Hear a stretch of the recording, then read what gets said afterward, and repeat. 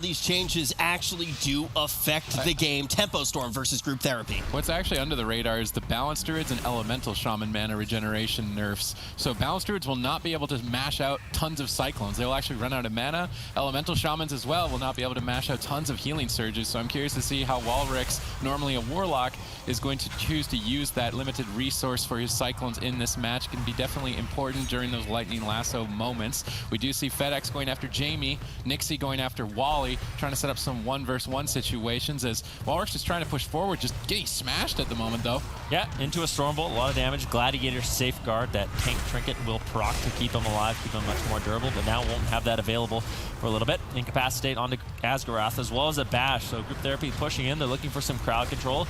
Jamie, he has to make a decision here. Is he going to use his Astral Shift? No, he will not. Ironbark connects from Asgarath, and that will more than likely keep him alive. Yeah, nice trade there by Asgarath, preempting the situation. Now setting up some crowd control for his team. Great play here as they go after Walrix, managing to get through a couple pieces of important defense. That Earthen Wall Totem of Lontar is now 40 seconds, no longer available. Barkskin as well at 40 seconds, which means Walrix is a lot more of a squishy target. He's going to be taking a lot more damage and potentially needs to consider pulling away or looking for some Cyclones, because right now he's just trying to go toe-to-toe with raw damage, and it's really not an exchange that he's taking the best of at this point in time. Lontar expending a lot of mana, but Asgarath actually falling much more behind. He's definitely going to need to look for drinks here shortly. Maybe not. He's actually just killing Walrix. Maledix activates. Lontar he's going to Dispel and drop the Spiritling Totem. A very powerful defensive cooldown used very early for the team of Group Therapy. Walrix finally going for some Cyclones, but if he had gone for that just a little bit sooner, Lontar could have held onto that Spiritling Totem. Walrix switching from Warlock to Balanced Druid definitely needs to up his game. Yeah, Asgarath, he actually got into stealth, snuck across the map, looking for a Cyclone onto Lontar. Did go for a drink, but in the meantime, Walrix getting low, forced into the Barskin. Nixie does reconnect, but a nice heal incoming from Lontar. Actually had to trinket out there from a Cyclone coming from Asgarath as well.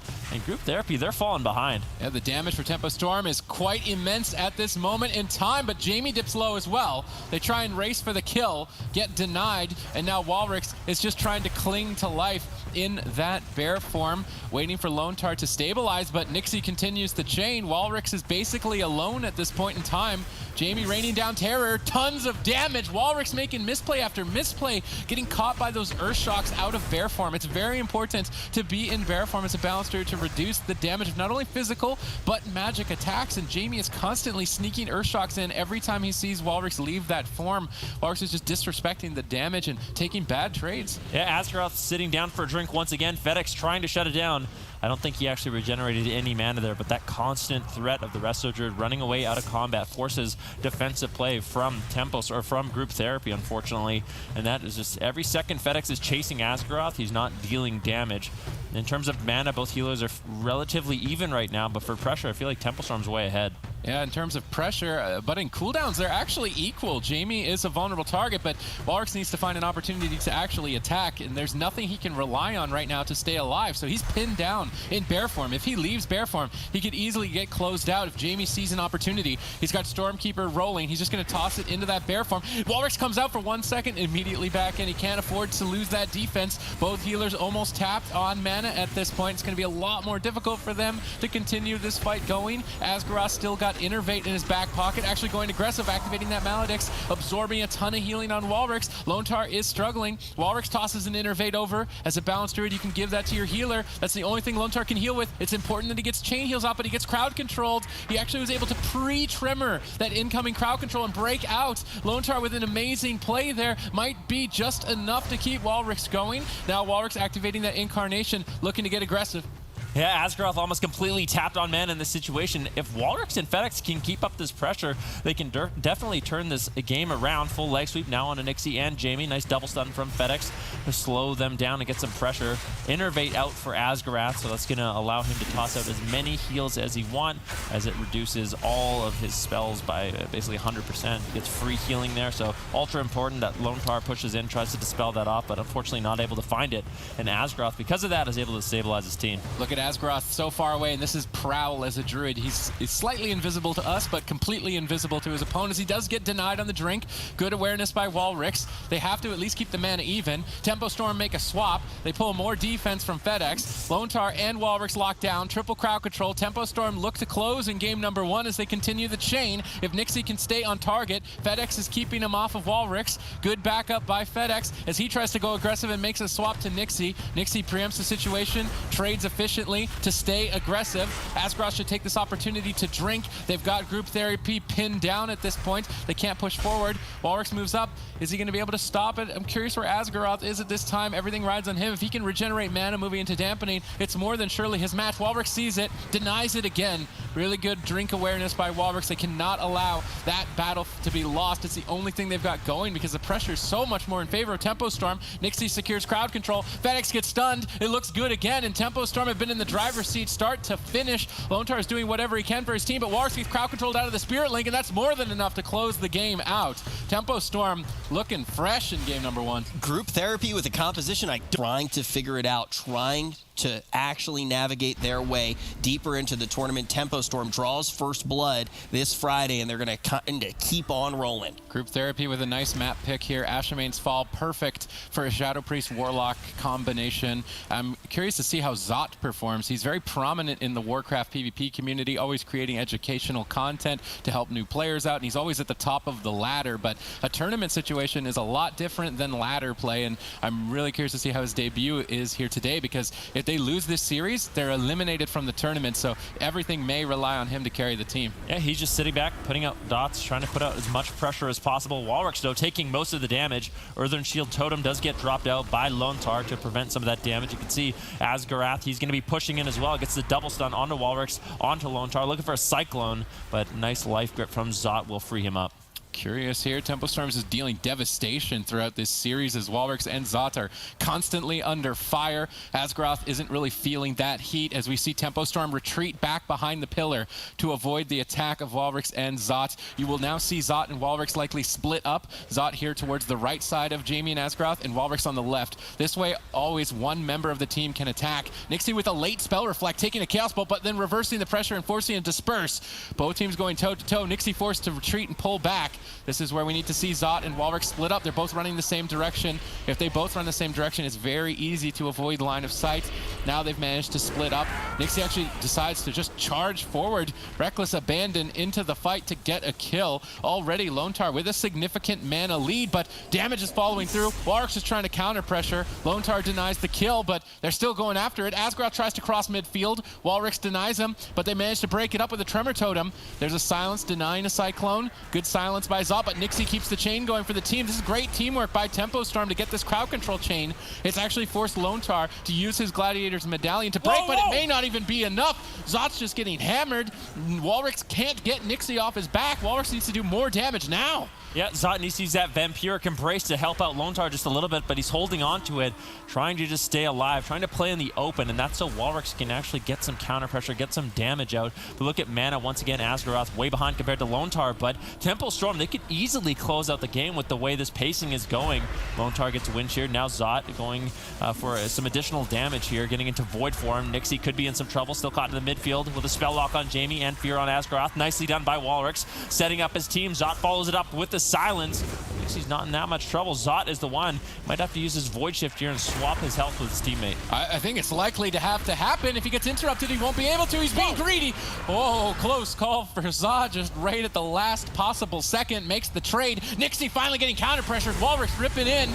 Another late Spell Reflect by Nixie. He cannot afford to keep Spell Reflecting after the Chaos Bolt is cast, but Zot is still taking it. Lone Tar denies the kill for a couple seconds with this Earthen Wall Totem. That dusty cloud, that dusty circle reduces damage to anyone standing inside of it, activated by Lone Tar, but now fading as Zot retreats away, trying to drag Nixie out in the open, but a Hex is secured by Jamie. Tempo Storm's crowd control has been on point, even though they're heavily behind on mana. If they keep their crowd control going on Lone Tar, Zot is running out of cooldowns, and the next chain could easily close the game. Nixie sees that. They have to go for it because Asgaroth doesn't have any mana. Nixie initiates. They need damage here, and now if they want to take Zot out, they don't have anything left. Asgaroth keeps the chain going. They need more. Feral Affinity. Asgaroth trying to add to the fight as well. Is it going to be enough? Spearling Totem available. May be needed right now as Lone Tar drops it and makes the trade. He knows he's got the lead. Just a better decision to make a cooldown trade now and try to counter pressure. But even still, Nixie and Jamie are going at it. Yeah, Zot's still in a lot of trouble, almost in execute range. He has the gateway. They haven't used it just yet.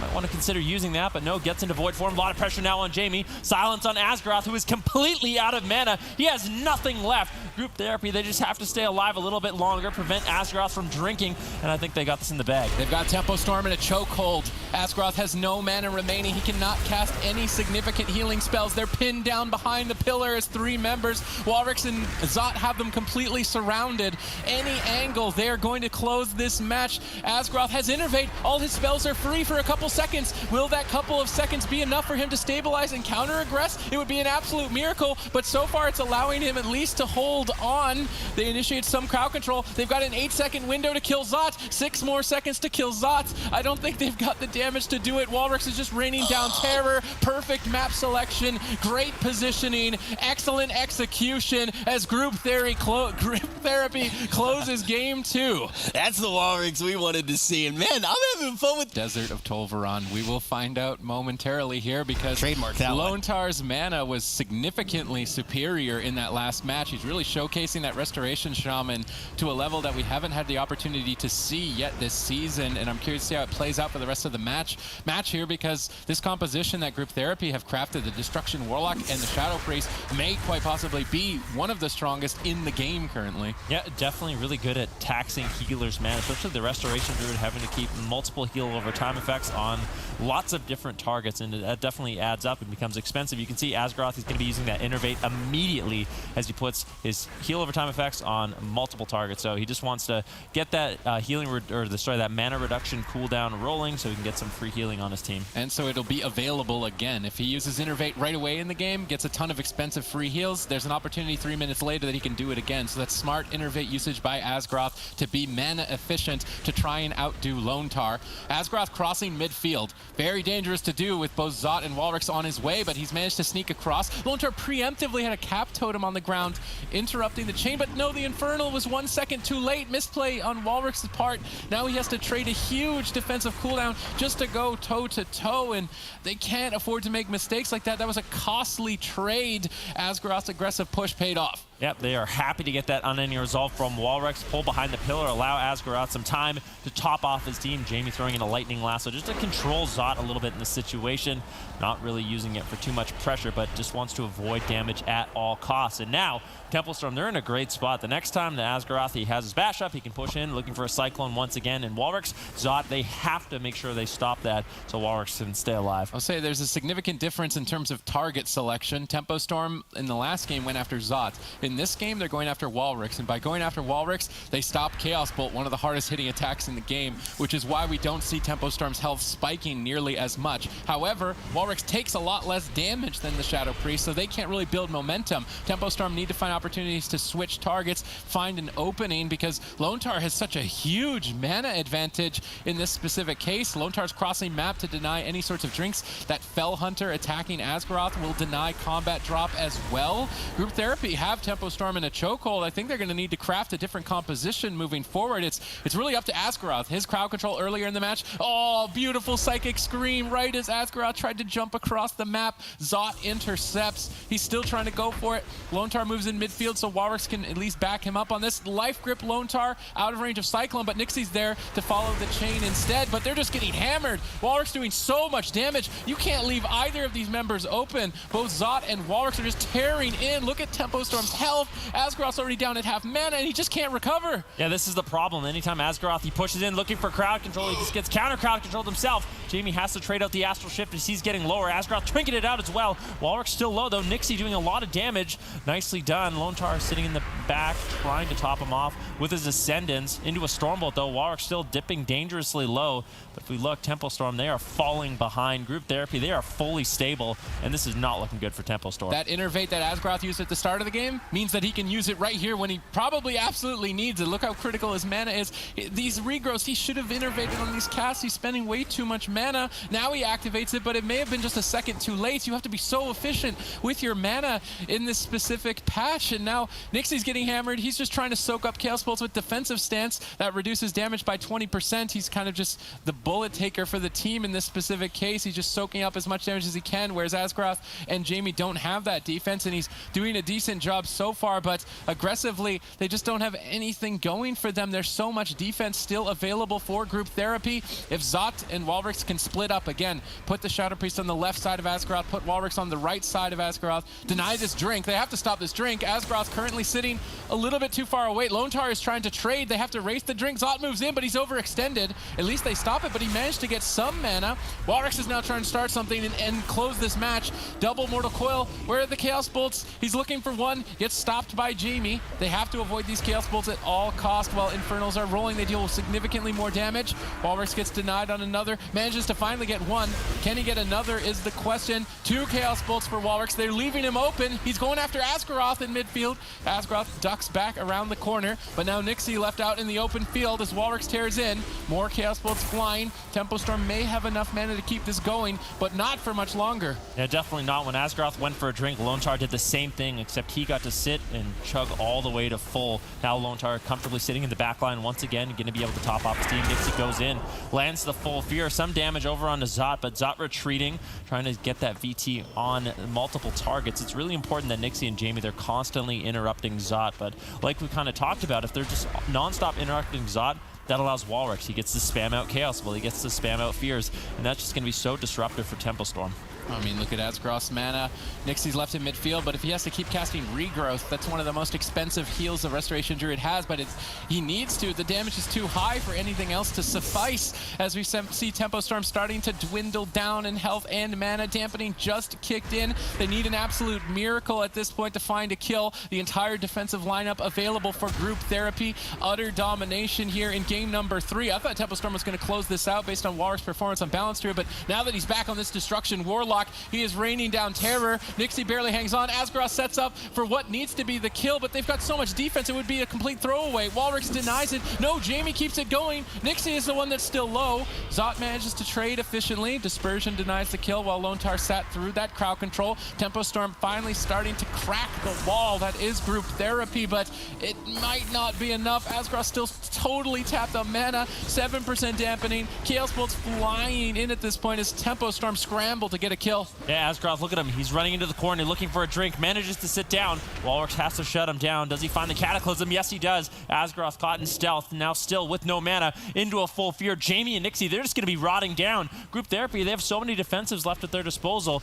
Lontar does drop out the Earthen Shield Totem for Zot. Vampiric Embrace is rolling, and it is just a matter of time. Nixie getting lower. Disarm onto Asgaroth into a full stun. Chaos Bolt after Chaos Bolt coming in from Walrix. They just need to stay alive and continue to do as much damage as they can. Shadow Fury secured onto 2 members of Tempo Storm. You cannot leave Walrix open. Lontar breaks out of that crowd control to keep his team going. He's got them in a chokehold, but he's actually almost tapped on mana. Suddenly, this might be an even game if Asgaroth can manage to scrape his health of his team back. Asgaroth jumps in, maybe for a bash to try and win the game. Lontar repositions. They catch him out in midfield while he tried to cross. He doesn't have mana to heal that back. He's just going to be at low health probably for the rest of the game at this point. He's not going to be able to get aggressive, and that's critical. This Fell Hunter keeping him in combat. Walrix doing a great job micromanaging the pet. Asgaroth not dropping combat. Nixie is just going down, and at this point, Group Theropy have complete control of the match. Nixie tries to carry maybe in the final seconds. They're not even attacking Zot. Nixie's on a different target. He's just bladestorming in midfield like a ballerina that's about to explode at this point. There's nothing left for the team of Tempo Storm. Chaos Bolt's raining in. One more closes it. Nixie holds on by a thread, but it's not enough as Group Theropy are starting to come back in this series. Utter domination. A ballerina with a sword, he is able to take advantage of it. Here, they look to close the book on this series and take the first win of the day. The gates are now open. Yeah, we'll have to see what Jamie and Nixie can get done. Asgaroth's going to be charging in once again, looking for some crowd control. Looks like Zot is going to be the target of choice, but like we kind of talked about, that's going to leave Walrix free. Right away, Zot's taking a whole bunch of bursts of the Stormbolt onto Lontar. Good initial aggression here by Tempo Storm. Asgaroth shadow melded Walrix Mortal Coil, broke up the chain, and was able to get aggressive and maybe get a kill. in the first second of the match. Sick play by Asgroth. That pulls them a Void Shift. That's the strongest defensive cooldown for the Shadow Priest. They may even get more off the back of that sick play. Asgroth is getting more aggressive in this matchup, and that's what he needs to do. He's losing on mana. He needs to get in their face with the Feral Affinity, deal more damage, get more crowd control, but still avoid death at the same time. Everything rides on Asgroth for Tempo Storm as they face elimination. Yeah, Nixie getting low, does have the Iron Bark preventing some of that damage now. Stun onto Lone Star, and you can tell Tempo Storm, they realize they have to get aggressive, but Asgroth may have overstayed his welcome. Barkskin and Iron Bark going to be used, as well as the dive by the sword by Nixie. Zot in the meantime getting low as well. He still has the Dispersion, playing it a little bit greedy there, but ultimately survives from a huge heal coming in from Lone Star playing in the back. Asgroth is weaving in and out of cat form a lot better in this match. He needs to at least get some damage for his team to get a kill against the defensive group Theropy, but it's so difficult with Walrix just looking at him, just eyeing him every second he's out in the open. Hey, I got a Chaos Bolt for you. Asgroth has to do the most difficult task of avoiding death and executing just a tiny bit of extra damage for his team if they want to find a kill here. They're already behind on mana as Group Theropy. They look unshaken from that initial attack, even though they traded the most powerful defensive. They have not overlapped anything from that point. Asgroth jumps into the fight. Walrix intercepts him immediately. Walrix has to be the goalkeeper for his team to deny this cat form Asgroth from building momentum. Lone Star sits through a lot of crowd control. Nixie tries to dish out the pain during that moment, but it doesn't even seem to be like enough as we see him getting counter pressured away. Asgroth jumps into the fight. It might just be enough. Amazing damage output this game. Just the tiniest bit extra from Asgroth. He still has a difficult task to try and keep his team alive whilst adding this extra damage. Can he do it? Yeah, honestly, Asgroth's been doing such a tremendous job, honestly, making Group Theropy panic during this game. Now a silence on Asgroth. He has to shrink it out as Nixie is getting a little bit low. Well, team's playing hyper-aggressive here. Group Theropy, they have to hold on a little bit longer. Nice Tremor drop by Lone Star on the heroic leap. Intimidating shout coming in from Nixie. Very nice plays. Walrix, he's definitely an excellent goalkeeper, keeping Jamie and Asgroth locked down, but Nixie's just soloing Zot. They want to stay in this tournament. This is a completely different Tempo Storm here in Game 4. It's Zot barely staying alive, and it may not even be enough. He will fall, and this looks like a completely different matchup when Asgroth gets aggressive. He took the risks, but it's going to pay off. That pick, we don't see Blade's Edge often. It's very chaotic, but it's perfect for Destruction Warlock. They want to get Asgroth out in the open on the top of the bridge and just tear him apart. Can Asgroth carry the team? He's kicked up the aggression. He's going to jump right into the opposing team and be the initiator as tons of damage. Perfect Thunderstorm. Zot's knocked far away from his team. Warwick's deflects the kill for now. Bit of a panicked moment, but Zot starts to stabilize. Yeah, Zot, he had to use the Psychic Core onto Nixie to try to slow him down just a little bit. Zot just not able to get any damage rolling, and that's really good about this strategy. Look at this damage! Storm. He's getting lower. Dispersion is forced as well with the Intimidating shot on the Lone Star. Beautiful Cyclone and Tempo Storm. This aggression is just destroying Group Theropy. They're falling apart. They're trading cooldown after cooldown, but they do catch Asgroth. This is why they picked the map, was to go after him. He needs to be able to juggle both offense and defense, sneaking under the bridge for a second, but now they switch their attention to Jamie. This is the disadvantage on Blade's Edge. They have to duck for cover downstairs, but even still quivering under the pressure of Walrix. He's going to jump down, chase after them. Zot on the upside is trying to still get pressure. They've managed to restabilize. Bit of a close call for Tempo Storm, but if they can get it back together and get aggressive, they could just close it out. And they need a stun for Zot. No stun available. It still may just be a Void Shift with just damage alone. Spearling Totem from Lone Star. The most defense we've seen pulled from Group Theropy, all on Asgroth's shoulders as he takes a very big risk on Restoration Druid. Feral Affinity is probably the most difficult thing you can play, but he gets caught in a fear. There's no Tremor Totem. Jamie's all alone upstairs. Nixie is exposed. Walrix is carrying. This map was perfect for Group Theropy as they swing back. Yeah, Nixie's still low. Asgroth has to play catch up, but Barkskin does get used as well as the dive by the sword, but that fades. Nixie's still so vulnerable in this situation. Lone Star, I think he's been throwing out some purges in this matchup as well, just trying to get some semblance of counter pressure. Both teams having to play aggressive, don't want to fall behind on mana, but also want to keep up the aggression. Asgroth now caught into a fear, does get tremored out. It actually just breaks. Jamie still has the Tremor Totem available if he needs it. Still good pressure for the Group Theropy. Nixie getting lower. Mortal Coil onto Jamie and Asgroth. Nixie all alone. Beautiful Spell Reflect on that Chaos Bolt, but that's going to fade. Almost in death range. Lots of damage still incoming from Group Therapy. Everybody on Tempo Storm is dying. It's their tournament lives on the line as Walrix looks to close this game out. Jamie's out of range. He can't get Asgaroth out of that fear. They still have some pressure, though. Zot gets bursted down. He needs to trade. He trades Fade. He actually fades the incoming Maledictive Jamie, immuning that incoming healing absorb. Nice play by Zot. Great execution by Walrix. Really up his game throughout this series, putting the team on his back, utilizing this map perfectly. Asgaroth's out in midfield. Everybody getting torn apart here. Maybe an opportunity, though, as both Zot and Jamie dip low. It's match point. Either player could fall. Zot makes the trade. Jamie doesn't really have that luxury. He's just holding on by a thread. Zot secures more crowd control, but he is still low. It could still be a kill.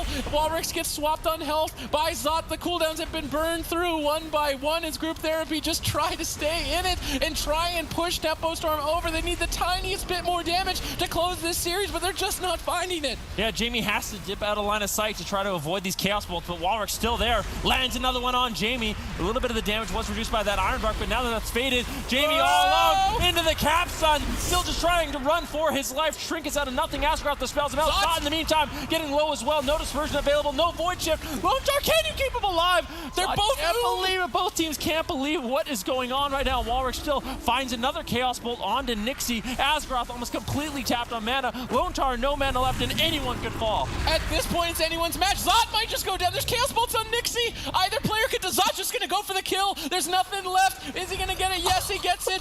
Zot holds on. Asgaroth is feared up. Jamie silenced. They don't have enough damage, I don't think, but maybe they do. He's out of mana. 20 seconds until dispersion. The lightning lasso, is it going to be enough? Zot, nice Vampiric Embrace. He's going to heal himself just a tad bit, and Zot manages to clean it up here right at the end of this match. Tempo Storm put it down to the wire, but they're going home. Walrix is back. Is tonight going to be one of those mind after game one? We saw Erytros and Volterix compete at BlizzCon together in 2017, and they're back with a new face, Greggy on Restoration Shaman. I'm curious to see how his healing is in a tournament setting, facing such legends such as Minpoike. Early on, change my mind, initiate the crowd control chain. They need to keep it going. They do manage to do it off the back of Minpoike's Cyclone. We see Maledict's now committed as Erytros looks to counter-aggress. Good counter-engage by CGN Gold. Now they just need a tad bit more damage here to force a Cloak of Shadows. Acro dips low, and Poike tells him to hold on to it as he vanishes away from the fight, denying the kill. Fried Kitty opts to retreat, having now seen the defensive Earthen Wall Totem committed, but he's still overextended. Perfect Shadow Fury timing, barely closes it out there. Nice play by Erytros.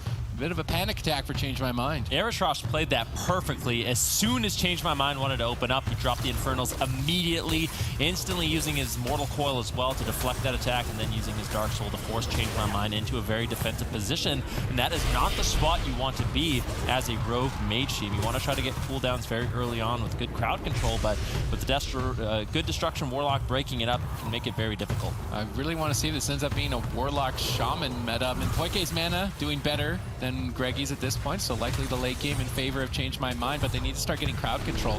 Valtarius denies the Cyclone. Fried Kitty could not find a Polymorph. The crowd control is completely diffused by CGN Gold. They're going to be stable and now looking to get aggressive. Surprisingly, they're attacking Fried Kitty the Mage. I'm wondering if this is a bait and switch. They want to try and bait Minpoike into switching Life Bloom onto the Mage and then go after the Rogue when Leg Sweep is available. I'd be very surprised to not see Valtarius switch targets. I feel like a bit of a blunder having now committed the Touch of Death. He's just going to race it, try and force an Ice Block. Iron Bark should be enough defense for Fried Kitty, I do believe, as Erytros cannot get in line of sight. He's marching his way forward, now switching his attention to Acro. I would have liked to seen that attack by CGN Gold onto Acro instead of Fried Kitty. Valtarius is still just pummeling away, though, with tons of damage. Maybe he finds an Ice Block by himself. Erytros secures crowd control. Minpoike now Mortal Coils, finally finding line of sight. That Chaos Bolt hits huge. Fried Kitty, is he gonna flounder? No. Denies the kill. Temporal Shield bounces him back into the fight. Now, Change My Mind need to start getting aggressive because they've really not been finding any crowd control onto Greggy. Yeah, Fried Kitty really just tanking a lot of this damage. Frozen Orb does get dropped onto Erytros. Ray of Frost as well. A Cyclone coming in from Minpoike. Minpoike, I don't think has been cycloning as much in this game as it is a very expensive spell. Minpoke actually going to be sneaking away for a drink right now. Wants to recover his mana. If he can sit down, this is actually a really good spot for Change My Mind to be in. Fried Kitty just playing very defensive. Polymorph span on Valteriux.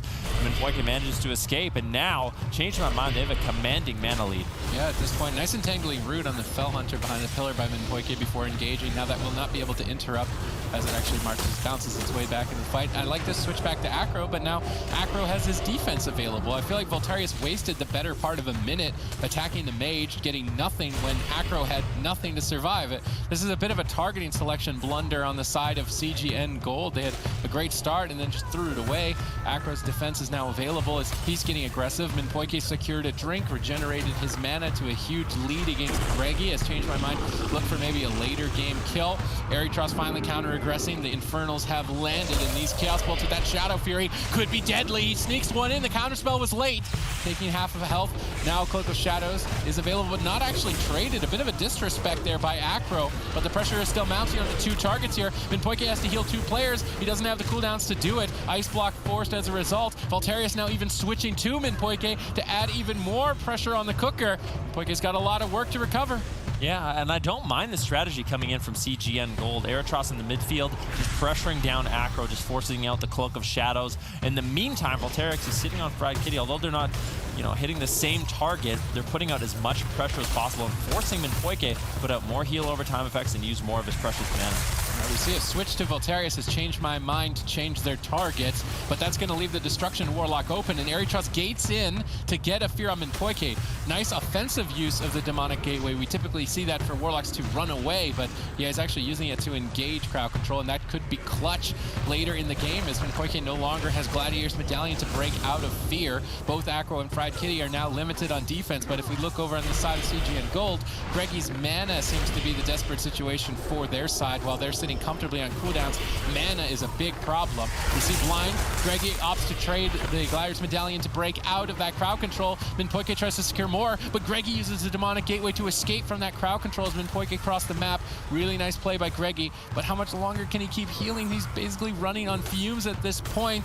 CGN Gold, they either need to try and get a drink to regenerate that mana or look for a kill soon. Yeah, dampening has now kicked in, so it's going to become more and more difficult for both of these healers. Erytros still sitting around 60% health, looking for Chaos Bolts, finds two on Fried Kitty, actually getting interrupted. Nicely done, but still Valteriux all over him, putting out massive pressure. This could be the first Ice Block as he gets lower. Ironbark gets traded out, but it's overlapped with the Ice Block, and now Valteriux making a swap on Minpoke to continue the pressure. Yeah, Valterius constantly switches to the healer, so while a Mage is an Ice Block, he can't take any damage. So Valterius, instead of just standing around waiting for it, switches targets and then puts more pressure in a different spot. And now Minpoke has to both worry about himself and his Mage, and he's having a difficult time because he committed the Ironbark on top of Ice Block. There's no reason to make that trade. That's definitely a miscommunication or maybe a panic attack from the pressure of CGN, but now they're down 2 cooldowns in the bank. Greggy caught into a polymorph though as Fried Kitty tries to carry the game. Acro still is on the back foot. Minpoke is spending a lot of mana to heal that back, and the mana is slowly evening out on that front. The advantage that Changed My Mind set up is potentially going to be lost. Chaos Bolt's now flying. There's no Ice Blocks. Fried Kitty ducks around the corner with Minpoke, but they left Acro out in center field. He's going to Shadow Step, deny Erytros' pressure, but Valterius is the one hard carrying. Yeah, Fists of Fury putting out huge damage onto Acro with no evasion available. He's going to just tank all this Windwalker damage. Double Mortal Coil coming in, incapacitate now on Minpoke, and once again, CGN Gold, they have the mana lead. There's a Hex on Minpoke, gets dispelled by Fried Kitty. Fried Kitty still sitting on his Icy Veins, but with no Ice Blocks left, he's going to be such a vulnerable target in the later game. Greggy's been doing a great job. It's the first time we've seen him in a tournament, paired up with 2 BlizzCon competitors, and he's really taken it to Change My Mind. We do see an attack onto Valterius. He's going to get aggressive, getting a triple stun.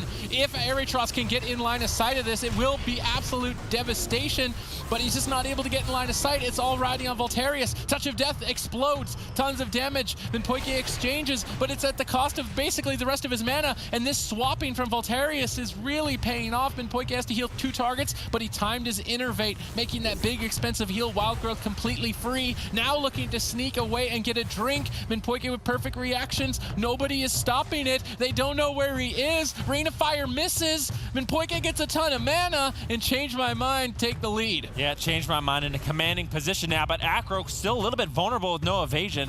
does have the Cloak of Shadows, but doesn't want to use it too late here. Can't be greedy, especially with Minpoike having such a huge mana lead. They just need to hold on a little bit longer. Aerotross now into a kidney shot.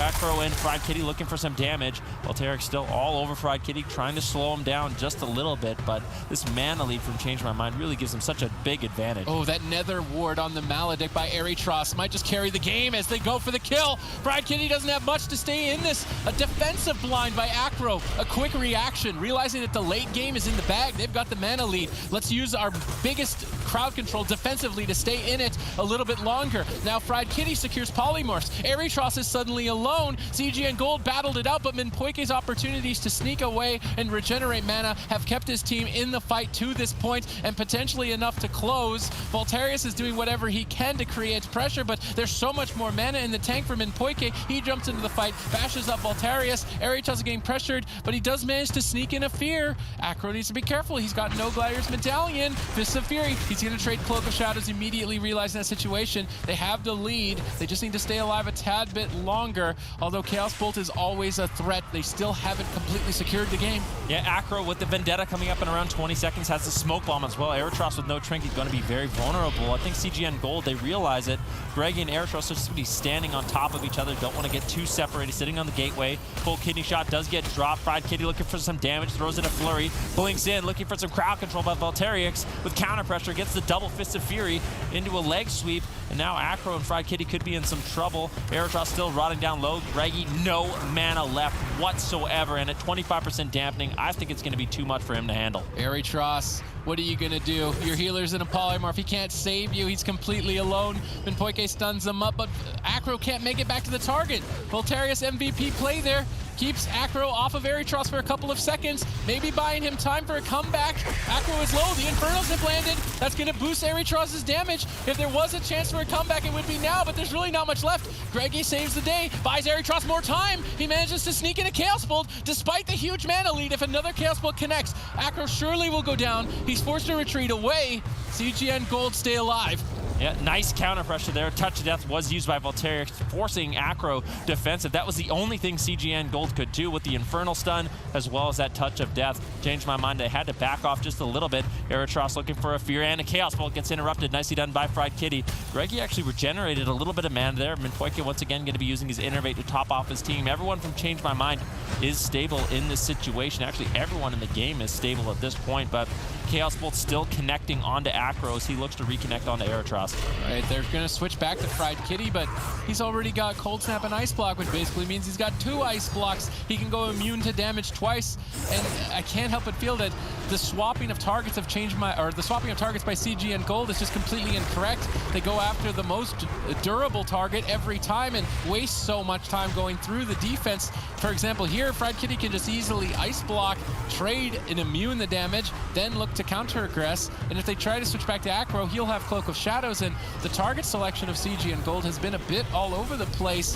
And if they had been more nailed down in terms of strategy on their targets, I think they actually may have been able to close this game out earlier. Yeah, Fried Kitty uses the Icy Veins. What's he going to get done with it? Doesn't look like he's able to do anything, just running behind the pillar, summoning a Water Elemental, really not finding the damage. And that is such a crazy offensive cooldown for the Frost Mage to just be sort of throwing away in that situation. I don't think that was ideal for Change My Mind.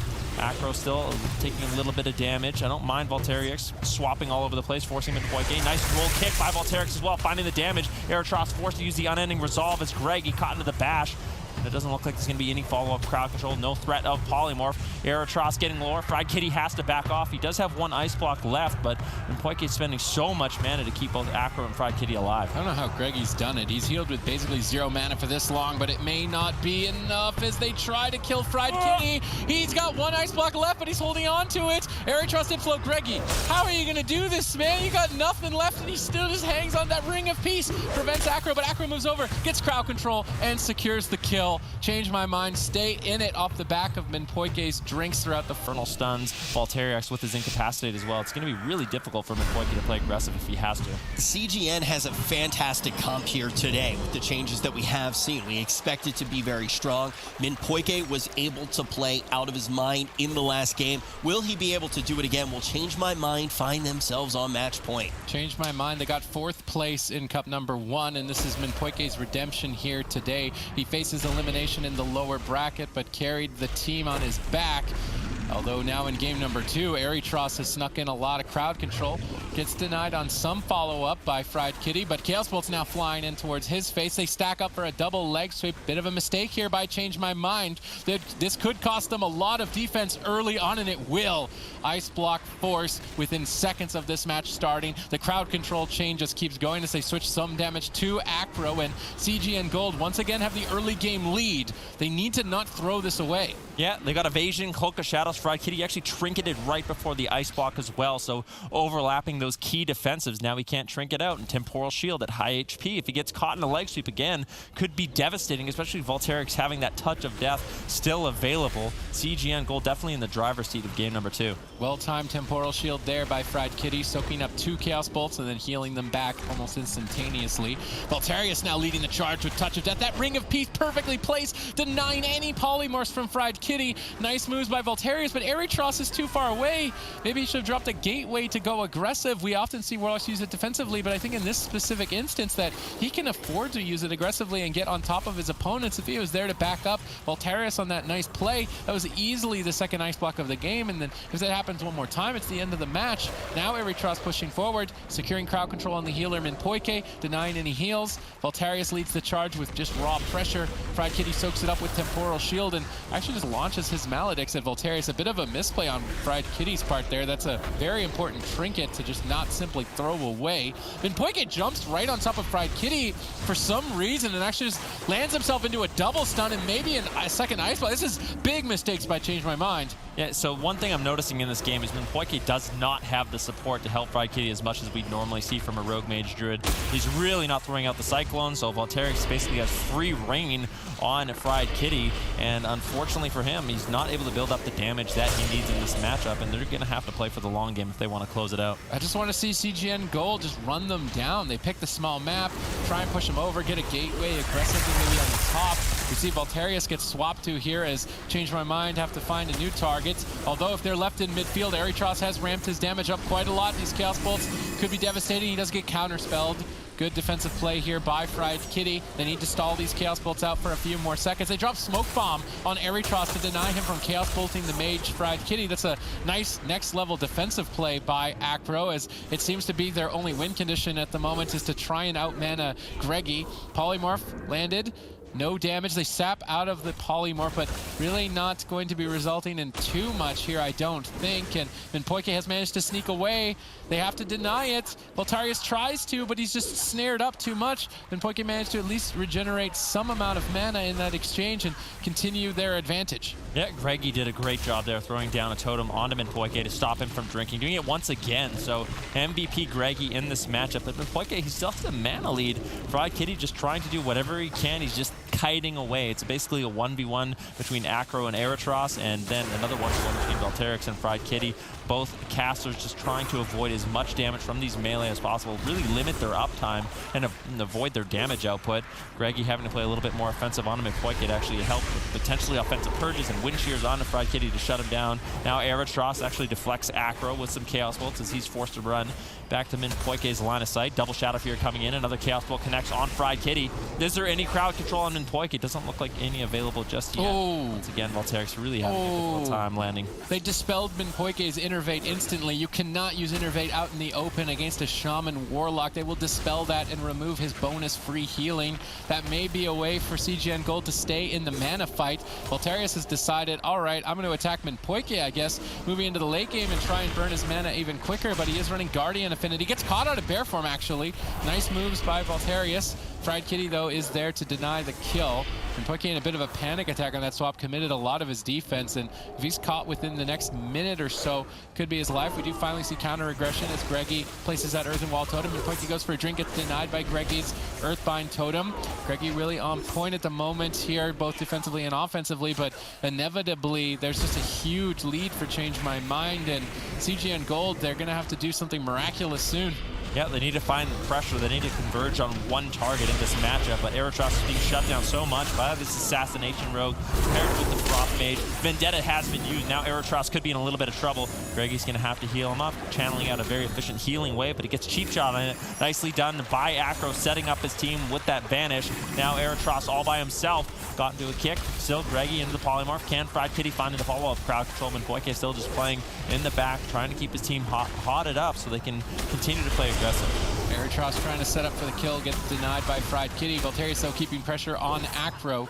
Greggy, nice totem snipes on Minpoike throughout this fight, denying drinks, getting crowd control for his team. He's definitely looking good for his first tournament debut, really, with both Eritros and Valterius. Unfortunately, Minpoike just got the upper hand in terms of mana regeneration and awareness to constantly look for drinks. Perhaps Greggy should look for those opportunities more as well in this specific series.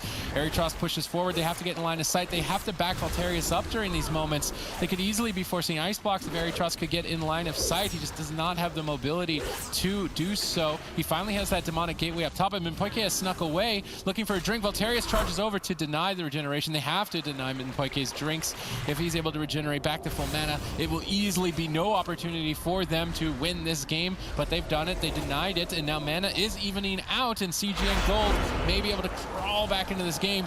Valterius has actually found a new target in this match. He's just sitting on Minpoike, trying to get some pressure, forcing him.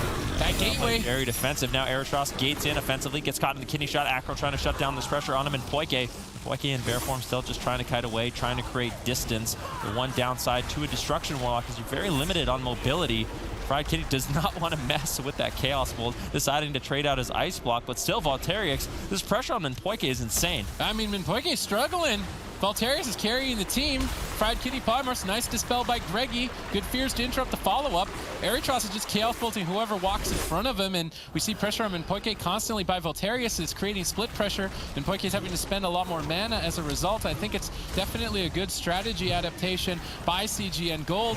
Mana has started to even out. Minpoike cannot afford to be dispelled on this next Innervate. He activates it. Did they manage to dispel it? If that Lightning Bolt stops glowing, they have dispelled it. Doesn't look like they can. Minpoike in a great position to deny it from being dispelled. He gets free healing for these seconds and can secure more of a lead here as dampening ramps up. It's going to become almost impossible for the healers to continue fighting, especially at critical mass in terms of mana. Minpoike sneaks away. Valterius needs to stop this. I don't think he knows where Minpoike is, and Minpoike goes back to full mana. Easy close here for Change My Mind. This game should just be in the bag. Greggy sits down for a drink. Fried Kitty gets denied on stopping it, but Acro is there to get it either way. And now at this point, what is Greggy going to do? Maybe just kill the Mage. That's their only option, is get a kill now or nothing. Yeah, Fried Kitty with no ice blocks left. Still a vulnerable target. Eritros gates away outside of the Comet Storm and the Frozen Orb. So Fried Kitty missing out on a little bit of damage there. Unfortunately, Eritros does get interrupted, but he managed to avoid most of the incoming damage. At 20% dampening, it's still going to be scary for both of these teams. And Eritros connecting these Chaos Bolts onto Acro is still really scary. Does have the evasion and Cloak of Shadows if he needs to. Minpoike getting locked out. Still decent pressure here for CGN Gold, but it's just so much easier with Shadow Melt for Minpoike to escape, get in cap form, get these drinks off than it is for Greggy. All right, if Eritros can stay alive for 50 more seconds, that green icon there will be available, and that is Call Infernal, and it does tons of damage. Another 44 seconds. Valterius has 27 seconds before liftoff on that Touch of Death. If both Eritros and Valterius can combo those abilities together, Fried Kitty does not have enough defense to sustain it, so they need to stay alive to that point. But Fried Kitty obviously isn't going to make that easy. He's got crowd control secured on Greggy. He can't heal, but there's not enough damage on Eritros to find the kill. They managed to secure double leg sweep, another defensive smoke bomb, denying Eritros from casting spells. Acro is playing more of a late game dampening Rogue Mage style, and it's paying off. I mean, they've had the lead for the entire series. Eritros still has that window, 10 more seconds. There's already pressure on Acro. If they can create pressure in multiple points, Minpoike could easily fall over. Infernal's available in 5. Touch of Death now. They need to target Fried Kitty on this assault. If they target anybody else, it's a huge mistake. Valterius knows they can get the kill here if they go for it. Infernals have landed. This is their opportunity. It's kill Fried Kitty now or nothing. Yeah, they're actually on Minpoike though, I believe. And now Acro rotting down. All 3 members are in trouble. Greggy almost completely tapped on mana. Eritros still has the unending resolve, but that Dark Soul's going to empower his damage quite a bit. Acro realizing it, in a lot of trouble. No evasion, no Cloak of Shadows, defensive line on Valterius once again, just trying to buy Minpoike as much time as possible to keep him alive. Greggy charging in. He realizes it's now or never. He has no mana left to keep Eritros alive. With this Infernals, they need to make one final push to try to close out the game. I mean, they don't have the cooldowns to trade. Fried Kitty was able to evade it, but maybe now they can switch to Acro. He's a lot more susceptible. He can't do damage while running either. He's on the back foot, and Poike's trying to stabilize so they can just turn this around, but they're in desperation mode. Polymorphs onto both targets to just stay alive, and they can't kill someone in a polymorph. It heals them back to full. They've actually managed to stay alive in this game maybe long enough, and Poike once again sneaks away for a drink. There's no denial. They have to deny those. They decide instead to go for a kill at this point on him, and Poike once again managing to pull at least his Gladiator's Medallion. He won't be able to break out of crowd control if Eritros can sneak in for a fear. I'd love to see just an offensive demonic gateway. Get in there, get a Chaos Bolt, get it clean, and get a kill. Eritros gets denied on it. Minpoike jumps across, potentially Greggy sitting down for a drink of his own, but just not able to find it. Change My Mind have been shutting down Greggy's drinks, and CG and Gold need to respond the same because they're really throwing the series away otherwise. Yeah, but to be fair, I mean, it's so much easier for Change My Mind than Poike with Shadow Meld at any moment can just drop out of combat and start sipping on that water, especially in cat form with stealth becomes so scary. Fried Kitty still vulnerable here. Temporal Shield does get used, trying to redirect or deflect some of this damage. He will get healed up quite a bit, and Poike holding on to the Iron Bark. Acro still just weaving in and out of line of sight, trying to keep up the pressure onto Eritros. Nice little defensive ring of peace there by Volterix as he comes back, trying to keep the pressure up onto Acro. Vendetta now available for Change My Mind, and at 40% dampening, that damage is devastating on Eritros. Pre-Earthen Wall Totem here by Greggy, deflecting this attack, and Fried Kitty being pressured. No Ice Block. Volterius looking to carry this. There's no defense for 10 more seconds. 10 more seconds, Fried Kitty. That's all he needs. He's going to blink away to safety and manage to stay in the fight just a tad bit longer. And I want to say Greggy MVP here, keeping the game going to 42% dampening on no mana against Minpoike, constantly resetting his mana throughout the entire fight. Finally, though, Acro has found his target with tons of damage. Should maybe even be able to close this game by himself, even if Fried Kitty can't support. I mean, what is Greggy really going to do? Not very much. Just a couple Riptides and healing waves every couple seconds that his mana retains itself, but it may not be enough. And Eritros is trading defensives quite late. Finally, an aggressive smoke bomb. They blind Greggy as he moves in. They try and polymorph the trinket, but they actually mistime it. And that mistiming might be an opportunity for ZG and Gold to put themselves back in the match. They need 7 more seconds on that Spearlink Totem. 6 more seconds. Infernals have landed. They're forced to retreat away. Spearlink Totem, 1 more second. Now available for Greggy. If Greggy pulls this off, it's absolutely insane, but they might be able to. Yeah, Ice Block forced onto Fried Kitty. Now he's going to be vulnerable for the next 30 seconds. Acro into a leg sweep, and Poike has to trinket out as well. All 3 members from Change My Mind. They don't have their trinkets available. Acro still incredibly vulnerable. No evasion, no Cloak of Shadows. Eritros trying to take him down. Volterix all over him. And Poike has to keep him alive so they can just survive a little bit longer. They can take Eritros down. Full kidney shot now on Eritros as Fried Kitty pushes in, looking for game-winning crowd control and damage. Double Mortal Coil. Eritros deflects. Still looking for a little bit more damage. Fear on Fried Kitty. Acro. Oh, that Chaos Bolt. Shadow Fury. Chaos Bolt lands on Acro, but he manages to survive with the faint damage reduction, but it is not enough. And CG and Gold, they hang on. Greggy heals through. Rogue Mage at 50. They want whatever comp they feel is best in this situation. And once again, they're going to be sticking with the Rogue Mage Druid, and it's going to be important that they win this game if they want to have that swing match in their favor. I don't think we're going to see any composition changes from either side. I think it's the maps that they're going to have to try and play off of. On this large map, it's obviously easier for Minpoike to sneak away and find opportunities. There's also a lot of open field that a Destruction Warlock would just love to have to cast Chaos Bolts into his opponents. Eritros playing a lot more cheeky at the start of Game 3, using an aggressive Demonic Gateway to get on top of his opponents, but he is receiving quite a bit of punishment for it as we see a Smoke Bomb both interrupting Chaos Bolt and denying heals. Acro's Smoke Bombs have been on point throughout this series, extending the match and executing for kills, but Eritros has finally found an opportunity to get open field advantage, connecting a Chaos Bolt to Fried Kitty, who then immediately ducks around the corner, forcing them to switch targets to Acro. A little bit left behind, but Minpoike is there with open arms to catch him. Yeah, unfortunately, Acro with his Vendetta really didn't pull out too many defensive cooldowns, looking for a little bit of damage on Volterix, but Volterix has his port in a very nice defensive position. I don't really see him dying in this game until very late, but at that point it's just too risky to leave Eritros open, so I think they're just trying to get a little bit of damage out onto Volterix, control him when they can. The main target is still going to be Eritros in this game. Acro now getting swapped to Volterix, trying to pressure him down with the Fist of Furies. Wenda's proc. And that's going to be increasing his damage onto Eritros as Eritros looks to reconnect to the pillar, put a kidney shot on Volterix, and I feel like they're wasting some time here on this Windwalker mode. If we take stock of cooldowns initially in this fight, Greggy is the one who is falling slightly behind, having activated his Gliders Medallion, which means he can't get out of crowd control for another 50 seconds at this point. If they can get a polymorph onto him, deny healing, and then execute damage onto a different target, it's likely that Change My Mind could find a kill or at least force powerful defensive cooldowns. So Fried Kitty could be the initiator on that front, but it does appear to be the case that Change My Mind are staying very far away from the team of CGN Gold, so that Minpoike can do this. Get away, jump and stealth, but Greggy with a snipe Earthbind Totem. Greggy really MVP here on that Restoration Shaman, despite being behind all game, still finds some opportunities, but Minpoike immediately then sneaks to the other side of the pillar, and he's constantly dragging attention of the team of CGN Gold, and every time they deny his drink, they stop doing damage. That then allows Minpoike more opportunities to just safely and comfortably recover, and this is a good map selection if that strategy is what they're going to employ throughout the fight. They need to make sure that they keep implementing it throughout, because at this point Minpoike is still behind on mana. Yeah, I want to see CGN Gold play hyper aggressive on to Change My Mind. Just make sure Minpoike can never really afford to get away and get those drinks like you were saying, because they do have a massive mana lead. Acro forced to use his Vanish Gladiator Safeguard Trinket, that blue shield you can see on Acro. It's a lifeline if he does get too low. It's a trinket that does proc. Full Hex gets snuck in there by Greggy, dispelled immediately by Fried Kitty. Now Acro, Fried Kitty's still in a little bit of trouble, but I feel like Eritros, Volterix, and Greggy, they're going to be so stable in this game until a little bit later on in dampening.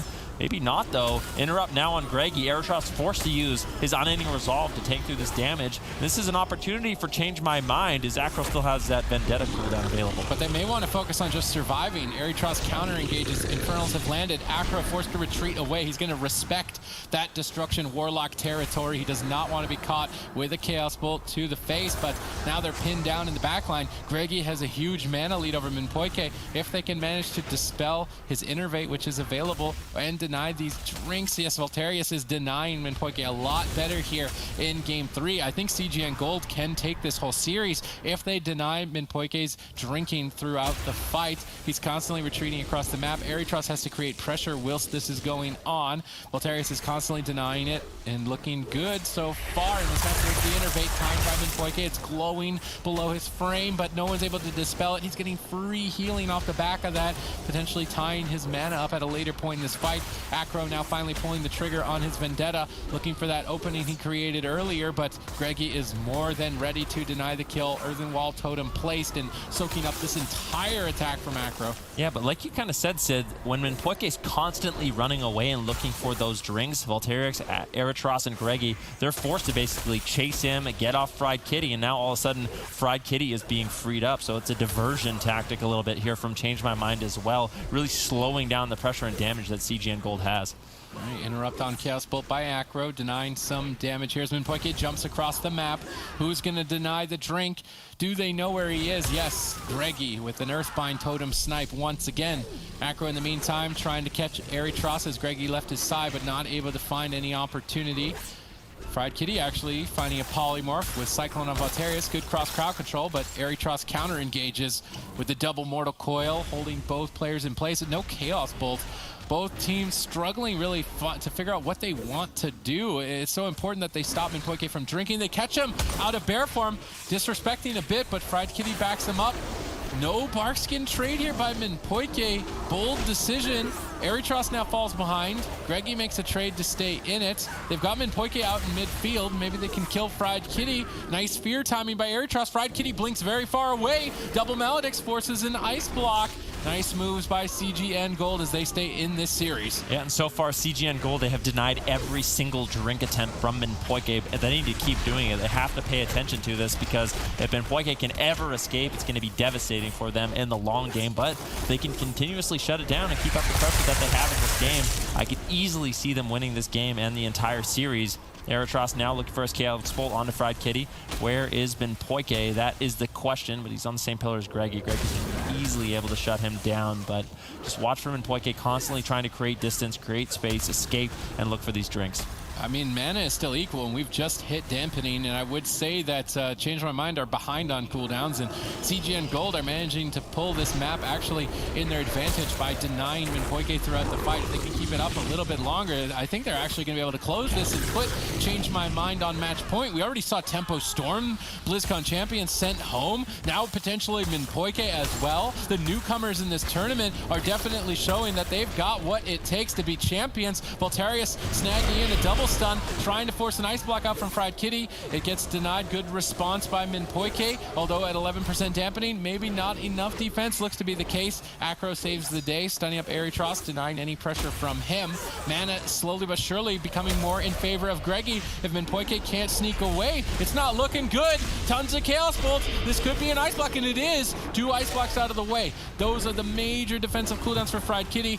Now Voltarius switches targets. Minpoike doesn't have much to deal with this. He activates Innervate at least to make the healing free, but even still, their Demonic Gateway in aggressive. They know that they've got Change My Mind on the ropes. They just need to stay on top of them. Yeah, Minpoike manages to escape across the map. Where is Voltarius? Greggy and Eritros now forced defensive. Minpoike sitting down for a drink, but he left Fried Kitty all alone. They could take advantage of this and take him down. Minpoike can't afford to sit down. Fried Kitty in almost execute range. Ironbark connects as well as the Temporal Shield. Fried Kitty manages to stabilize, but that pressure forces Minpoike to come back in the fight and not allow him to sneak off for those drinks. Instead of stopping the drink, they go for the kill, but they didn't get it. Now they're on the back foot from aggressive positioning, and Minpoike sneaks away again. Voltarius doesn't find him. He's hiding on the left corner. Voltarius doesn't know where he is as Minpoike sits in Prowl, and this is going to be a complete mana reset for Change My Mind. CGN Gold were on top of it here in game number 3, but even just one opportunity for Minpoike resets the fight. CGN Gold are on the ropes to get a kill. Greggy, can you do it again? The Totemic Master on Shaman trying to carry against Minpoike's sneaky drinks. Fried Kitty gets pressured. Good counterspell here on Minpoike, interrupting his heals. Acro's feared up, but Eritros can't find the target. He's forced to go after the rogue instead. Fried Kitty is too far away. Acro backs off from Eritros. Eritros crosses the fight. They managed to do it on Dalaran Sewers despite us saying they're so far behind, and they could potentially do it again. Yeah, there's no question about it. Windwalker Monks and Destruction Warlock, so much burst damage available. And Fried Kitty, he still doesn't have an ice block available for 2 minutes. Trinketing out of the leg sweep, and Minpoike still with the Iron Bark gets interrupted. Fried Kitty getting low. Can they take him down right now? Minpoike has to find some healing out of this. Incapacitate, follows it up. Storm, Earth, and Fire gets used by Voltarius. He's looking to get aggressive. No more blinks available for Fried Kitty. Just taking it out with the Temporal Shield. If Eritros can find any damage here, they could take him down, but Acro denies with the kick into the kidney shot, slowing down all that Destruction Warlock damage. They've managed to get Polymorph on Greggy into a Cyclone, and Eritros comes out of that unscathed with not even a cooldown trait to his name. And despite Minpoike resetting his mana, he's still struggling a bit as his mana is actually equaling out to Greggy's quite rapidly. At 27% dampening, it's going to be really difficult. Eritros gets a fear, but Voltarius is going after Acro instead of the target that has no cooldowns. They have to kill Eritros or Acro in crowd control, but they don't have enough damage to do it. He trades. Now Eritros gates to safety. Is it actually that safe? Acro's trying to cross. He gets feared and deflected for now. Greggy's managing to stay in it, still maintaining his mana despite all of this lead that Change My Mind were able to establish. Minpoike knows that he needs to keep going for drinks, otherwise Greggy might just outdo him. Yep, and Acro realizing he needs to buy Minpoike some time, decides to vanish off, but Acro is a really vulnerable target. He has no trinket, no Cloak of Shadows, no evasion. Voltarius puts his Touch of Death. I don't even know who that was on. It really didn't get too much done. Maybe on Acro as he vanished off, but that was a win condition for them. I think if Voltarius was a little bit more patient there, they might have been able to close out the game just waiting for Iron Bark. Anything like that, they might have had overwhelming damage to close it out, but unfortunately a missed opportunity. Acro still kiting away. Greggy's mana not doing too bad as Minpoike once again sits down for a full reset. All right, Minpoike, you've got full mana, but you don't got a lot of cooldowns. Neither player on the team has much. If they can just get damage, they can maybe sneak away with a kill. Chaos Bolt gets Shatter Step kicked by Acro. Acro really on point at those clutch moments where he would otherwise go down. Breaks up the chain. Line of sights with Minpoike. They've established the mana lead. But Greggy did the same. He was able to get some mana in the tank, and CGN Gold still have opportunities here. They're all over Acro. Maledict activated by Greggy. Greggy MVP, both aggression and defense. Voltarius, this might just be it. Acro doesn't have much. Is Ironbark at this deep in a dampening going to be enough? Greggy says, this is enough. I'm going to lava burst you. I'm going to kill you myself. Even as the healer, he's trying to put Acro down in these final moments of the game, but Acro denies it time and time again. Acro just dancing circles right now around CGN Gold, managed to escape with his life, but still at the cost of everything. He needs to hold on for another 10 seconds to have his Cloak of Shadows and evasion. Greggy's mana's doing quite well. Minpoike getting swapped to, forced to use the Bark Skin. The pressure from Volterix is immense. Vendetta does get used. Eritros responds with the Unending Resolve to avoid some of that damage, but with another full fear on Minpoike, Acro could be in some trouble, forced to trade out the Cloak of Shadows, and Acro is just having to play so defensive in this game. I mean, at this point, he's running on fumes. He's got no evasion, no Cloak of Shadows. Those are important cooldowns to survive against both a Destruction Warlock and a Windwalker. Mongolian has neither. Minpoike, no Gliders Medallion. One more fear, which is being casted. Could maybe close this out. No, he gets stopped by Acro once again. Acro just denies the kills left and right, trying to stay in this. They've got Eritros on the ropes. Greggy's got to make a decision. He's going to go for the safe play, trade Spirit Link Totem, redistribute the health of the team, and allow Eritros to counterattack. Chaos Bolts fly in. That Ironbark needs to be enough, but at 45% dampening, will it is the case. Smoke Bomb defensively and offensively gets to interrupt some cast bars. I do actually really like Acro's Smoke Bomb usage, but Chaos Bolt sneaks in there. There's not much defense left. If Voltarius can stay on target, they might just fall. Could be a cross kill. Eritros is likely to fall first. Greggy's got nothing. Acro could fall. Fist of Fury, Rising Sun Kick, not enough. It's Minpoike connects just enough healing in the final seconds to keep Acro afloat and keep themselves in the tournament. Play on top of Change My Mind to actually close them out. Greggy's showcasing that he can go toe-to-toe with the top players in Europe here today, but he needs to stay on point. Even despite the length of these fatiguing matches for him, he cannot even for a second miss an opportunity to stop Minpoike from drinking. Will he be able to carry the team on his back as Acro and Fried Kitty initiate the initial assault here? They get deflected by Infernals. Eritros looks to counter-engage. They actually commit a lot of Maledicts onto Eritros early on. I don't think it's going to really result in too much as Acro is forced to retreat away. Voltarius is going to switch to different target out in the open, and this is definitely good coordination by both Eritros and Voltarius. But Fried Kitty knows the map. He's going to blink back into that room on the left corner. Acro is going to use Center Pillar to line of sight, and then Minpoike can heal both players, but he was actually out in the open, and a Chaos Bolt is going to close in there. Eritros needs to basically triangulate on whoever doesn't have a line of sight as much as possible to deal as much damage as he can to run Minpoike out of mana. Voltarius initiates crowd control with the paralysis, but it was preemptively Ironbark from Minpoike. Really good, nice read there on his part, denying all the damage and equalizing his team's health. Yeah, at the beginning of that game, we saw Vendetta from Acro, we saw Icy Veins from Fried Kitty, and the only defensive cooldown that they managed to pull out was the Earthen Shield Totem from Greggy, and that is just not enough with those offensives. So, good start for CGN Gold. Mortal Coil now on Fried Kitty as Eritros is looking to connect. Blink out of line of sight, nicely done by Fried Kitty, trying to avoid some damage. Frozen Orb gets dropped. Acro still all over him, manages to find the full kidney shot. Greggy deflects with the Earthen Shield Totem once again, and the pressure coming in from CGN Gold is quite good this game. Acro wants to fight at or Eritros wants to fight at this ramp so he can drag Acro out of line of sight and maybe Chaos Bolt from on top. I like positioning here from Eritros, although maybe he should lay a Demonic Gateway so that when Change My Mind retreat, he can immediately continue the chase. At this point, mana is equal, but Greggy usually takes the lead unless Minpoike can sit down and regenerate. So keep your eyes on Minpoike if he's ever sneaking away. Currently, he's looking for sight points. I should have denied by Greggy. Greggy wants this desperately to stay in the tournament. If he loses this game, his team will be knocked out. Change My Mind will advance, and it's looking like it may be the case here. Acro gets punched down, tons of damage. But once again, Minpoike reads it and preemptively activates Ironbark, soaking up a huge amount of this pressure. Acro's still on low health, though. Chaos Bolt's being casted. Ironbark's defense has faded. Acro denies it with Kidney Shot. Polymorph snuck in by Fried Kitty. They've left him open. He's secured crowd control. Erytros uses Demonic Gateway to try and get to safety in the room with that Ring of Peace, denying Acro from reconnecting, constantly getting bounced back. But even still with the Ring of Peace, zoning them out, Erytros holds on at very low health. They switch to Greggy. They get him caught in a Kidney Shot. There's no backup. Actually, a Chaos Bolt snuck in. Acro definitely wanted to line of sight that. A bit of a misplay on his part. Now he's very low health and unable to keep up the chase. I think Minpoike actually sat down for a drink there, resetting his mana, so that was nicely done. When his team has pressure, that's an opportunity for him to basically sneak away while Greggy, Erytros, and Volterix are distracted. Dark Soul gets used by Erytros, increasing his damage. Fried Kitty could be in a little bit of trouble here with the way Minpoike is positioned. He's just so far away, out of the fight. Very difficult for Erytros to actually land these fears, especially with Acro backing him up. Amazing kicks, line of sight from Fried Kitty. And the teamwork coming in from Change My Mind is really solid this game to avoid CGN Gold's damage.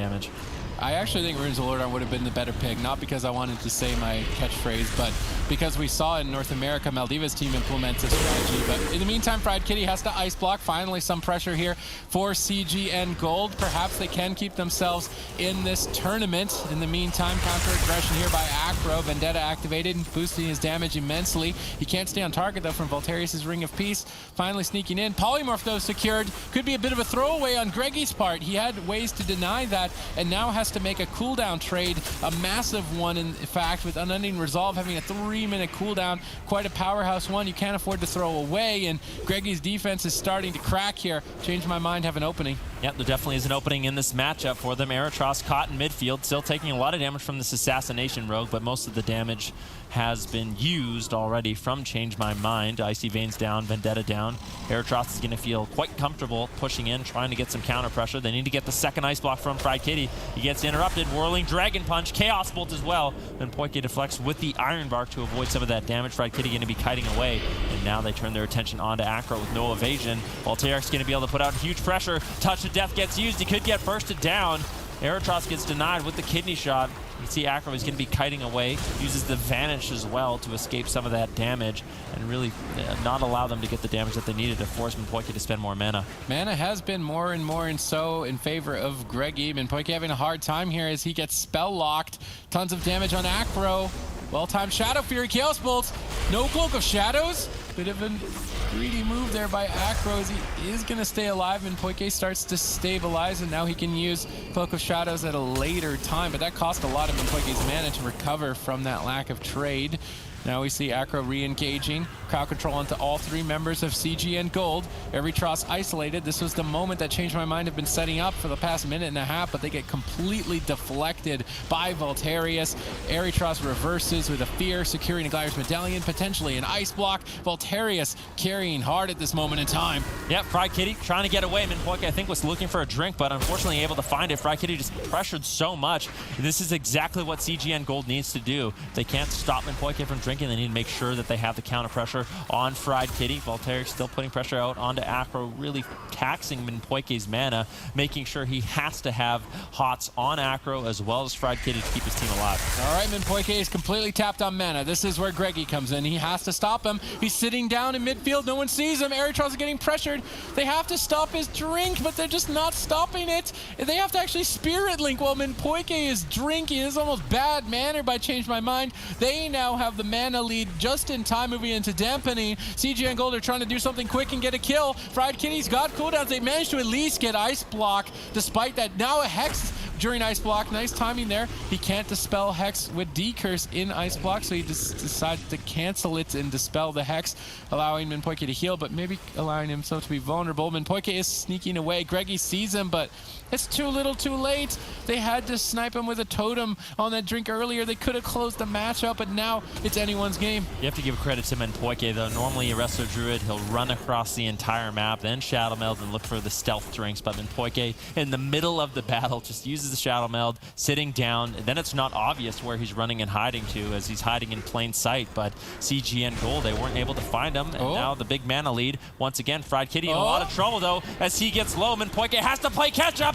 Do they have the damage to take him down? Fried Kitty blinks out of line of sight, trying to avoid Erytros. Acro switches to Volterix as Fried Kitty finally makes his way back to Minpoike, getting caught up, but Volterix still all over him.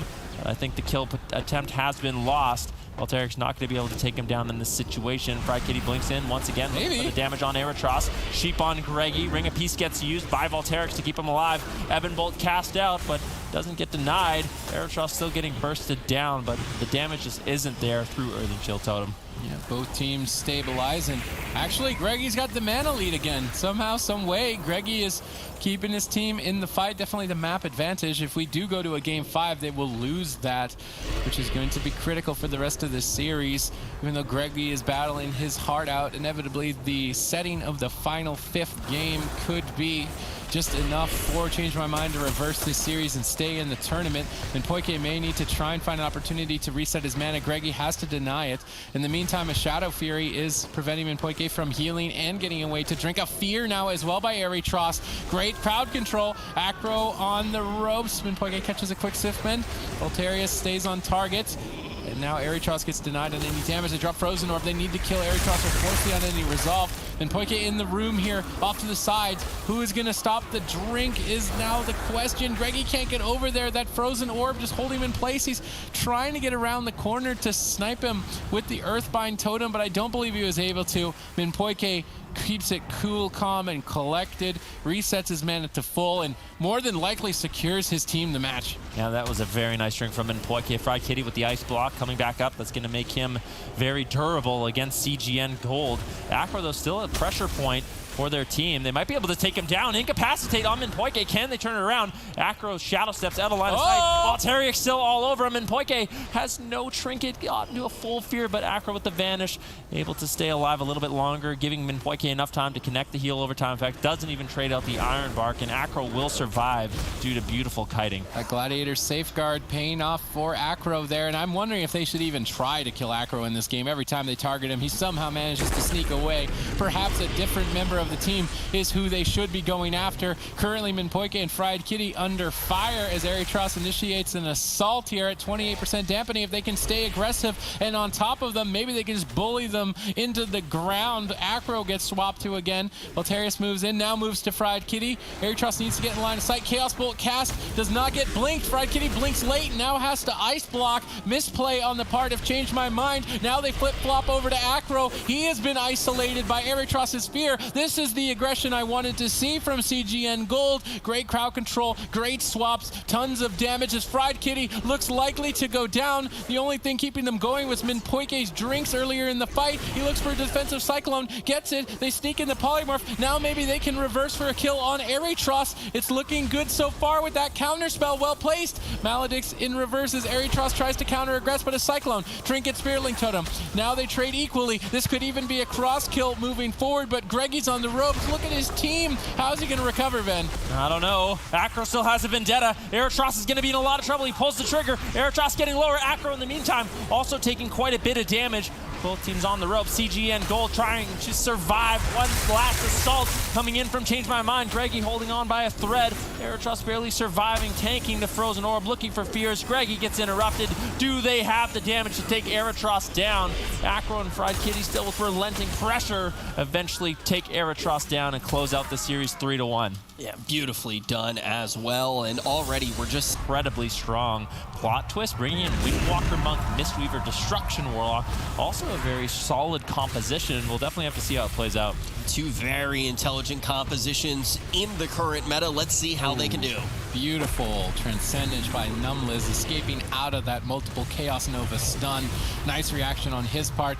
He's typically the Discipline Priest for his team, now diversifying over on the Mistweaver Monk with a nice early play to deny tons of damage from the team of Method Black. But I think that mana is the name of the game. Can Numliz out-mana Chaz in this particular match? He had a lot of late games in the offline stages and actually did outdo Druids on his Monk. I think this may be the first time we've seen tons of damage. Where is this coming from? Chaz not holding on it. Ring of Peace out of the darkness. Beautifully done by Rezis. They have to commit both anti-magic zone and darkness, everything, and even still getting pressured at the moment. This damage out of nowhere by Plot Twist as they take Chaz for a run. Chaz desperately trying to stay away, but Numliz and Rezus all over him, just constantly preventing him from getting his health back to full. One Chaos Bolt here gets interrupted by Raikou. Ring of Peace knocks Chaz back into the open. Rezus' Ring of Pieces paired with the Destruction Warlock are always immaculate, really well done, and creating tons of pressure for his team, but finally Chaz is getting some moments to breathe. Yeah, Chaz manages to stabilize, and that was just all because they did not respect the damage coming in from Yes Dave. Everything was used way too late. Yes Dave able to get some Chaos Bolts off and really punish Method Black. That was such a close call on Chaz, but ultimately Method Black manages to stabilize. If we look at mana, there is a slight lead for Chaz, but Numli's honestly not doing too bad. I was going to say, Numliz, this may be the first time I believe we've seen a Mistweaver Monk in competitive tournament play. If I'm wrong, someone please tell me. But I have a feeling I am. I am wrong. Okay, well, one of the few times we've seen Mistweaver Monk in tournament play, so if you are a Mistweaver main at home, you definitely want to be tuning into this match in particular. Numliz showcasing it quite effectively. Yes, Dave, under huge pressure. Numliz is the one that has to stabilize him in this position, but it is costing him quite a bit of mana to do so. Chaz already establishing that lead.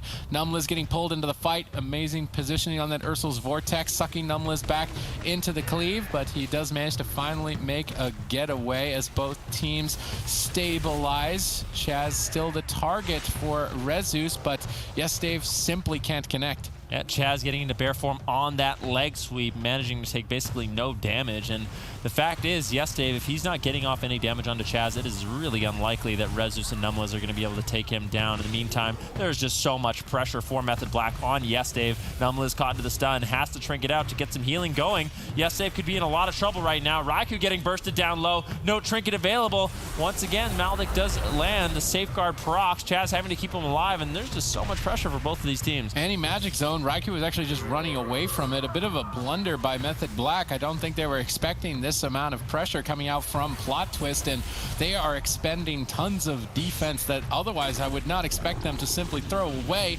Yes, Dave gets an opening, snags in a Chaos Bolt on Raikou, but Chaz was ready and waiting, already lining up heals to stabilize him. However, at the cost of his mana, as both healers are even at this point, and we edge closer to dampening. It's still anyone's game. Numliz gets gripped into the triple stun. Nice moves by Swapsy and Raikou. Yes, Dave on low health. Numliz trades Life Cocoon, soaking up those heals. Raikou forced to switch targets for now, but switching off a Warlock is not a wise move defensively, so Raikou is going to reposition out of line of sight. Yes, Dave drops that Demonic Gateway. Gateways across right onto the enemy team. Nice play by Yes, Dave. He barely gets stopped. He was easily going to close that game out if it weren't for Swapsy. Yeah, that was so nicely done by Swapsy to keep him alive. Raikou getting caught into two leg sweep with an incapacitate on Chaz. Devastating moment. Really scary there for Method Black, but now Yes, Dave, the pressure's on. Once again, looking for a Chaos Bolt off the back of that Mortal Coil, but with no crowd control on Chaz, he should be able to easily heal through this, and Chaz actually managed to get a little bit of a drink earlier on.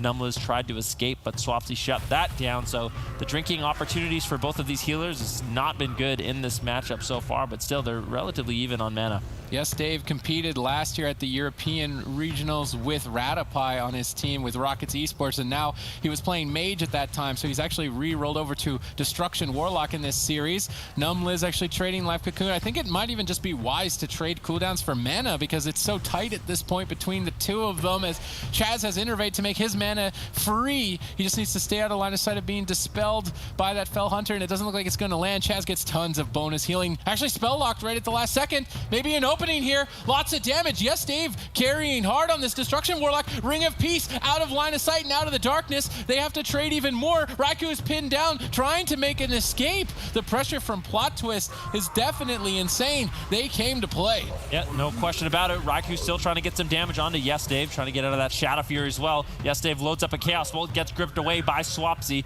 Swapsy MVP keeping his team alive with these interrupts, with these stuns, with these grips, really limiting the damage Yes, Dave can do, but still, Yes, Dave finding the damage he needs.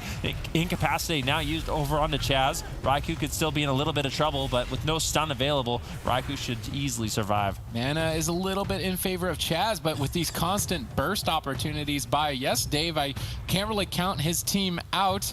bit of a peculiar Mortal Coil play there. Maybe he was trying to stop Swapsy from denying the drink, but there was already that ghoul running across the battlefield to stop Ursul's Vortex on the portal of Numbless.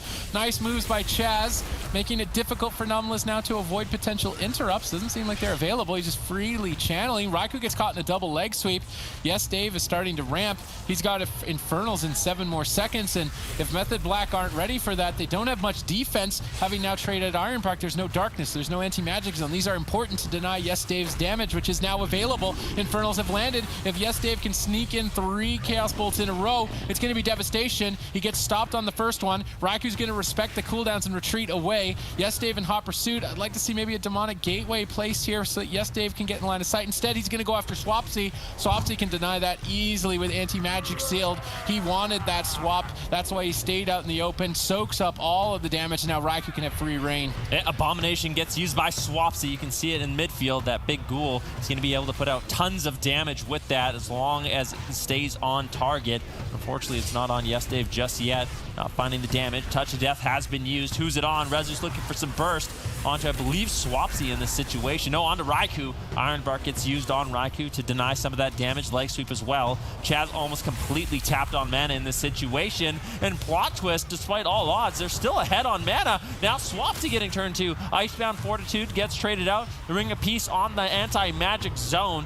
The Ring of Pieces this game from Rezus and Yes Dave have been incredible. Switching targets against the Druid is a great way to burn him out of mana, and Numbless now has the lead. They've got crowd control. Yes Dave carrying, but Raikou reverses. Rezus and Yes Dave are so low, and Numbless has no mana, but Swapsy is running out of cooldowns. Chaz needs 10 more seconds, 9 more seconds. Looks like Swapsy might be able to buy him that time, but Rezus is on fire, dealing devastation. Amazing Ring of Pieces. Everything about it has been perfect, and potentially Method Black are going to be taken down in game 1. Yes Dave gets the Chaos Bolt. If Rezus can roll over there and stay on target, it might be enough. Chaz denies it with Innervate Iron Bark. Chaz needs to get healing on this Innervate. He is going to. Now Swapsy is stabilized, and Rezus is on the back foot. Yeah, Touch of Karma does get used. One of the last lines of defense for Rezus in this match. Fear now secured on Chaz. He's actually managed to regenerate a little bit of mana, but Numbless still comfortably healing through it, although his mana is low as well. If Swapsy and Raikou can continue the pressure on Yes Dave, definitely close out this game, but the counter pressure from Rezus and Yes Dave has just been so immense. Double Mortal Coil once again on Raikou and Swapsy, but Method Black looking healthy as Rezus rots down low. Now a viable target with no diffused magic, no Touch of Karma. Method Black has 2 pressure points. Rezus needs 22 more seconds to get aggressive for his team, but I don't think he's going to get it. Numbless holds on for a few more moments with that life cocoon, but Chaz is moving in. He gets crowd control. He's looking for the clone. He gets it. Yes, Dave is all alone. He makes the trade and maybe counter aggresses. That's his only option. They have to take down Swapsy and make a switch, but he's just under so much pressure. And they're going after Raikou. Raikou denies the kill with Blur. Now he's taking reduced damage. Yes, Dave is exposed. Chaz is all over Numbless potentially for Cyclones. He activates that Maledix. That's going to soak a lot of healing, and Yes, Dave is going to fall in game number 1 as was expected, but plot twist definitely. Be able to get themselves onto match point.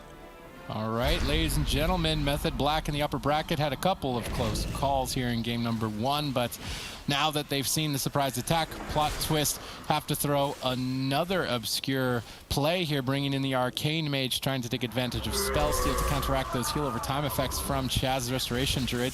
Numbless catches Chaz, Rezus rolls over, gets gripped away from the fight, tries to catch a ride to win, but Raikou plays defense. Rezus just can't connect. Both Raikou and Swapsy took full control of Rezus, denying that attack. Great teamwork.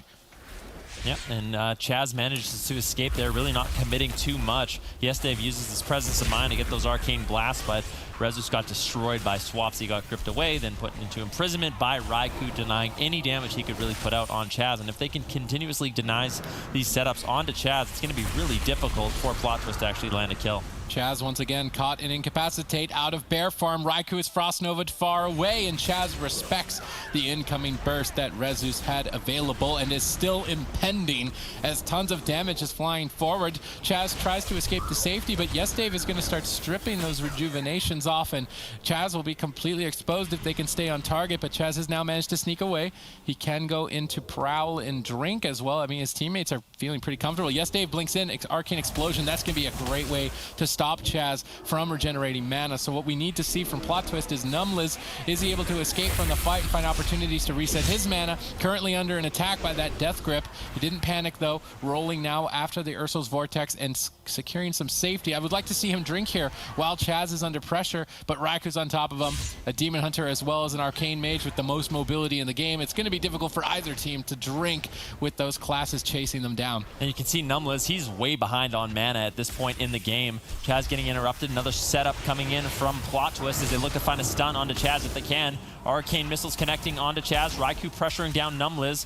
Chaz now in bear form behind the pillar, should be able to survive, but all three members on top of him. Kleptomania comes in from Yesdave to remove all those heal over time effects, but Chaz responds perfectly, getting the Iron Bark on himself in bear form during these stuns. That's pretty much all he can do in the situation to survive. Gladiator Safeguard procs out as well, so during the next setup, he won't have that available, but Trinket rotating back up, Barkskin rotating back up, and the opportunities for Rezus and Numliz to actually close out this game are going to be off the back of those leg sweeps. If they can't connect them on cooldown, Chaz, I think, is going to have an easy time surviving. Raikou is running Mana Rift, so every time Numliz is stunned, there will be a purple circle formed underneath him, activated by Raikou. This will then burn away and destroy his mana bar. Raikou on that Demon Hunter is basically attacking mana rather than health, and it's very difficult for Numliz to get away, but maybe he has found an opportunity. He's quite far away from the fight and surprisingly not regenerating any mana, so he's going to lose that edge that maybe he could have built for his team. Rezus has decided to target down Raikou instead of Chaz, so making a bit of a mid-game adaptation. Numliz avoids that Mana Rift by using Gladiator's Medallion and then Chi Torpedoing out. Now looking to reverse with that Maledict activated on Raikou. Numliz has had enough of Raikou. Finally, he's forced away and potentially opening a chance to drink. Swapsy moves in. Death and Decay on one side, Swapsy on the other. Numliz doesn't really have a good choice, but he's wasting Swapsy's time at least. He's not attacking anyone as he's just trying to stop him from regenerating mana. Numliz needs to stay max range from Raikou, avoid as many stun Mana Rift combos as possible. At this point it's even, but Chaz, he might be just looking to build an advantage. Numliz rolls in twice to get it, manages to stop it, but it might have been too little too late. How much mana did Chaz ultimately get? A tiny bit of a lead, fortunately for Numliz.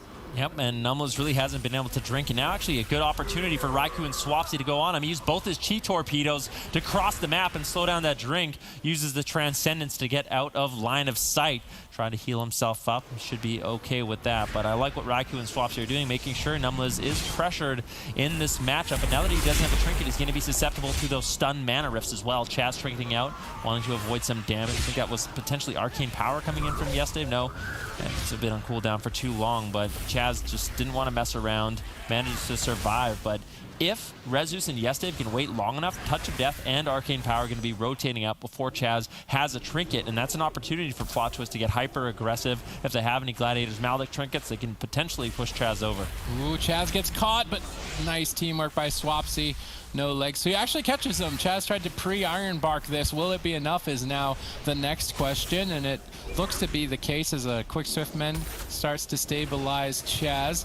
Numliz, look at that mana bar, the blue bar below his health. It's looking so little. It's just dwindling away here as Plot Twist tried to pull out a Windwalker Arcane Mage composition, and it's just not working out for them. Raikou on that Demon Hunter is too easily denying any sorts of regeneration and trades with these Mana Rifts so efficiently.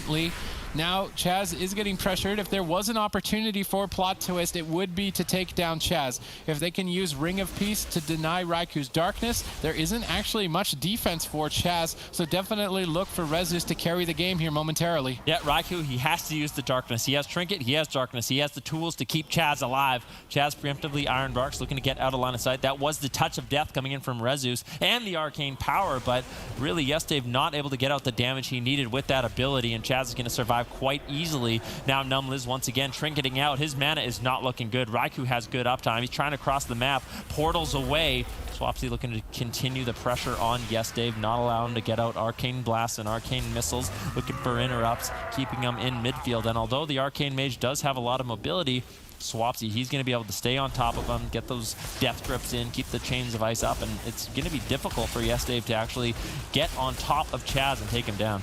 All right, Numbless is getting hunted by Raiku's Demon Hunter. This Mana Rift, another 2 of those, and Numbless is going to be completely tapped. We've just stepped foot into dampening. Cooldowns are burning out. Mana is completely empty at this point. Chaz with a significant lead. Now a swap to YesDave. Numbless has to expend even more to try and save him.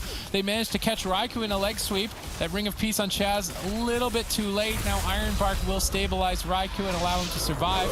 It did pull Gladiator's Medallion from Chaz, which means they could go after him, and Rezus immediately sees that and it will begin the attack.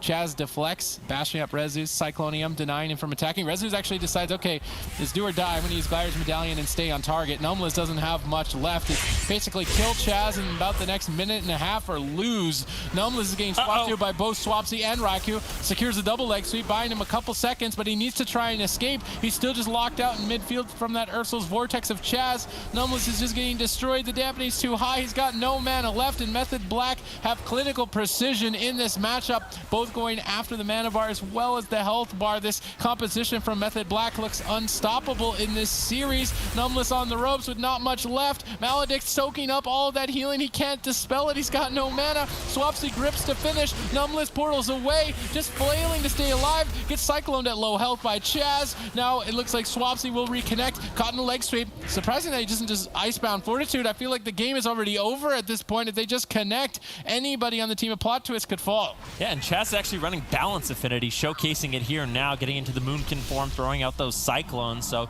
although he was Balance Affinity, manages to survive the swaps coming in from Plot Twist quite easily. Rezus has to trade out his Diffuse Magic as he gets low. Numbless really no mana left. Raiku's going to be able to have incredible uptime on him as Numbless looks to try to escape once again. Double Ring of Peace gets dropped out. Polymorph Span from YesDave, and Numbless manages to get behind the pillar, but Raikou trying to land some more damage, keep him in combat, avoid some drinks. It looks like Plot Twist trying to set up another go, but they're just so far behind. Rezus with no defenses. He needs to kite away now, and I don't know how much hope is left for Plot Twist. I mean, Numbless is doing everything he can in this specific instance, but with Death Grip and Ursul's Vortex, there's almost no escape. He transcendences out around the corner. Chaz moves in to stop him from trying to drink. It's nowhere for Numbless to go. Raikou all over him, start to finish. He's got nothing, but he's managed to at least stay in it, maybe?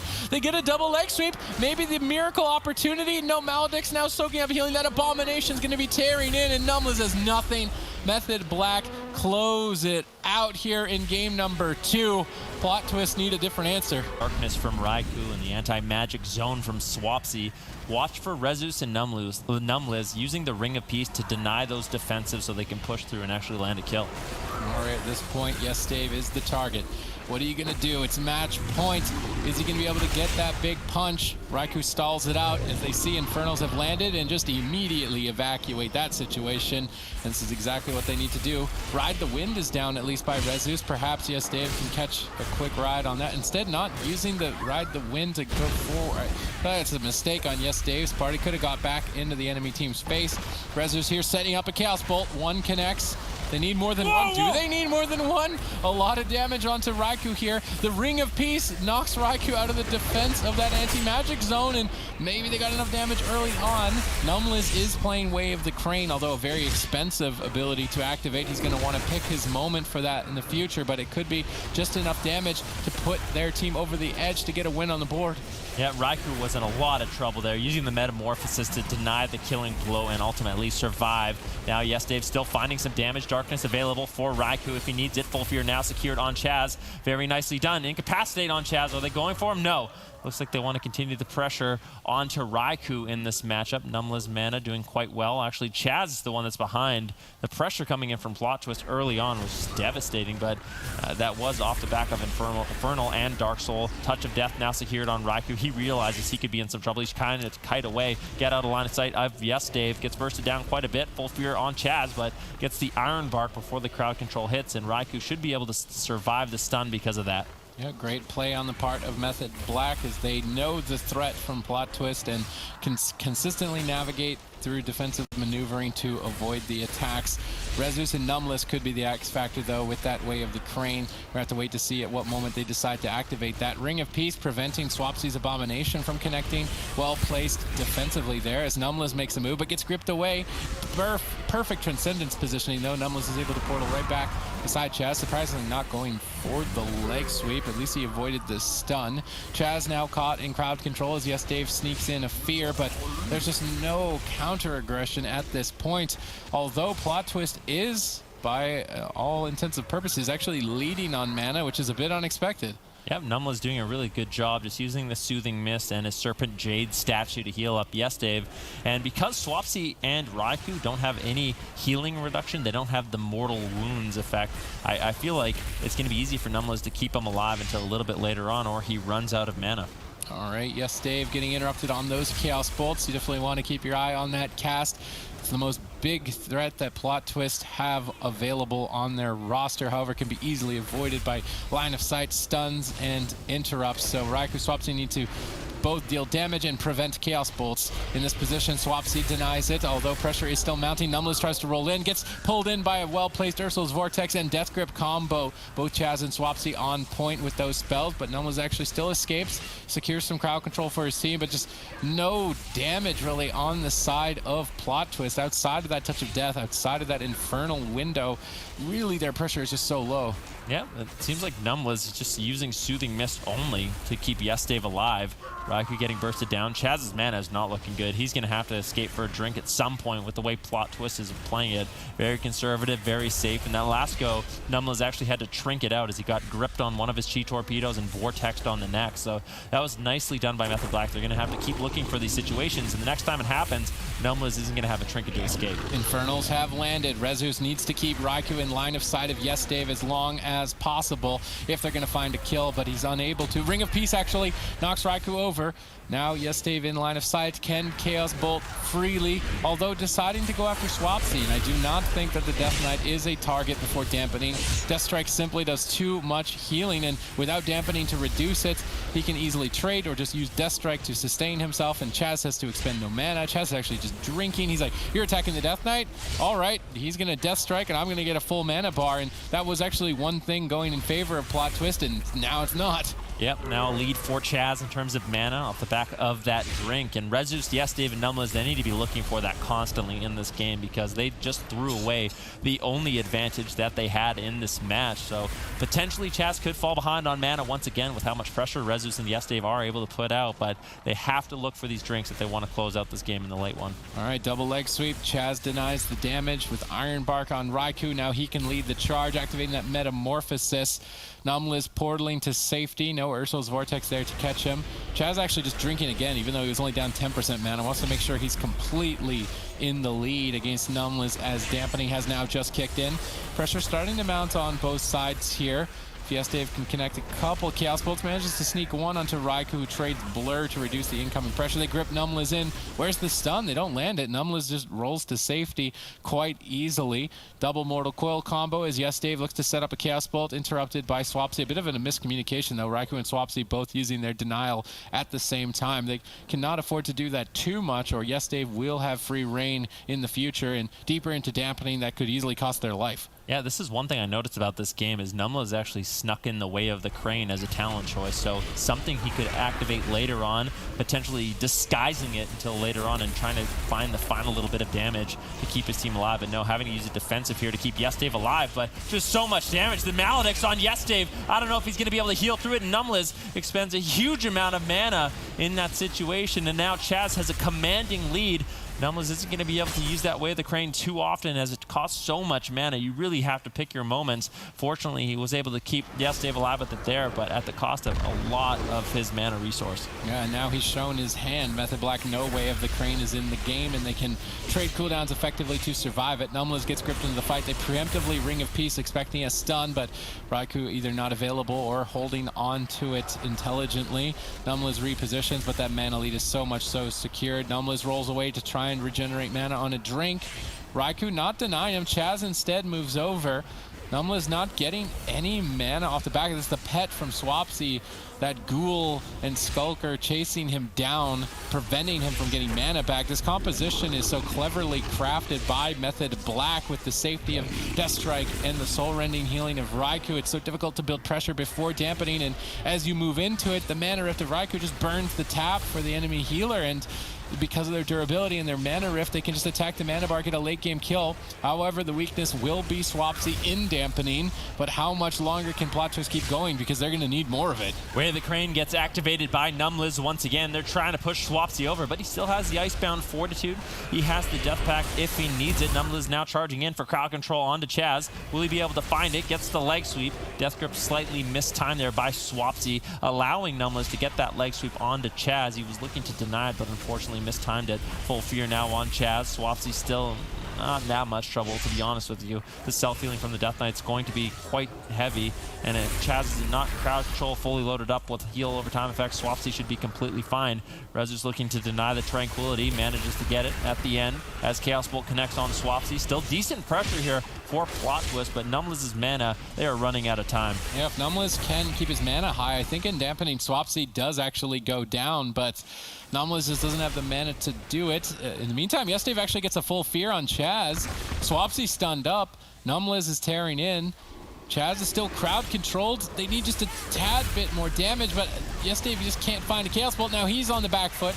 Numla's trades Life Cocoon. He doesn't have the mana to Way of the Crane again. It's so expensive. Maybe they don't need it. Rezus is just putting the team on his back and basically soloing Swapsy. If Yesdave can manage to get a Chaos Bolt off despite all this pressure, perhaps they can take Swapsy out. Anti-Magic Zone, that purple shield protecting the team, allowing them to stay aggressive. Yesdave repositions outside of it so they can at least continue the attack. Chaos Bolt connects on Swapsy. Maybe this is enough to close. Potentially, Plot Twist could keep themselves alive in this tournament despite having no mana left in the tank. Swapsy's pinned down by Rezus. Yesdave has control of Raikou as Yesdave makes his way towards Swapsy, connecting a Shadow Fury on Chaz, crowd controlling him, dropping Rain of Fire instead, maybe knowing he's not going to get a Chaos Bolt, trying to squeak in any extra damage that he can to support Rezus. Raikou denies Numla's from finding any opportunity to regenerate mana. Mana has surprisingly equaled out on both sides, cooldown slightly in favor of Plot Twist, and they might be able to bounce back in this game if they can stay alive a bit longer. Numla's, he does have the Life Cocoon, activates it. Way of the Crane available as well. If he can wait for a Mana Tea, he might be able to use it. Yesdave getting low. Numla's running out of time, and now he doesn't have the mana to use the Way of the Crane.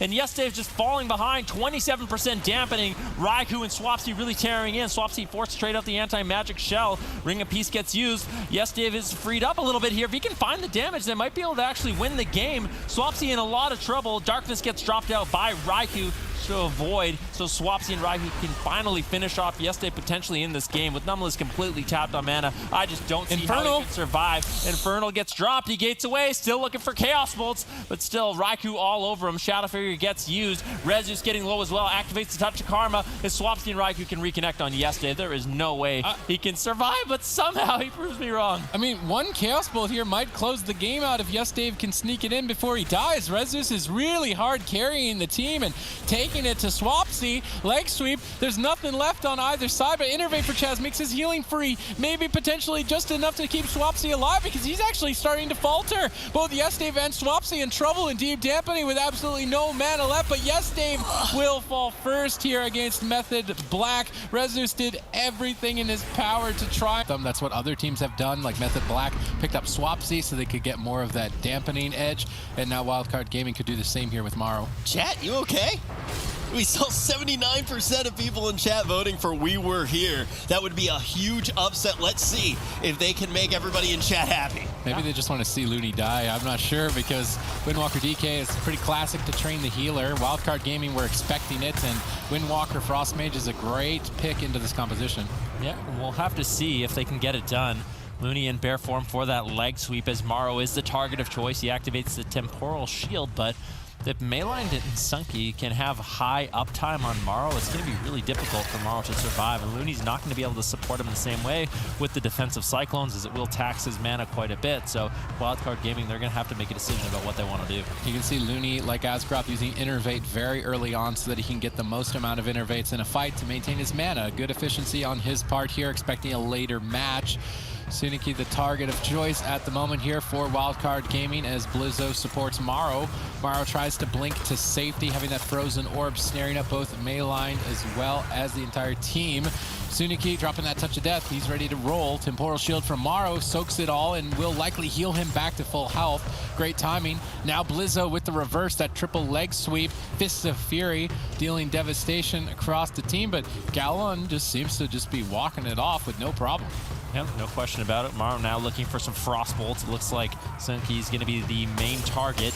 Icy Banes does get pulled out by Maro and forces out the touch of Karma. Still, we were here. They're looking to get aggressive in this matchup. Stay on top of Maro. Now a full asphyxiate stun over on Looney. Do they have the follow-up that they need to force out the first ice block? With no Iron Bark, Looney's going to have to put out a lot of mana in order to keep Maro alive. All right, we are here playing for the safe strategy and going after Maro, but they are starting to fall behind on mana versus Looney. Looney crossing the map as Galan likely is trying to set up to drink and regenerate his mana, so they need to try and move across and deny that. Galan, I believe, getting some mana back amidst all of this. Leg sweep now caught on Looney. He's going to wild charge back to Maro and desperately try to line his sight. We were here are going safely on Maro, occasionally gripping Looney in and trying to attack him as well, trying to force Looney to put heal over time effects on multiple targets, expend more mana, maybe catch him off guard in a swap. They're playing a much more conservative strategy for Windwalker Death Knights, and if it doesn't work out, I'd like to see them go to a small map on game number 2, rush down the healer, because so far, I'm not sure if it's going to. Yep, Blizzo is getting low as well. Mayline swapping over onto him. Maro still just spamming out the Polymorphs, but with the way Maro's playing it right now, they don't have the most amount of pressure. Gallon's mana is actually completely healthy, completely fine. Sunki, he has the touch of Karma coming up back shortly. If they can force out the ice blocks, the cooldowns for the Windwalker Death Knight, they rotate so much quicker, and they could eventually pull out a lead. All right, Mayline's the target here, but before dampening, Death Knight likely to not go down. Gallon activates Way of the Crane. He's going to be doing tons of damage as we were here make a swap to Blizzo, trying to burst him down. That Gladiator safeguard proccing a shield and saving him in time to activate Touch of Karma, but that was basically his entire defensive arsenal, and this is exactly what we were here need to do during their crowd control attempts. Switch to a target without Life Bloom and cause chaos. They were able to pull so much from Wildcard Gaming with a simple switch of target during their burst moment. A couple more moments like that, they may be able to net themselves a kill. Blizzo, though, looking for a kill of his own. Touch of Death rolling, about to explode. Gallon soaks it up with Life Cocoon, absorbing that huge hit, but Looney now initiates crowd control. Suniki may need to try and run. Blizzo in hot pursuit. Ring of Peace knocks Blizzo away. Suniki catches a couple of heals and stays in the fight. Yeah, Suniki will survive. He actually used his Touch of Karma very aggressively onto Blizzo, trying to Karma the Touch of Karma to redirect some of the damage and really push Blizzo over the edge. But unfortunately not able to. Still, with the Diffuse Magic, with the Fortifying Brew, Suniki should be fine as Blizzo gets gripped behind the pillar. Here's a lot of pressure. Ring of Peace does get dropped out. Blizzo out of line of sight. Looney trying to keep him up. Doesn't use the Iron Bark, just relying on that Fortifying Brew, and that's one of the things Wildcard Gaming they do so well. They don't overreact to the situation. They don't overcommit. Defensive cooldowns, usually one is all you need. They react to the damage completely appropriately, and that's why they're such a strong team. Although amidst all that pressure, Looney just said, okay, you guys can't stop me. I'm going to sit down, drink, regenerate mana. That blue bar maxed out as we move closer to dampening. That's a huge advantage now in favor of Wildcard Gaming, but Blizzo gets caught behind the corner. Looney moves forward to catch a couple of heals, managing to save Blizzo's powerful defensives. Now Blizzo launching an attack with this leg sweep. Gallon absorbs the hit with Life Cocoon. Well-timed defense on both sides as they continue swinging. Mayline the priority here for Wildcard Gaming. Already lots of defensive cooldowns. Well-timed counterspell, good placement. Way of the Crane gets activated defensively to stabilize the team. That cost Gallon a ton of mana now, moving into dampening and puts Looney even further ahead. Hit double leg sweep on to Blizzo and Maro, but Looney easily keeps them alive. Blizzo does get bursted down, but he is able to kite away, and with the support of Maro and Looney, I think he's going to be a very difficult target to take down. If you notice the defensive cooldown choice from Blizzo, he actually opted to go for Diffuse Magic. Normally you wouldn't see that. You'd go for the Dampen Harm against physical damage like the Death Knight and the Windwalker Monk, but Diffuse Magic, you get a lot of value out of it, especially from the Gladiator's Maledict Trinket. You can take that off, remove that healing reduction, and it ends up being a better defensive cooldown even against teams like this. So if you're at home, definitely opt to look for the Diffuse Magic against the Gladiator's Maledict. It can save your life. Maro in trouble here. All three members right on top of him, dealing tons of damage. Ice block forced here at 6% dampening. We were here showing signs of life against the Giants. Wildcard Gaming. Will they be able to pull off a victory, though, is now the next question. Wildcard Gaming obviously have a lot of compositions at their disposal, deciding to drop down the Windwalker Frost Mage. Typically a good answer into Death Knight melee cleaves, but We Were Here seem to have the strategies nailed down, and they've got lots of pressure. Maru on the ropes, Temporal Shield about to go off. It's a race against the clock, and Maru manages to win that one.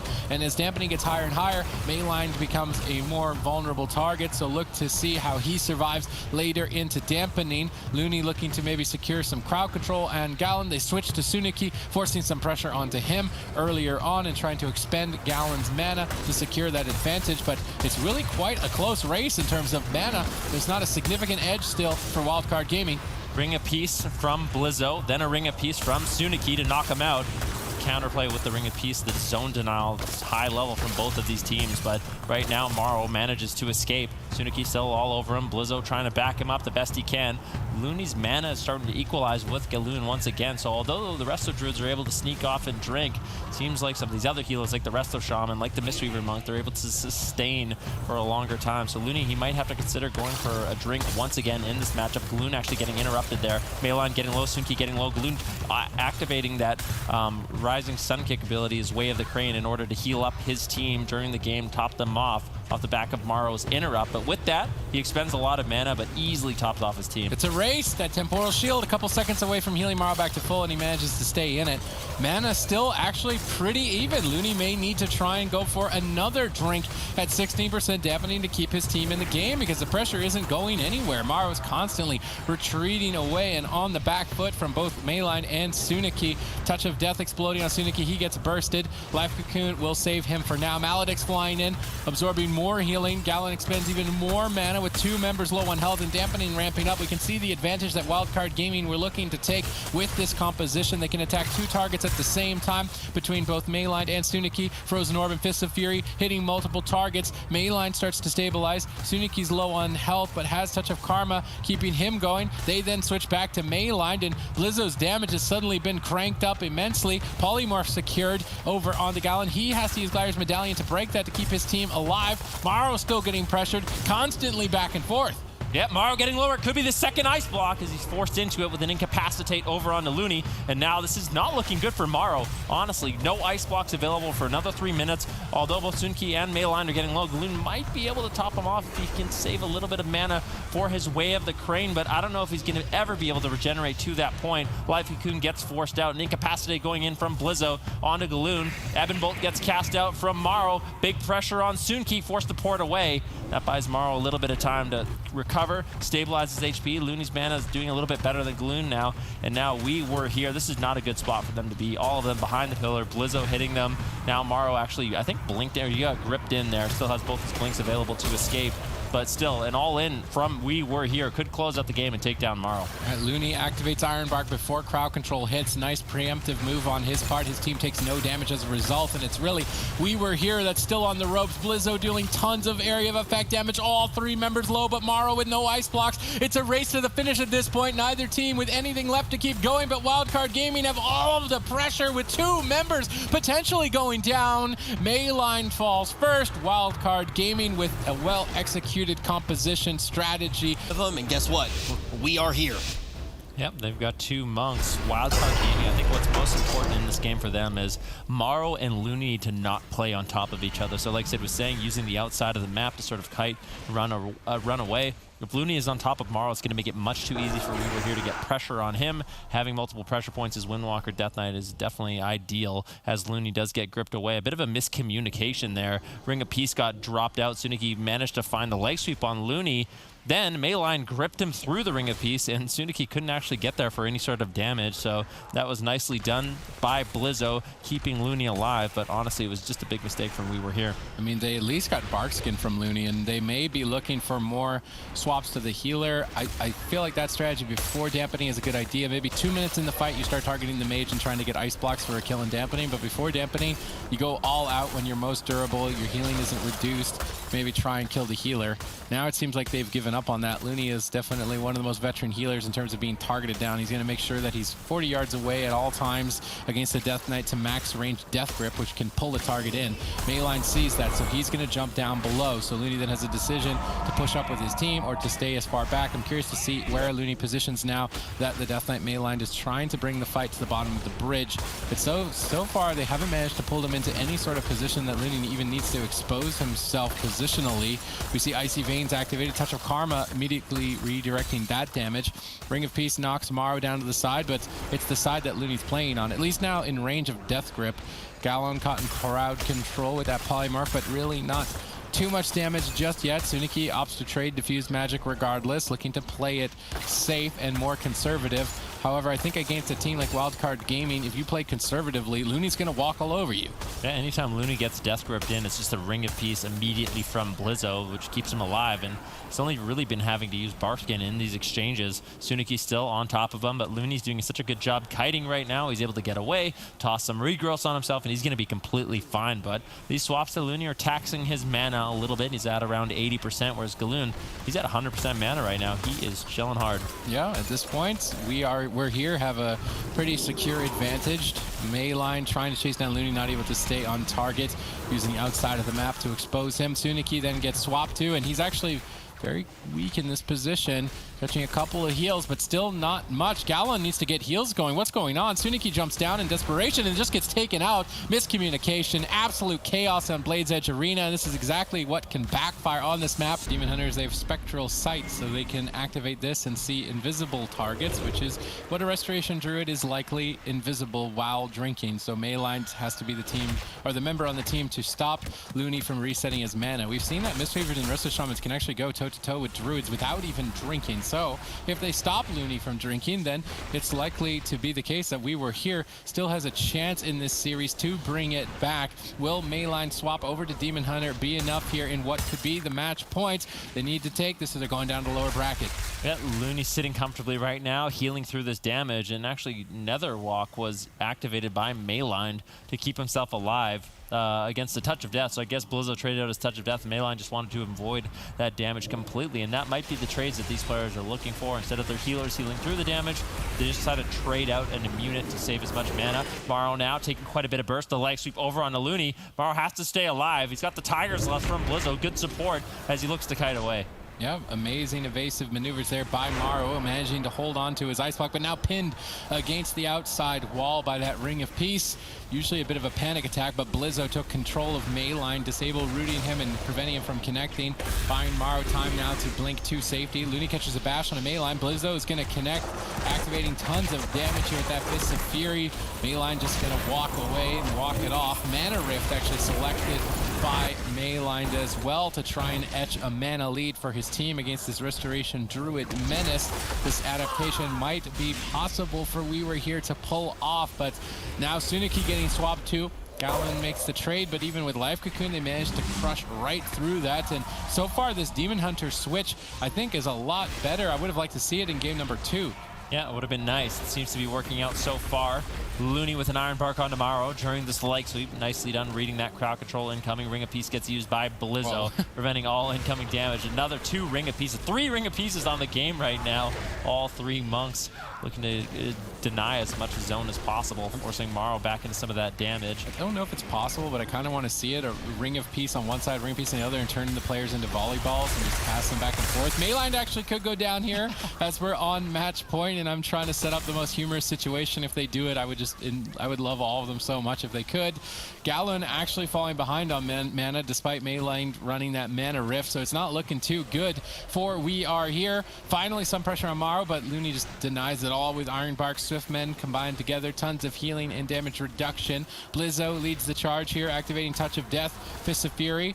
Gallon responds and makes a trade with Life Cocoon, but both healers negating the pressure of each other's teams. Looney, he's some far off corner in vacation, likely sitting down and regenerating mana with a drink. That Ring of Peace not far enough over, and with this mana regeneration that Looney secured, he's back to full with a massive advantage. Yeah, he's feeling really happy, and Morrow on the Frost Mage, what he's doing, his main objective in this game is just to escape the best he can, using his Ice Novas to deny mobility. his Frost Nova, his Pet Nova.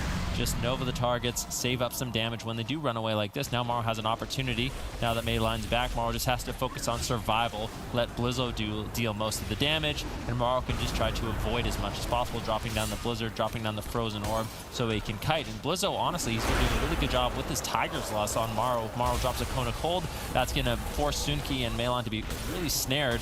And with the Tiger's Lust, Maro can potentially get away. Hello and welcome, StarCraft fans tuning in and anybody else as well. We're in the middle of a series in the upper bracket between the Titan team, Wildcard Gaming, but we were here, our Giant Slayers, taking down 2 Giant teams in the tournament so far, although now on the ropes with Wildcard Gaming in a 2-0 lead and looking to assert dominance and advance to face Method Black in an upper bracket final that will be legendary. Finally, pressure for We Were Here as Maro and Blizzo dip low. Looney activates Innervate, making all of his heals free at a critical moment to restabilize, but he needs to get those casted spells out as soon as possible. Mana still even, at least relatively, sort of moving into the late game and closer to dampening. Gallon needs to be the X factor for his team. If he activates Way of the Crane, he can boost his damage and maybe add just enough to find a kill. So let's see if Gallon can do it. They're on the ropes here against Wildcard Gaming. Yeah, Maro's still not forced into one ice block during this game, and Looney's still sitting on that Iron Bark. It is looking good for them. We Were Here. They need to try to find some pressure, barely winning on, actually not winning on mana, but Maro into the first ice block, overlapped with the Iron Bark from Looney. That's a lot of key defensive cooldowns from Wildcard Gaming. Suniki's going to have his Touch of Death coming up very shortly. If they can get that rolling with the Metamorphosis of Mayline, they could potentially force out the second ice block from Maro, or maybe even take him down. All right, Blizzo, he's leading the charge for the team. Nice counterspell by Maro, good teamwork. Gallon forced his hand to activate Way of the Crane to save his team rather than get aggressive, and he's being denied on it by that Ring of Peace. Gallon can't connect. Suniki is still low. Gallon basically wasting mana and getting no true value out of that Way of the Crane, putting Looney even further ahead. Dampening just started. That's going to reduce healing over time, making things incredibly difficult for either side. Mayline finally doing his job and denying Looney from regenerating his mana off the back of that drink. Tons of damage here on Maro. This switch onto the Demon Hunter definitely paying its weight in gold. Obviously much more mobile than that Death Knight counterpart. And Mayline leads the charge here with Metamorphosis pop, dealing devastation, and this is the most pressure we've seen from We Are Here. They should have picked this composition in game number 2. They're just dominating. Maro's second ice block forced within seconds of Looney's Iron Bark. Mana completely evened out, and We Were Here stay in this fight. Yeah, this is looking good. Maro's going to really struggle with the amount of uptime Mayline and Suniki are able to have, especially at this point in dampening. Ring of Peace gets dropped out once again, forcing Maro into the Demon Hunter and the Windwalker. Full polymorph now on Galoon. Suniki actually has no defensives left, so he is a pressure point for We Were Here. If Wildcard Gaming can find the damage, Looney's sneaking away for a drink once again, but he needs to be careful. He's having a difficult time keeping Maro up, but Maro doing a really good job kiting, getting away. Finally, Mayline reconnects, but Looney got so much mana in that exchange. If he can top off Maro, this is going to be looking good for Wildcard. This is no longer a game of mana. It's a race against the clock. Kill Maro or run out of mana and die. The team of We Were Here have a couple more punches to throw, but after that, they are going to run out of steam. Looney keeps him in a chokehold with constantly resetting his mana on these drinks. Suniki being pushed over at the moment. Gallon going for a drink of his own, but not able to. He's afraid of Suniki going down. He's instead going to come back to the team, trade Life Cocoon now, maybe more safely sit down, but Blizzo is right there to deny it if he needs to. He's not able to even attempt it.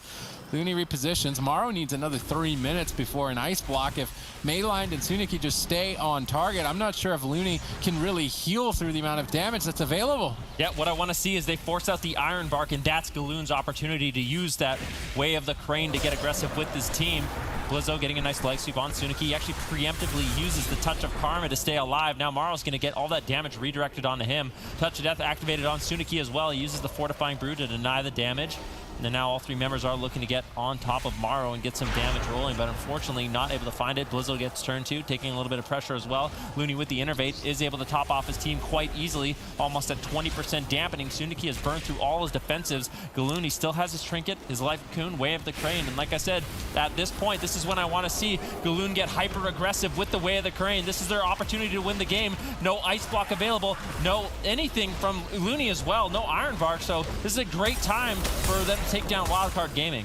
Oh, Morrow with an escape. Blizzo supports. Good Tiger's Lust, granting Morrow more mobility, but even still, Temporal Shield a couple seconds away from going off and healing Morrow back to likely full health. Morrow resets. Tsuniki caught in a stun with 1 second. 1 second? Do they have enough damage to get the kill? No. Mayline denies it, but Ring of Peace knocks Tsuniki out of the defense. Tsuniki on the run here as Wildcard Gaming our match point, looking to close. Blizzo leads the charge here. Looney tossing out Solar Wrath to add just a little bit of extra damage, but it doesn't seem like it's going to be enough here as Tsuniki holds on. Yeah, leg sweep on Blizzo. Very nicely done. Galoon should be able to top him off here, but he's basically has no mana left, and all pressure on Morrow has faded.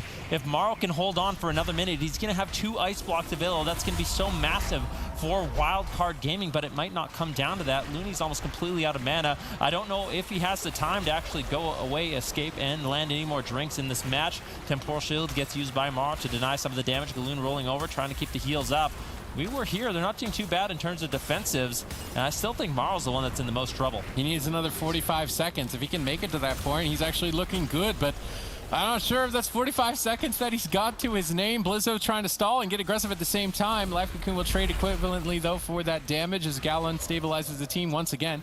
Mana equalizes, and we've seen this throughout the tournament. Mistweavers and Shamans going toe-to-toe with Druid mana. The only way the Druids are actually staying in the fight is by drinking constantly, so if they can deny Looney from resetting this mana once again, maybe they stay in the fight. Touch of Death currently activates. Tsuniki uses Touch of Karma aggressively to redirect that damage to Morrow. If Tsuniki and Mayline can stay on target, he's going to be taking huge pressure. He only needs 10 more seconds, 9 more seconds to stay in the fight, 6 more. Looks like he's managed to buy it here as he manages to scrape away 3 more seconds too. Blizzo gets swapped to. He makes a trade to stay in the fight, but Morrow's done it. He's made it to the finish line. He's got 2 ice blocks to his name. Gallon has no mana, and Tsuniki has no more answers. He is now incredibly far on the back foot. Crowd control initiated. We were here looking to close. Morrow just needs to not be greedy. He has both of his ice blocks, doesn't want to get too low. Looney really doesn't have mana to stabilize him, but Morrow kiting away with the Tiger's Lust, gets caught into the Fell Eruption. Morrow still just has to kite away.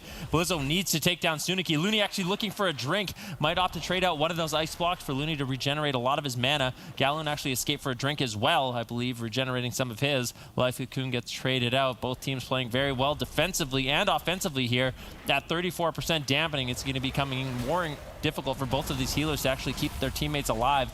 And Morrow, with the amount of uptime Tsuniki and Mayline have, it's going to be looking scary for him. Looney got another reset on his mana off the back of that drink. It's still match point, but Blizzo is really the only vulnerability for way we're here. I'd maybe like to see a swap to him readily of soon. If not, really, this is not looking too good. They go after Morrow again, but Temporal Shield is going to bounce him back into the fight so easily. They have Looney locked down in crowd control, but I would love to see them just switch to Blizzo. Fist of Fury, Tsuniki opts to use Touch of Karma to redirect that damage back into Morrow. His Touch of Karmas have been on point. Morrow's taking huge pressure as a result. Looney tries to hold on with just Iron Bar, but there's the switch to Blizzo. He needs 2 more seconds. He needs 1 more second. He manages to stay in it. Now Tsuniki could be on the ropes. Blizzo ducks around the corner. Gallon's locked down in crowd control. Fist of Fury from Blizzo. He gets incapacitated. Tsuniki really outplaying Blizzo here, redirecting and stalling it out as long as possible. But now Touch of Death available. Gallon responds, but Life Cocoon isn't that large here, deep into dampening, and Blizzo's still on the back foot. Looney doesn't have anything to keep him going. How is he going to do it? His mana is almost completely burned out. There's nothing left. Blizzo's looking like he's going to fall. We were here, the Giant Killers, looking to take down another here on match points. Blizzo just trying to stay in the fight a tad bit longer, and Looney somehow managing to do it. Yeah, Blizzo doing an excellent job with his kiting, with his Turbo Fist to stay alive. Now it's up to Morrow to sort of orchestrate this game and get their team a kill. Mayline gets caught into the Polymorph. Frozen Orb does get dropped. Tsuniki, no Touch of Karma left. Fist of Fury is used, but with the darkness, that's going to be preventing all of that incoming damage. But that's one more tool We Were Here does not have available any longer. Galoon has enough mana with his Manatee for one more Way of the Crane. Can they push Blizzo over? They go back to Morrow. I think it might be a little bit of a mistake with both ice blocks left. I feel like Blizzo's way more vulnerable in this situation. Morrow gets interrupted, forced into the ice block. He has the cold snap. He has an ice barrier. Has to hold on 30 more seconds for that second ice block. All right, they're going to try and counter aggress, but Tsuniki has the answers. Morrow really now on hypothermia is a liability for his team at 47% dampening. Neither healer has any mana left in the tank. The cooldowns are dwindling down. There's not much left on either side, but the giant killers look to take down another as Morrow tries to blink to safety. Ring of Peace holds them in place. Frozen Orb, no, Tsuniki, it was his Ring of Peace. Now reconnects. Looney tried to reposition, but he's got no mana. He just simply can't heal. Morrow has to ice block. Now they switch their attention to Blizzo. Things are becoming overwhelming for Looney with both targets in trouble. We were here looking to try and close it out, but Morrow manages to stall for one more second. If this temporal shield manages to go off, he's going to catch a tiny bit of a heal. Tsuniki actually blows the rest of his defense. We could be seeing a cross kill here shortly, but Morrow will be the one falling first as we were here. Strike blood in this series against Wildcard Gaming. Will take it all the way to a game 5. If they lose, they drop down to face elimination. We were here. We're looking like they were out of cards there in this series, but managed to pull it together and keep a point on the board. They need to win 2 more games in a row. Wildcard Gaming can make an adaptation later in the series if they want to compositionally, but this one does seem to make the most sense, especially on the map that they have currently selected. Blizzo leading the charge for his team. Looks like he's going to be gunning down Tsuniki, who opts to run into the room and try and lock Blizzo out, but he misses, and now Blizzo is inside Tsuniki's room and dealing a lot of damage. Nice incapacity on the Fist of Fury, reversing the pressure in favor. Gowlin has to save Tsuniki. Another Ring of Peace locks Blizzo in the room, and I guess this is going to be the strategy of the double monk, is to try and lock Blizzo in his room and timeout, but it's kind of just a cheeky play. I'm not sure if it's going to actually result in anything meaningful. Yeah, Temporal Shield used by Morrow should deflect a lot of this incoming damage. It's good thorns there from Looney as well, redirecting some damage over on the Tsuniki and Mei line. Blizzo's actually playing grapple weapon in this game. That's an interesting adaptation, so it has a little bit more defense for Morrow. He's going to be able to disarm Mayline and really avoid some of that damage whenever he opts to use it. He can also remove a lot of the leech healing from the Demon Hunter. If he's unable to attack, he can't heal. So potentially a mind game meta move by Blizzo to try and counteract that Demon Hunter pick. Fist of Fury come flying, but now interrupted by Mayline's Fell Eruption, and Mayline looking to get aggressive here with that I-Beam, although Frost Nova up and unable to connect. Tsuniki decides to abort the mission, portal back out of line of sight. Maybe actually even now go aggressive towards Looney, because Looney managed to sneak in there aggressively, getting a Cyclone, not able to find any sort of punish though on the back of it. And I feel like it's unlikely we see Looney go for Cyclones. Look at his mana. That just cost a whole lot of mana for a whole lot of nothing. So I don't think he's going to be doing that again anytime soon. Looney's most effective strategy is to stay as far away from the fight as possible, constantly reset, look for Prowl drinks to reset his mana, and then extend a kill later into dampening. If he goes for these offensive plays, it's just too costly with no value, at least before dampening. I want to see Looney not making these aggressive moves. He's still looking for Cyclones. Maybe if he can get enough, actually, could close the game. Tsuniki getting bursted, protects himself with Ring of Peace. Blizzo uses Ring of Peace to knock Tsuniki back, but it's not enough. Blizzo not able to fully connect. Now he gets line of sight. Tsuniki throwing the game like he did on Blade's Edge Arena. Barely coming in last. He's trying to fake cast the counterspell. He's not finding it. Now he's in a polymorph, and Tsuniki's position, he might just throw this series. Yeah, he gets fully bashed by Looney. Wildcard Gaming looking to close out this game. Touch of Death was used. Galoon, if he gets out of the crowd control, he does have the Cocoon if he needs to use it. The Life Cocoon, a very valuable Mistweaver defensive cooldown, puts up a huge shield that absorbs a lot of incoming damage. Galoon opting not to use it just yet, but Tsuniki could still be in trouble. There it is, the green shield, the Life Cocoon. It's a big defensive cooldown that Wildcard Gaming was able to pull out. Yeah, now Gallon actually has the mana advantage over Looney, surprisingly, but we've seen that, and Looney likely needs to just look for resets, and in the position that currently is set on this match, it should be very easy for him to do so. The entire enemy team is pinned down together behind the pillar. Looney actually just jumping in front of his opponents and playing a tad bit more aggressively, looking for these Cyclones, but that could cost him the mana advantage later in the game, so he's choosing to take a crowd control lead, but a mana hit later on. So far, it's not paid off entirely. Ring of Peace denying the defensive darkness. Well done by Blizzo. Looney takes that opportunity to jump in and crowd control the enemy healer. Tsuniki alone and vulnerable in this position. Maledix flies in as well. Galoon now into another Cyclone. Looney looking to carry the team aggressively, but the chain is ended. Galoon can start healing here in one more second, and with Life Cocoon absorbing the rest of the hits, maybe not enough. Full polymorph by Morrow. Great crowd control chain. The defensive Life Cocoon is now faded, although Touch of Karma is available. Having to use it at the same time would be devastating. Looney getting a lot of Cyclones, very well timed, but his mana at an expense. Polymorph, Cyclone. Good chain here by Wildcard Gaming. They're basically juggling Galoon like juggling balls. And if they can keep it going, it may be enough to take down the kill. With that Fortified Brew activated, Zuniki's taking a lot of reduced damage and manages to stay alive. Yeah, definitely he managed to stay alive. Looney now sitting down in stealth, and Rich having a heart attack, laughing as loud as he can. But Looney didn't get much mana there, and this is definitely a risky play coming in from Wildcard Gaming when they are looking for these Cyclone plays. Looney's going to have to try to regenerate some of that mana by sneaking away and getting drinks, and that's going to come down to Blizzo and Morrow finding a lot of defensive plays, doing a good job with their crowd control. Looney now sitting in south, going to be getting out of combat, sipping on some water and regenerating his mana, which is exactly what he needs to do. Gallon doing the same here as mana is going to equalize itself across both teams with dampening just starting. No real advantage there. And We Were Here are starting to show signs of life in this series against the Giants. Wildcard Gaming curious to see if they can actually pull this back with a 3-0 reverse sweep to stay in the upper bracket against Method Black. Blizzo overextends, caught in a stun lock here in game number 2. Opting to overlap defensive cooldowns in a bit of a panic attack for Wildcard Gaming. There's now an opening to take Blizzo out. There definitely is.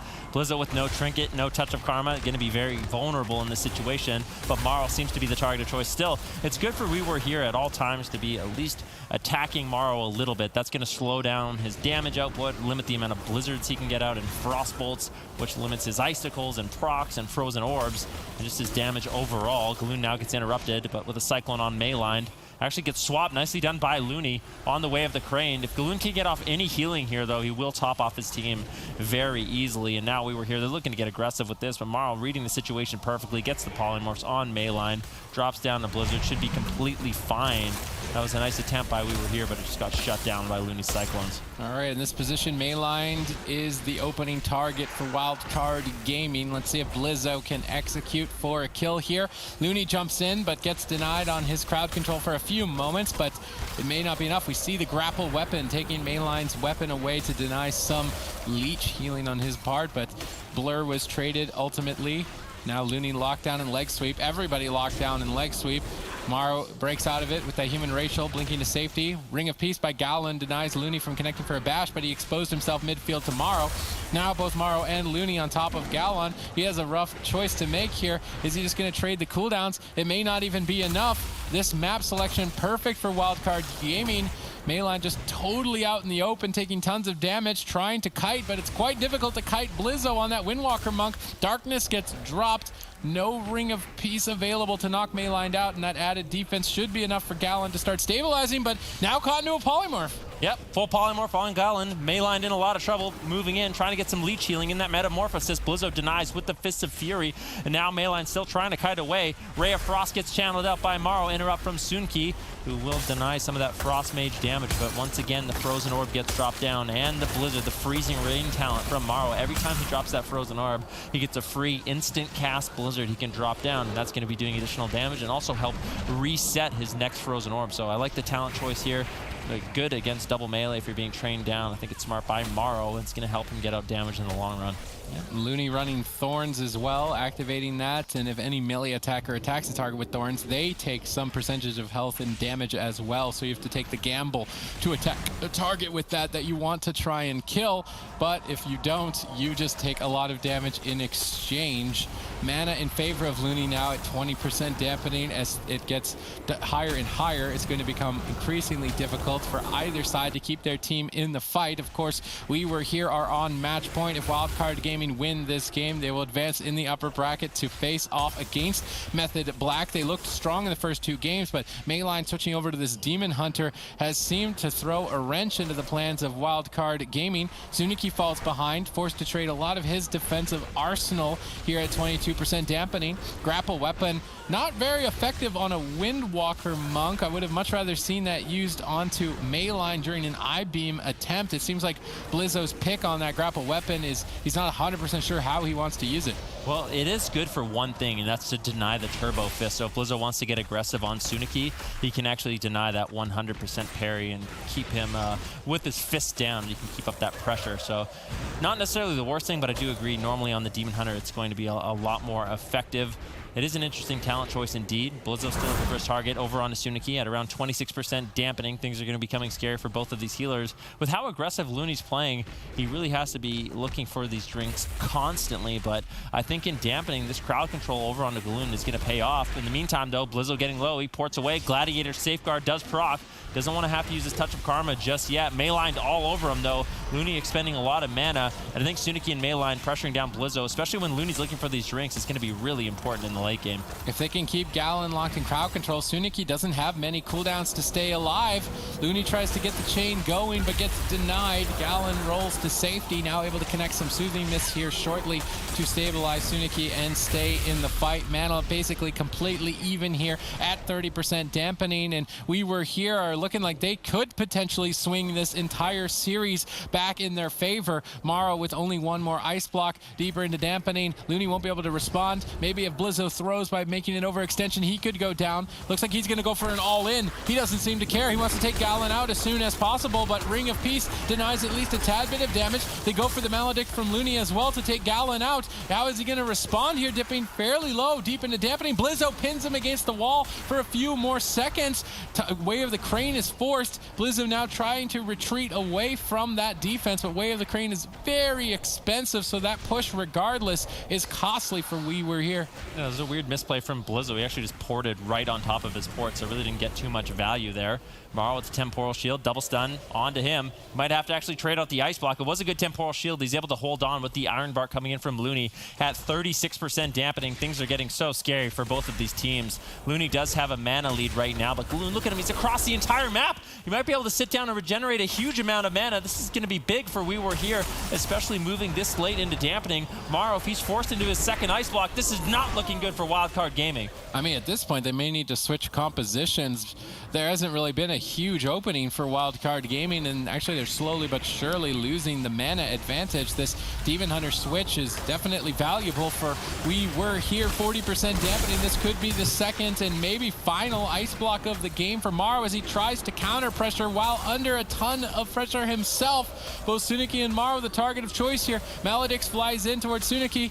Gallon is crowd controlled. Mayline is crowd controlled. It's a 3-on-1. Blizzo on top of Suniki and looking to close. Gladiator Safeguard protecting him for now. Blizzo ports away from the Way of the Crane of Gallon. Good reaction time by Blizzo, denying a bit of extra damage and an immediate top off, but the mana may now be in favor of Looney as he's managed to sneak across the map, and this is exactly what you want to do as a healer. If your team has pressure and the enemy team is running away, you can sneak off and drink, regenerate mana for a kill later on, but he didn't get that much off the back of it. Maylined with a good denial.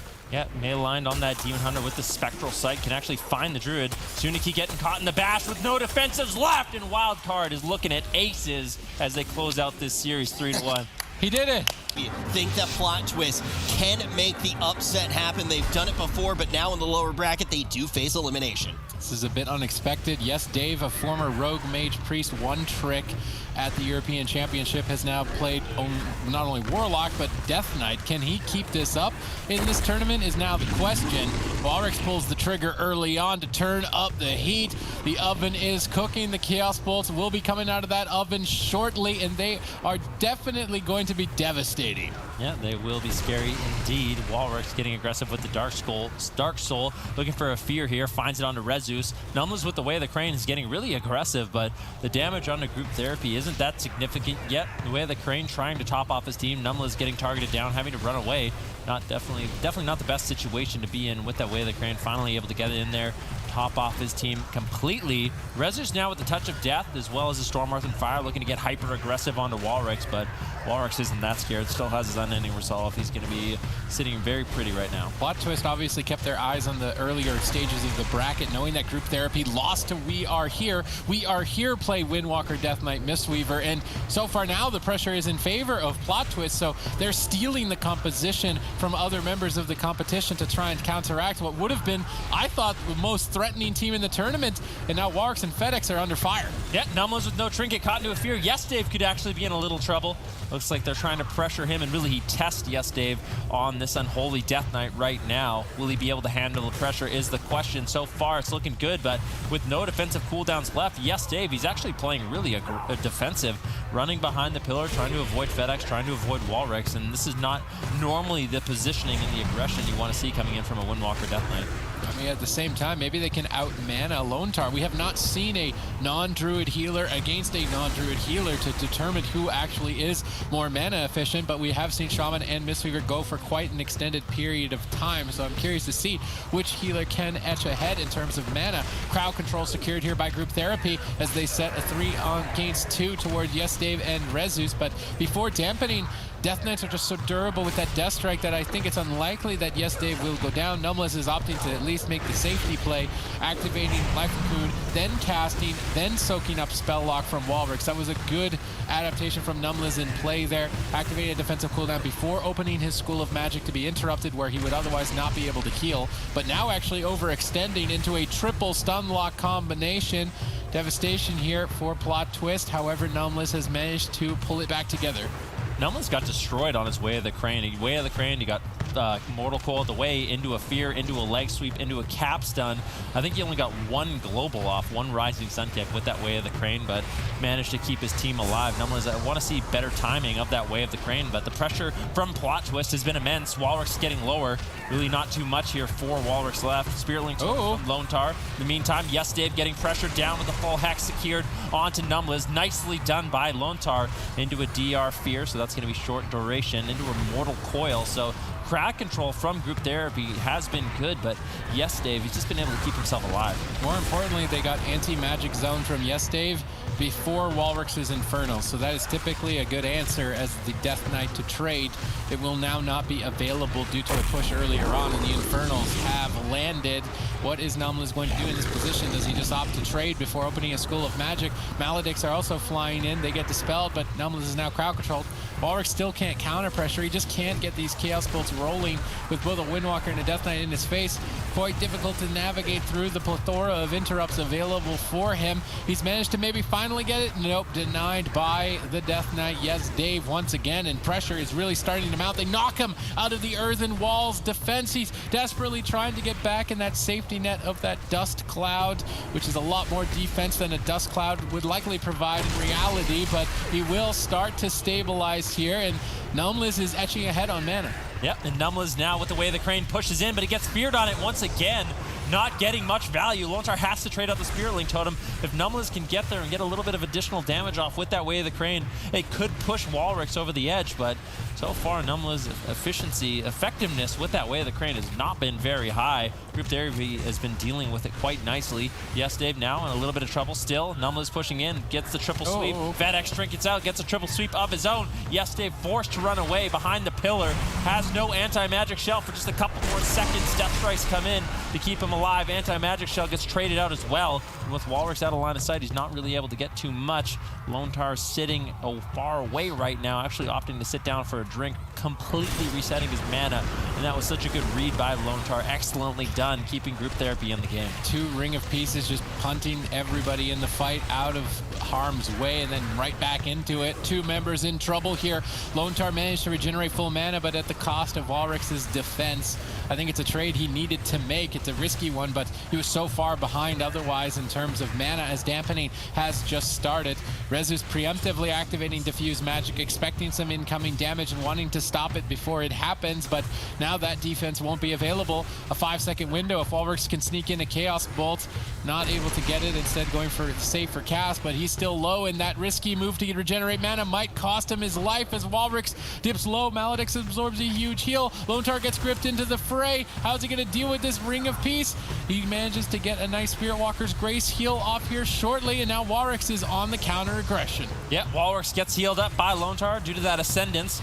Now Walrus still low though. Rezus and Yesdave have tremendous pressure. Hex secured over on to Numliz. Rezus could be a little bit vulnerable here, but with the double leg sweep coming in, Walrus not really able to get off too much damage. These leg sweeps from Rezus and Numliz have been on point to avoid damage from Walrus and also keep up their pressure at 8% dampening. Things are going to start getting spicy. Lone Tar at around 40% mana right now. Numliz as well. So it's about an even trade, but Lone Tar, keep in mind, he's already drank to full, so likely will lose that mana advantage of the game. Oh, one more second. Rezus manages to connect Touch of Karma, however, now overlapped with the anti-magic zone, and Walrix is lining up a couple Chaos Bolts before every Chaos Bolt he gets off during Call Infernal will stack up, increasing damage on the next Chaos Bolt. So if he can get 3 in a row, that's going to be the huge amount. He's gotten 2. He got the third. No, he didn't get the third. Yes, Dave was able to line of sight. Walrix is just snared up in midfield, unable to get that final Chaos Bolt. Thinking about dropping a gateway, though, to jump on the enemy team. Bit of a risky maneuver on his part. Lone Tar says, okay, if the enemy team's going to retreat back and hide, I'm just going to regenerate mana, and he managed to get a lot. That's a huge mistake by Yes Dave. He needs to make sure that he has that ghoul that's chasing Lone Tar, constantly chasing him, micromanaging that to make sure that Lone Tar does not regenerate mana, and because he wasn't, now Lone Tar is in a huge lead. Yeah, and Walrix is sitting in the middle of the map right now, midfield, just spamming out the Chaos Bolts, looking for a fear here on Nublez. Will he be able to get it? No. Paralysis shuts that down. Rezus in a little trouble with Touch of Death on him. Nublez caught into the fear. Rezus has to keep himself alive.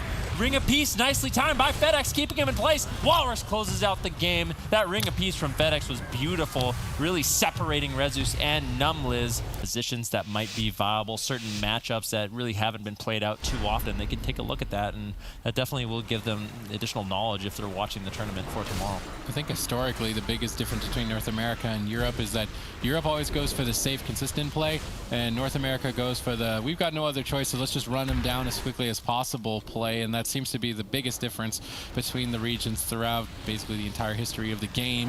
Rezus leading the charge here for his team, trying to get things going with Touch of Death. Walrix getting knocked downstairs, out of line of sight, and out of the safety of that Earthen Wall Totem, although now looking to reverse pressure, having Infernals dropped. Rain of Fire is a great way to spend your Soul Shards. It's an instant cast way to buff the damage of your next Chaos Bolt, so Walrix is lining himself up to potentially deal huge damage, but unfortunately there's walking away. If Walrix can get in line of sight, he's connecting the Shadow Fury onto Numliz, follows it into a fear. This Chaos Bolt gets stopped. They need to keep stopping it just a tad bit longer, but Rezus has to trade valuable defensive cooldowns to deny that initial attack.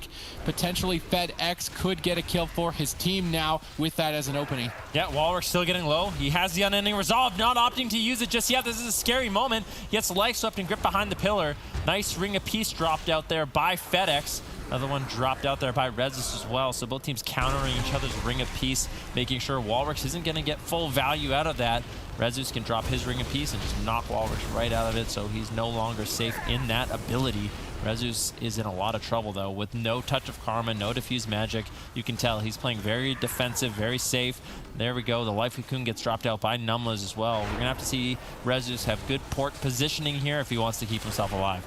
See FedEx swapping to Numliz as Rezus was evasively avoiding all of his attacks, so that is a good move. If the target you're trying to hit starts to run away, just hit something closer, and that's usually the best move when playing with a Destruction Warlock, because the Warlock just can't keep up with the target if it gets too far away. So it's a smart decision by FedEx there to put pressure in multiple places, and as the healers become taxed on mana, that can create kill windows for your team. Both teams equal on mana at this point in the match. Cooldowns equaling out as well. No massive lead for either side on game 2. However, Walrix secures a spell lock 2 seconds away, 1 second away from staying alive, and now able to, if the trade is necessary, with anti-magic zone placed here, this purple shield reducing damage. Rezus wants to hold on to more defense rather than trading it out and overlapping, but Numliz commits the Life Cocoon regardless during this incoming fear, which now allows him to stay aggressive and pull a Spirit Link Totem from Lone Tar, but still lots of damage as both teams continue swinging.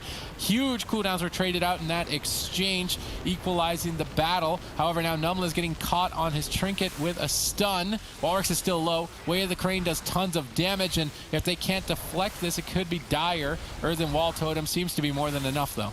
Yeah, Walrus going to be using the Ring of Peace and the Earthen Shield Totem in order to survive. There was a nice play from Numliz. He got interrupted, and really the only thing you can do in that situation is try to avoid damage with your paralysis or with your leg sweep. So he cheat torpedoed in, leg sweeped everyone, and that sort of froze his team's HP, buying him some time. Rezus getting bursted down. Touch of Death was used by FedEx. Rezus manages to kite away across the entire map, spamming out the Vivifies to stay alive. FedEx trying to get there to help him out, but yes, Dave, with the Chains of Ice, will slow FedEx down. Rezus keeps himself alive. That was a close call for Plot Twist, but nice kites from Rezus keeps himself alive. Yeah, Rezus is easily the MVP for Plot Twist. Maybe the entire tournament, constantly avoiding death, setting up kills for his team, but now in this position, things might get awkward.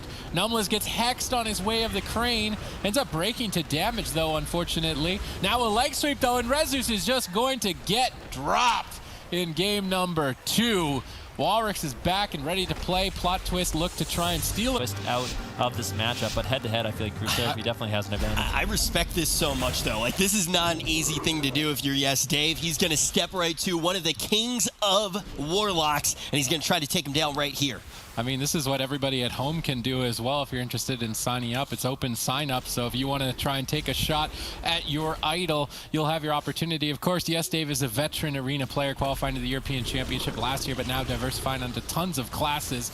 However, he may have spread himself too thin, and facing the Lord of Destruction, Walrix himself, may be the final nail in the coffin here as Group Therapy look to close this series 3-0. Well, let's consider one thing. I mean, this is not an exact mirror. You have Numliz on the Mistweaver Monk and Lontar on the Resto Shaman, and I feel like against the Destruction Warlock, the Restoration Shaman is going to be a lot more effective. You have Grounding Totem to soak up some of those Chaos Bolts. You have Wind Shear to interrupt the Chaos Bolts, and in addition to that, you also have the Tremor Totem to deny fears. So I feel like the Shaman head-to-head has the advantage over the Mistweaver Monk in this particular matchup, but maybe Numliz can pull ahead in terms of mana if it does go late.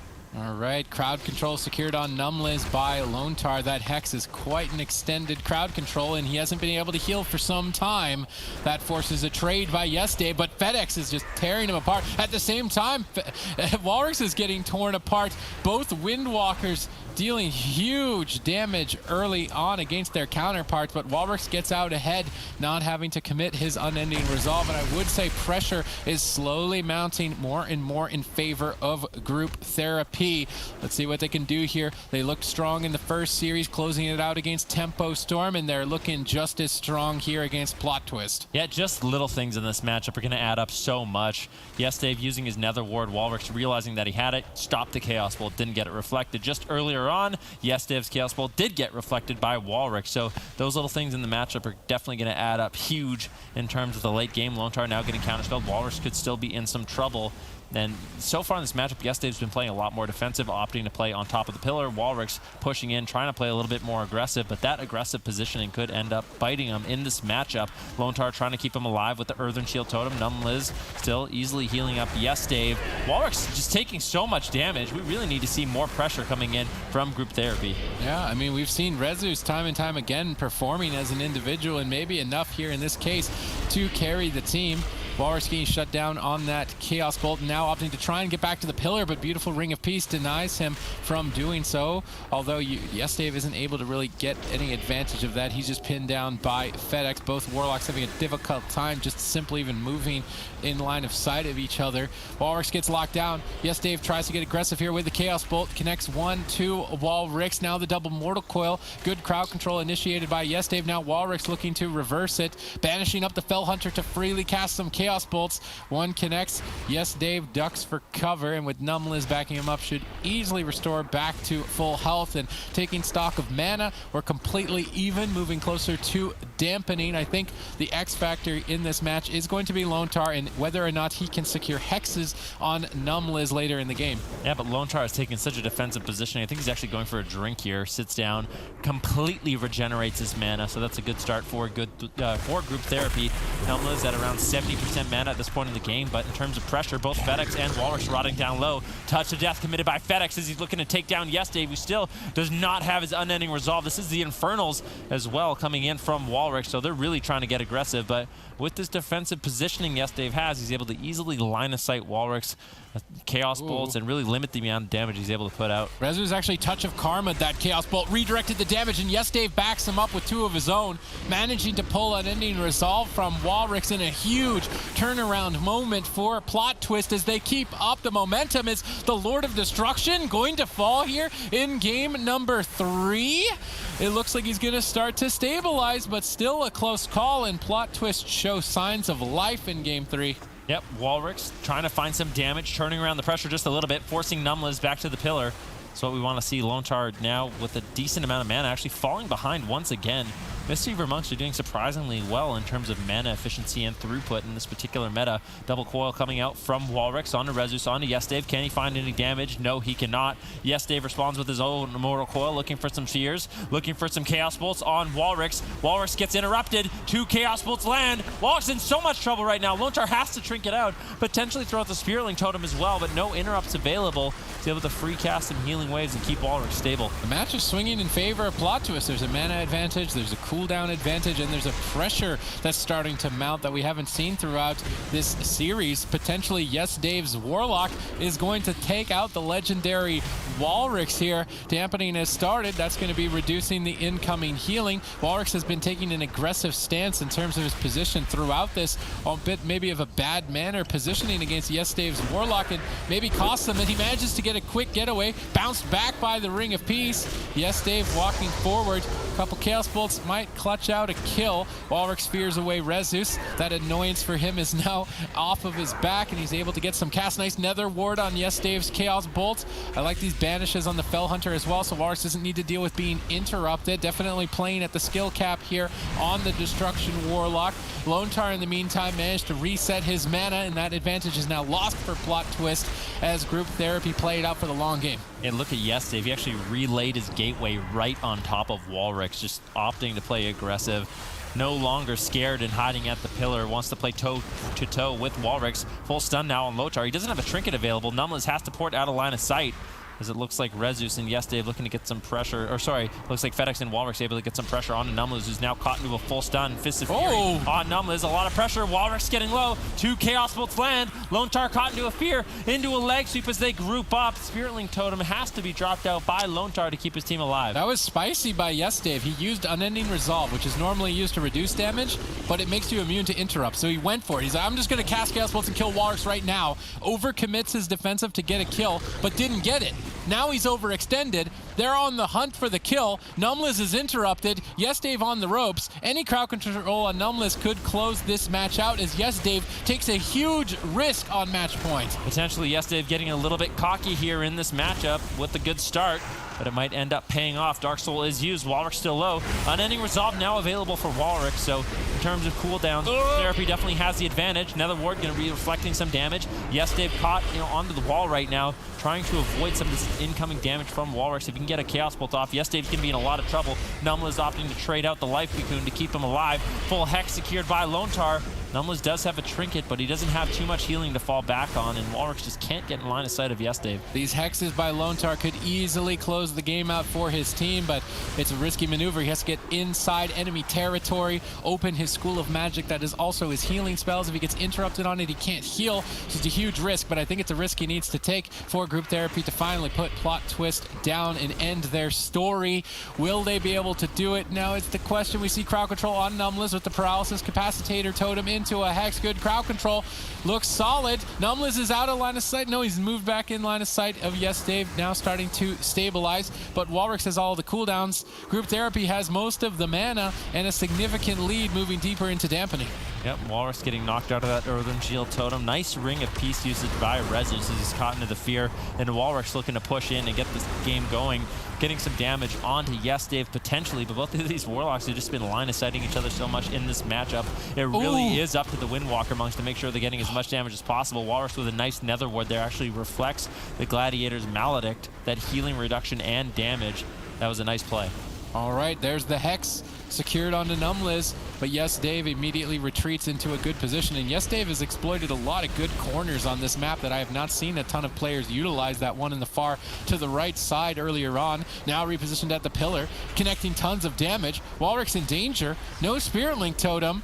Walrix is just going to keep up the chase, but gets knocked away. The Maledix connects regardless. Numliz is crowd controlled. Yes Dave in desperation mode, fears up FedEx, drops his Dark Soul. I would like to see a Chaos Bolt casted during this. Yes Dave throwing that cooldown away if he's not able to get one. Manages to find it. That Chaos Bolt could close. Walrix down so dangerously low. There's nothing left for him. 17 more seconds, but he's just going to go for the kill. It's a Chaos Bolt bonanza to potentially close out this fight. Numliz gets stun locked. Both Warlocks low, but Yes Dave has Life Cocoon to protect him, and the Lord of Destruction could possibly falter. Yeah, Walrix does manage to stabilize. Nice heals coming in from Lone Tar, who still has his Spirit Link and his Trinket, so Group Therapy always has that to fall back on. Yes, Dave in a lot of trouble with the Unending Resolve, though. Got to be feeling a little bit healthy, but he's getting low. He gets locked out. He can't activate the cooldown. Incapacitate on Numliz. Yes, Dave trying to run and hide for his life. Numliz finally reconnects the heals onto Yes Dave to keep him alive. What a scary moment. Risky plays. I've never seen Warlocks go toe-to-toe like this and say, mine is going to kill you. No, mine is going to kill you, and they just keep casting, even if they're at 10%.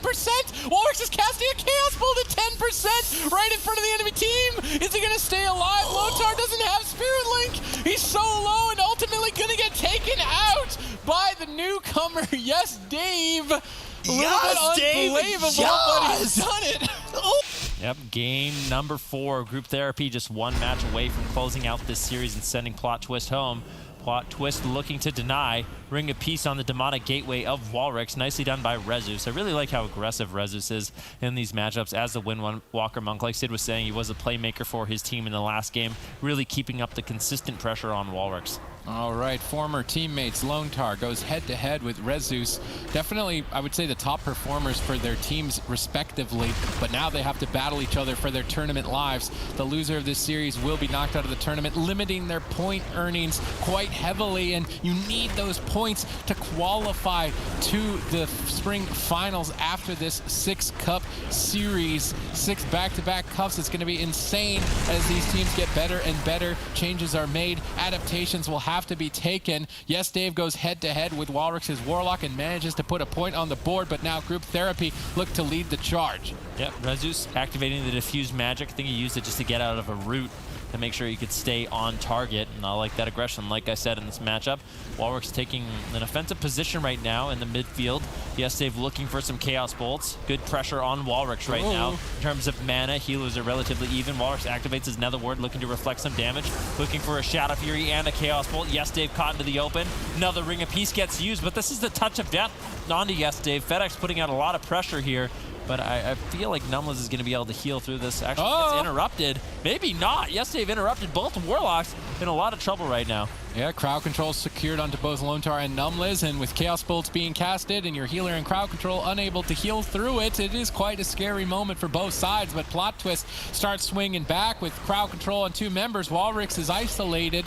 Yes, Dave is just going to town at this point, and Walrix really needs to start developing some counter pressure. This is where I think it's so important to know how much damage exactly is Rezus and FedEx doing respectively, because Walrix is the one who seems to be so far behind, but here's the advantage that Lone Tar brings on the Shaman. That Hex Numliz brought out of the fight for 8 seconds. That was an opportunity now for Group Therapy to force more defensive cooldowns, but just not finding it. Yes, Dave looking for a Chaos Bolt. Ring of Peace comes in a little bit too late. Walrix taking quite a bit of damage. The Mortal Coil comes in, looking for a Fear, looking for some additional damage as well. But Numliz so far has just been able to easily heal through all of this pressure. His mana is even with Lone Tar.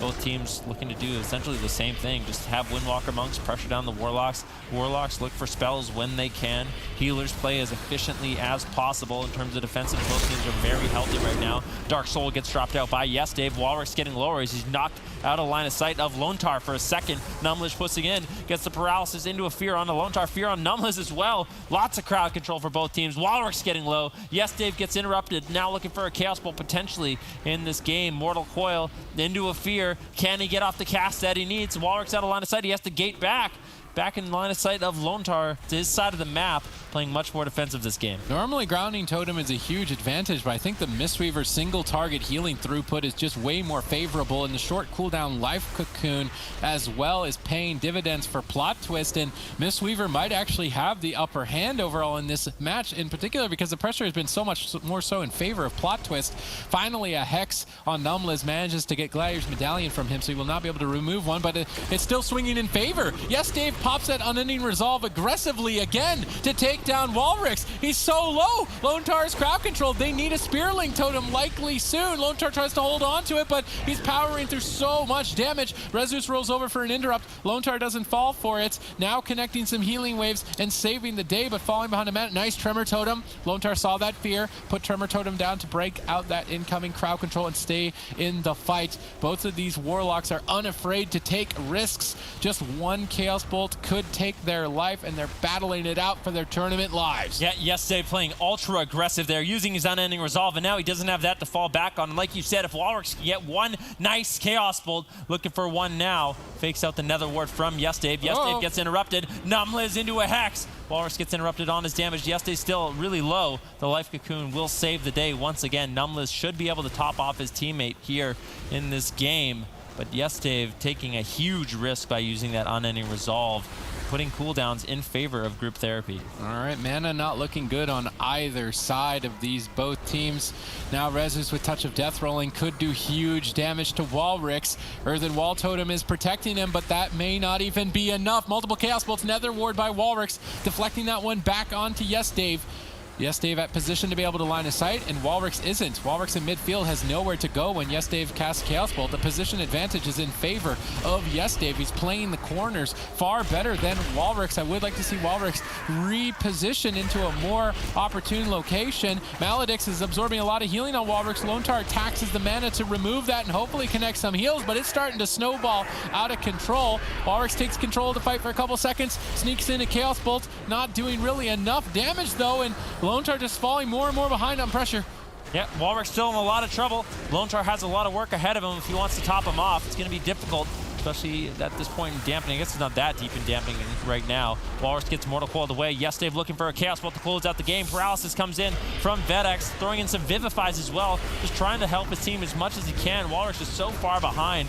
Shaman healing just seems a little bit inferior to the Mistweaver Monk right now in terms of single target pressure. Yes, Dave finds a Chaos Bolt, double leg sweep coming in from FedEx to keep Walrix alive. Counter pressure now on Yes, Dave. Two Chaos Bolts from Walrix. Yes, Dave really low with an interrupt on to Numbliz. Nicely done by Walrix setting up his team. Numbliz forced to trinket out as well. He does have the revival, but no Life Cocoon for another 15 seconds. He needs to try to find some healing. Nice Ring of Peace by FedEx, knocking them up, splitting them up, and now Yes, Dave is all by himself, getting wind sheared by Lone Tar. Lone Tar, if he can sneak in a Hex here, they can take him down. Yes, Dave, this is it. Can they stay alive? Life Cocoon comes in the nick of time to keep him alive in this matchup. Yeah, the Hex got the Gladiator's Medallions from Numbliz, but they continued the chain. Unfortunately, a valiant effort is not rewarded with a kill. Group Therapy were seconds away from victory and advancing in the lower bracket, but in defiance, Plot Twist stay alive. Now pressure on Walrix. Yes, Dave raining down terror. Spirit Link Totem is forced to be traded.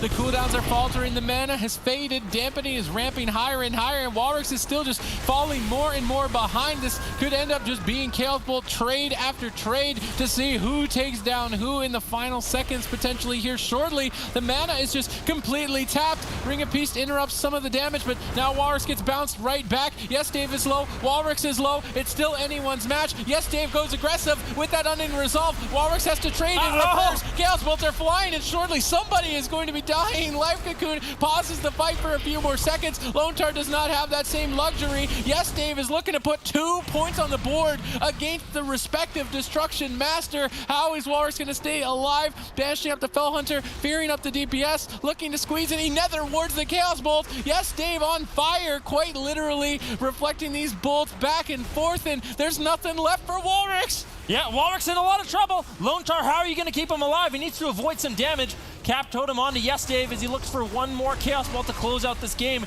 Numless has the mana to keep Yesdave alive. Walrick's getting aggressive. Big heal coming in from Lone Tar. The last little bit of his mana was used. Demon Soul by Walrick. If he can get one Chaos Ball, they can end this game. There's the full Hex. Group Therapy, can they do it? And Walrick finds the game-winning Chaos Ball on Yesdave, closing out this series 3-1. You know, it's pretty brutal to be going in the game. Change my mind versus we were here. Change the subject. Ooh, here we go. Change my mind. Bringing in the Shadow Priest Frost Mage Restoration Druid. It's a really good wizard setup.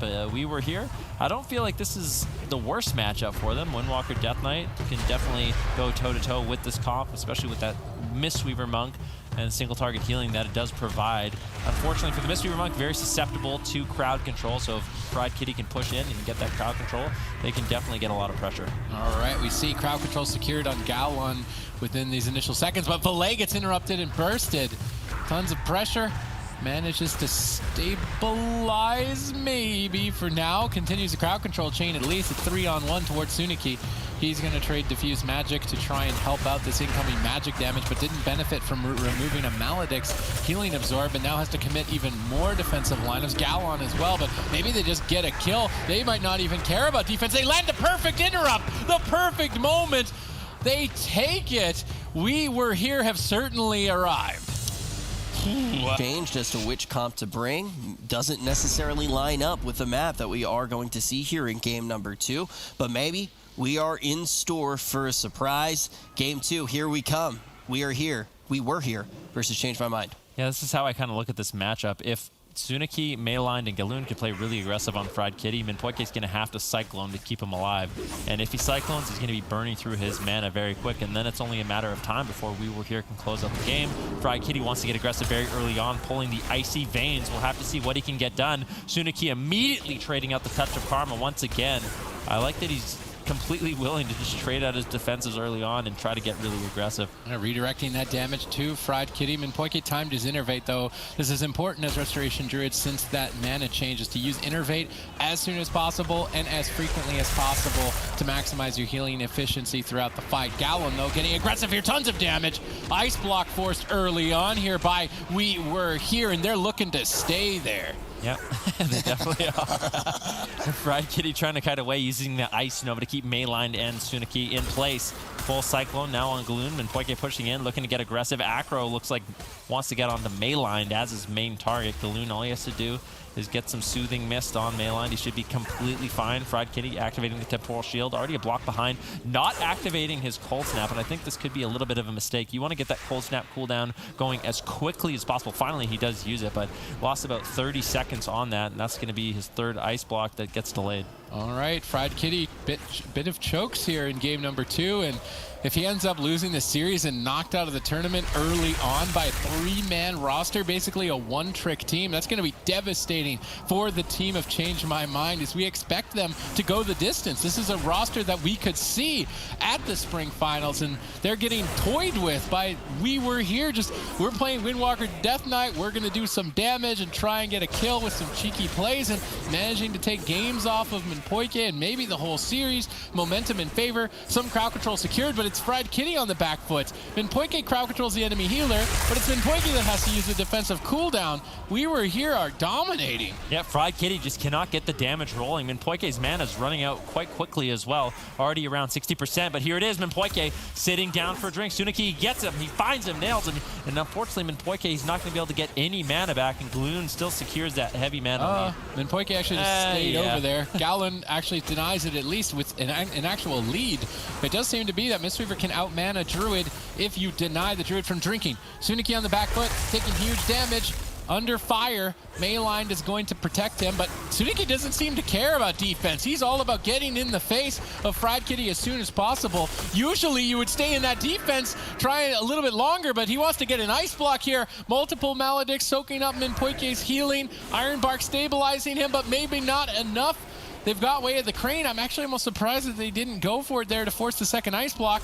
Another Cyclone timed by Minpoike, but that cost him a lot of mana. He's going to have to find drinks and regenerate mana. He snuck away out of line of sight. Mayline is moving forward, gets Ice Nova just out around the corner. Minpoike is able to regenerate mana because of that Ice Nova timing. Great play by Fried Kitty. It's definitely good, but I don't think they need the mana advantage to actually win this game. Fried Kitty could eventually fall. Ice Block gets such a long cooldown with the Cold Snap. Water Elemental gets killed off. Fried Kitty looking for another one. Good pressure here on Fried Kitty, and if you notice, Fried Kitty's actually playing the Dark Iron Dwarf. He used the Fire Blood Rachel to remove one of those Gladiator Maledicts that was soaking up a lot of Minpoike's heals, so I think it's a good race for him to choose. Definitely gives him a nice little edge in this matchup to keep himself alive. All right, Minpoike's locked in crowd control. Galoon as well, as both teams race at each other. I would like to see a swap to Mayline deeper in dampening, but they're kind of pulling the trigger on that swap a bit prematurely, and still lots of damage available for Fried Kitty. He's pinned down. He just can't escape to safety. Galoon is charging forward on top of him as well. I'm surprised they don't go for a Way of the Crane. Minpoike has no Gladiator's Medallion. They could combo it together to force this second ice block. Temporal Shield timed prematurely by Fried Kitty during a kidney shot. Bit of a misplay there. You would normally want to time that when both melee are able to attack you. Now he's not going to have that defense. But in the meantime, Minpoike has gotten crowd control onto Gallon. Suniki's locked out of the match as well by Fried Kitty. It's 3-on-1. Lots of damage. Life Cocoon, though, denies the kill as Mayline continues marching forward. Maybe not enough. We do see Way of the Crane activated for this push for the second ice block. They need to get a second ice block with this crowd control chain, but Minpoike was standing in Death and Decay, so the paralysis ended up breaking to the damage of that spell. Bit unfortunate here for We Were Here, because they were going to easily get a second ice block with that push. Maybe still have the damage to do it. Yeah, Fried Kitty using the Temporal Shield to absorb some of this damage. Suniki once again just trading out the Fortifying Brew. Wants to use all of those defensive cooldowns offensively so we can stay in the fight, never have to run away, keep up the pressure on Fried Kitty, prevent him from really getting too much out. But now Suniki potentially getting punished here, preemptively using the Diffuse Magic on the Kidney Shot. Nicely done. Another Touch of Karma is there for Suniki, and that's one of the advantages for the Windwalker monk. Your defensive cooldown is such a short cooldown. Touch of Death gets used on Fried Kitty, forcing him into the second ice block. These aggressive plays by Suniki are pulling major defensive cooldowns and running Change My Mind for a loop. Preemptive Life Cocoon on Galoon. He's trying to sit through blind. If he can sit through blind, that's the biggest threat on the team for Change My Mind, and he can comfortably sit through it because he activated this shield protecting Suniki 1 second before it hit him. Nice read on Galoon. That's going to allow him to hold that Gladiator's Medallion maybe for a push later on, but Minpoike in the meantime was able to sneak away, and this is the advantage of Tolvaron Arena. He can just go so far away from the fight, go into Prowl, drink while invisible to his opponents, and get full mana reset. But Galoon at the same time is regenerating quite a bit here. We see the grip into the double leg sweep as Suniki tries to lead the charge. Fried Kitty, good evasive maneuvers here, ducking around the corners and avoiding the reconnect during that assault, but he had to use his Gladiator's Medallion to get out of that leg sweep, which he will not have available. Luckily, his Cold Snap just came off cooldown, so he's going to have another ice block to blow through, moving into dampening. Yep, Suniki moving forward, lands the Incapacitate on him, and Minpoike, good pressure on Fried Kitty. Does have that third ice block as well as the Icy Veins. But Suniki, although he's been trading out his defensives, they've all rotated back up. Touch of Karma available, Fortifying Brew available, Diffuse Magic as well. Interrupt on Galoon. Suniki responds with the Fortifying Brew, doesn't want to go down before Galoon gets out of the crowd control, and managing to find the Life Cocoon on Sunikai as he goes into that full kidney shot. Now Sunikai and Mayline looking to find some damage on Fried Kitty. Once again, this is the Icy Veins. If they can survive this, it's going to be good. Fried Kitty forced to play defensive. Incapacitate on Minpoike once again. He manages to find the Iron Bark, but still Fried Kitty in a lot of trouble. I'm surprised to not see Touch of Karma traded here by Suniki to redirect all of this incoming Frost Mage damage. Now locked down in a kidney shot. Fried Kitty looking for polymorphs, but Galoon gets counterspelled. This is devastating for We Were Here. They had all the momentum throughout this entire match, but they're now falling behind to the pressure of Fried Kitty's Icy Veins. Touch of Death about to go off. Minpoike's crowd controlled. He's trying to hold on to it with that temporal, but it might be a risk he can't take. Ice block gets traded, denies the kill, but he is unlikely to get another ice block. That immunity defense that he's currently sitting through will not be available. The next big threat, the next big push could push Change My Mind to their limit, and We Were Here may advance and put them on match points. This is supposed to be the tournament for Minpoike's redemption, his chance to prove he still got it, but We Were Here are looking to deny it. Hit new kids on the block. Sunakai, he's going to be porting out a line of sight. Galoon into the full blind. Is he going to have to use his trinket? Sunakai actually wasting his leg sweep there, trying to pull Acro out of stealth, but unfortunately Acro dodged it. Now Sunakai could be a little bit vulnerable and loses that offense of that stun. It's a really long cooldown, so that's unfortunate for Sunakai. Galoon looking to get some heals onto Sunakai as he does get lower. Smoke bomb gets dropped. Nice cyclone coming in from Minpoike. If they can find any CC on Galoon, it could be his trinket. Asphyxiate stun onto Minpoike. Good job by Mayline trying to slow down this crowd control. Galoon now into a full polymorph on his way of the crane. Sunakai has to pull out of line of sight, using the Fist of Fury to parry Acro, and now able to cast some Vivify, should be able to survive. And now with his Touch of Karma, with his Diffuse Magic, he's going to feel very good to push in and try to take down Fried Kitty. That way of the crane was wasted. He got completely controlled on it. I was hoping Galoon would use his Glidier's Medallion to get out of crowd control during way of the crane, add extra damage to his team, and just kill Fried Kitty, but he didn't go for it.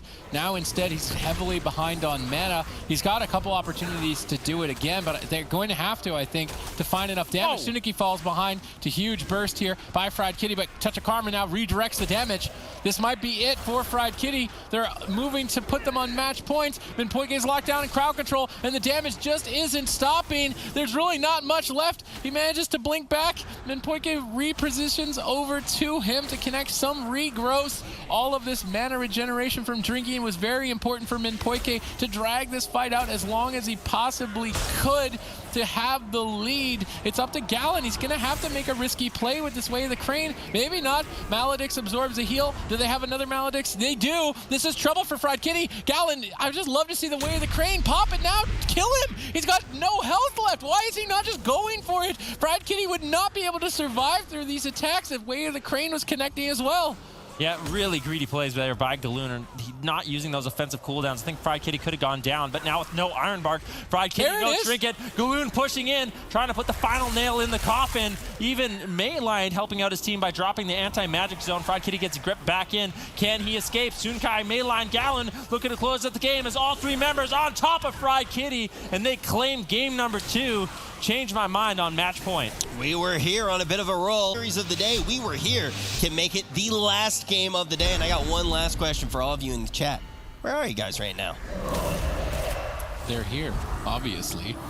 That was just like we are. That was a good follow-up. So Mayline in this matchup, he's actually playing Dark Simulacrum. So watch out for that in this matchup. He's going to be looking to steal spells, vital spells like Polymorph and Fear. If he can take those, he can swing crowd control and pressure in favor of his own team. All right, at this point, Gallon has been locked down crowd control, but Suniki has been making these plays. Touch of Karma's to reverse pressure, while Mayline stole crowd control from the opposing team, and Dark Simulacron could be the honor talent that they need to put this match over the edge. It may be something that Changed My Mind we're not expecting. There's a lot of pressure as Valet is starting to falter. He can't afford to throw. He's on match point, and he's dangerously low. Minpoike max range, mashing out as many incoming heals as he can. No Dark Simulacron usage just yet onto these polymorphs, onto Galoon, but the damage is just huge! Yeah, Valet forced it into the dispersion. Luckily, was able to get it off in this game. And Poike, though, already trading out his Iron Bark as well as his Trinket, so not too many defensives left. Valet still has his most important defensive, though, that Void Shift. At any point in the game, he can trade his health and exchange it for someone else's. It pairs really well with a Mage, especially if he's running the Temporal Shield. The Mage can use the Temporal Shield, Void Shift will hit him, and then both of them will end up going to full HP, as the Mage will regenerate his health via Temporal Shield. So it's a strong combo the Shadow Priest Mage does have in this matchup. And Poike, is he sitting down for a drink already? So yeah, really doesn't want to fall behind on mana. I think it's an intelligent decision. Sunike now in midfield on Valet. Valet going to be taking a lot of damage at this point. Silence on the Galoon, Polymorph on Mayline. Sunike seems to be the target of choice. He doesn't have any defensives. He has to run away. Finally dropping his port in a good defensive position, and that's going to be vital for him staying alive. I don't know why Changed My Mind didn't go with his composition in game 2. Suniki on the run here as his healer is locked out of the match for an extended period of time and unable to heal. Once again, Touch of Karma right before an incoming stun. Suniki is inside the minds of Change My Mind and predicting tons of damage and denying it entirely. Now at this point, though, he may need to get defensive. Maybe not. Let's just target the Shadow Priest and just put him down here as they are on match point and they're getting aggressive. Minpoike denies the kill with both Iron Bark and Thorns. Valet is now a tanky threat that we were here is just defiantly continuing to attack. Yes, Sunakai trades out basically all his defensives in order to keep the aggression on Valet. Full polymorph onto Galoon right now. Nice crowd control from Fried Kitty. Icy Veins coming up in around 35 seconds. Sunakai, he has to be very careful for that. He just uses Transcendence, poured it away. But if he gets caught in midfield once again, it's going to be difficult for him to escape that Frost Mage. So definitely has to play it safe in a moment when Fried Kitty does have Icy Veins available. And Poike actually playing Feral Affinity, and he just showed that he was playing that. I would like to see them maybe run down Minpoike, a Feral Affinity Restoration Druid. That sounds tasty for Windwalker Death Knight combined together, although a risky exchange because then leaving a Mage and the Shadow Priest open could just tear you apart. They're on match point though. They've got so much leeway to play with. I actually think that they should take that risk, try and run Minpoike down. They've got a huge mana lead in this position. Their cooldowns are rotating back up, except right now if they don't survive for the next 5 seconds, which would be a little bit unfortunate. 4 seconds, 3 seconds. Gowlin denies the kill. Mayline manages to steal a polymorph from Fried Kitty, but not able to really capitalize on it because Suniki is just forced to run. Yeah, once again, out of line of sight, and opting not to trade out his Tetra Karma in that situation, which is a play I feel like we'd normally see him make, just trading his defensives for sheer aggression, but wants to play it a little bit more defensive, especially with Galoon having no Trinket and no Life Cocoon. He doesn't have those abilities to fall back onto as a safety net. And Poike now caught into the leg sweep. Valet, a lot of pressure onto him. If he gets interrupted, he could be in some trouble. Thorn's going to be used by Minpoike, and if you don't know what Thorns does, it's a buff you can put on your teammate, so onto Valet, and that's going to be redirecting a lot of this melee damage onto Mayline and Sunakai, so they have to sort of think twice about just training Valet down. All right, Dark Simulacrum available for Mayline. Fried Kitty needs to be aware of that. If he gives a polymorph to the Death Knight, it might be the end of Valet if he's not careful. I still think they should switch targets to Minpoike at some point in this fight with that Feral Affinity. You are a good target to attack as a Druid. Let's see what they decide to do here. Mayline is marching to deny Minpoike's drink, but I believe he got some of it regardless, which is now going to put the mana fight basically equal as we edge closer to dampening. Suniki again retreating back behind the pillar, waiting for vital defensive cooldowns before making a push, which is very important as a double melee composition. When you don't have defensive cooldowns, look to retreat away, wait for them to refresh when they're available, then go for a big push as you have a safety net to fall back on. That Galoon is actually on top of Minpoike now. It looks like a split strategy is being implemented by We Were Here, trying to burn some of the mana that Minpoike has available. It's at around 60%, and if they can keep up the pressure on Fried Kitty as well as Valet, Minpoike is going to have to keep those heal over time effects on multiple targets. Right now, Galoon and Sunakai, they're in a pretty safe spot. They can just pour it all away, out of line of sight. Mayline, he can basically play offense for their team as he is so tanky before dampening does kick in, but later on, that's going to be the advantage Change My Mind has. Mayline, he's not going to be as tanky. He's not going to be able to heal himself up for quite as much. And when Sunakai and Galoon, they're running out of line of sight, they're hiding for their lives. Mayline's going to get swapped to, and he can get deleted out of the arena. Yeah, deep in dampening, Mayline is going to be a point of contention for Change My Mind. Fried Kitty predicts this attack, activates Temporal Shield right before taking a ton of damage, which is now healing him back, but the Maledict soaked up a lot of that healing. Suniki is low as well, but he got Touch of Karma off right before an incoming bash, actually opting to use Glider's Medallion and duck around the corner. Minpoike's hunting him. He's Feral Affinity. Minpoike can do just as much damage as a Feral Druid with this decision. Decides to stun up Suniki, go for a clone, gets Death Gripped on it, and denies the Cyclone. Suniki, though, has been pressured non-stop, and this is what we thought compositionally would do the work for Change My Mind, and maybe picking that Rogue Mage earlier could cost them the series, because after this, it's the map pick for We Were Here. We're going to go to the smallest maps in the pool, and Minpoike seems going to get run down, so even if Suniki does meet defeat here shortly, they've got everything left to win the series. Way the Crane gets activated. Suniki, though, gets cloned at low health. Minpoike definitely putting the team in his back pocket in these final moments, potentially for Suniki. Full Polymorph secured. Polymorph on the Trinket. Suniki on the run to stay in the fight. They've still got a mana lead, at least to their name, but they've burned basically every cooldown. Yeah, although Valet seems to be, although Valet, you'd think he would be a better target in this matchup, I actually think it's Fried Kitty who's setting up all of the plays. He's getting the polymorphs on a Galoon. He's being able to basically free cast out Blizzards as well as Frost Bolts to build up his damage. I actually think it's better for them to be on the Frost Mage in this matchup to sort of prevent these play makes that Fried Kitty is coming up with. I thought they were going to double Ring of Peace Minpoike in the corner and just take him out while he couldn't escape. That would definitely have been a cheeky play on their part. I do think it's important that they attack the Feral Affinity Druid, but now they're deep into dampening. That's pretty risky to do. You can't really rely on Death Strike now to carry your own life while your healer sits crowd control. So this is risky moves by We Were Here. They're still leading in the series, but so far I think the momentum has been for Change My Mind in this match in particular. Mayline trades out his defensive line to stay in the fight a bit longer, but his healer now gets polymorphed on Way of the Crane.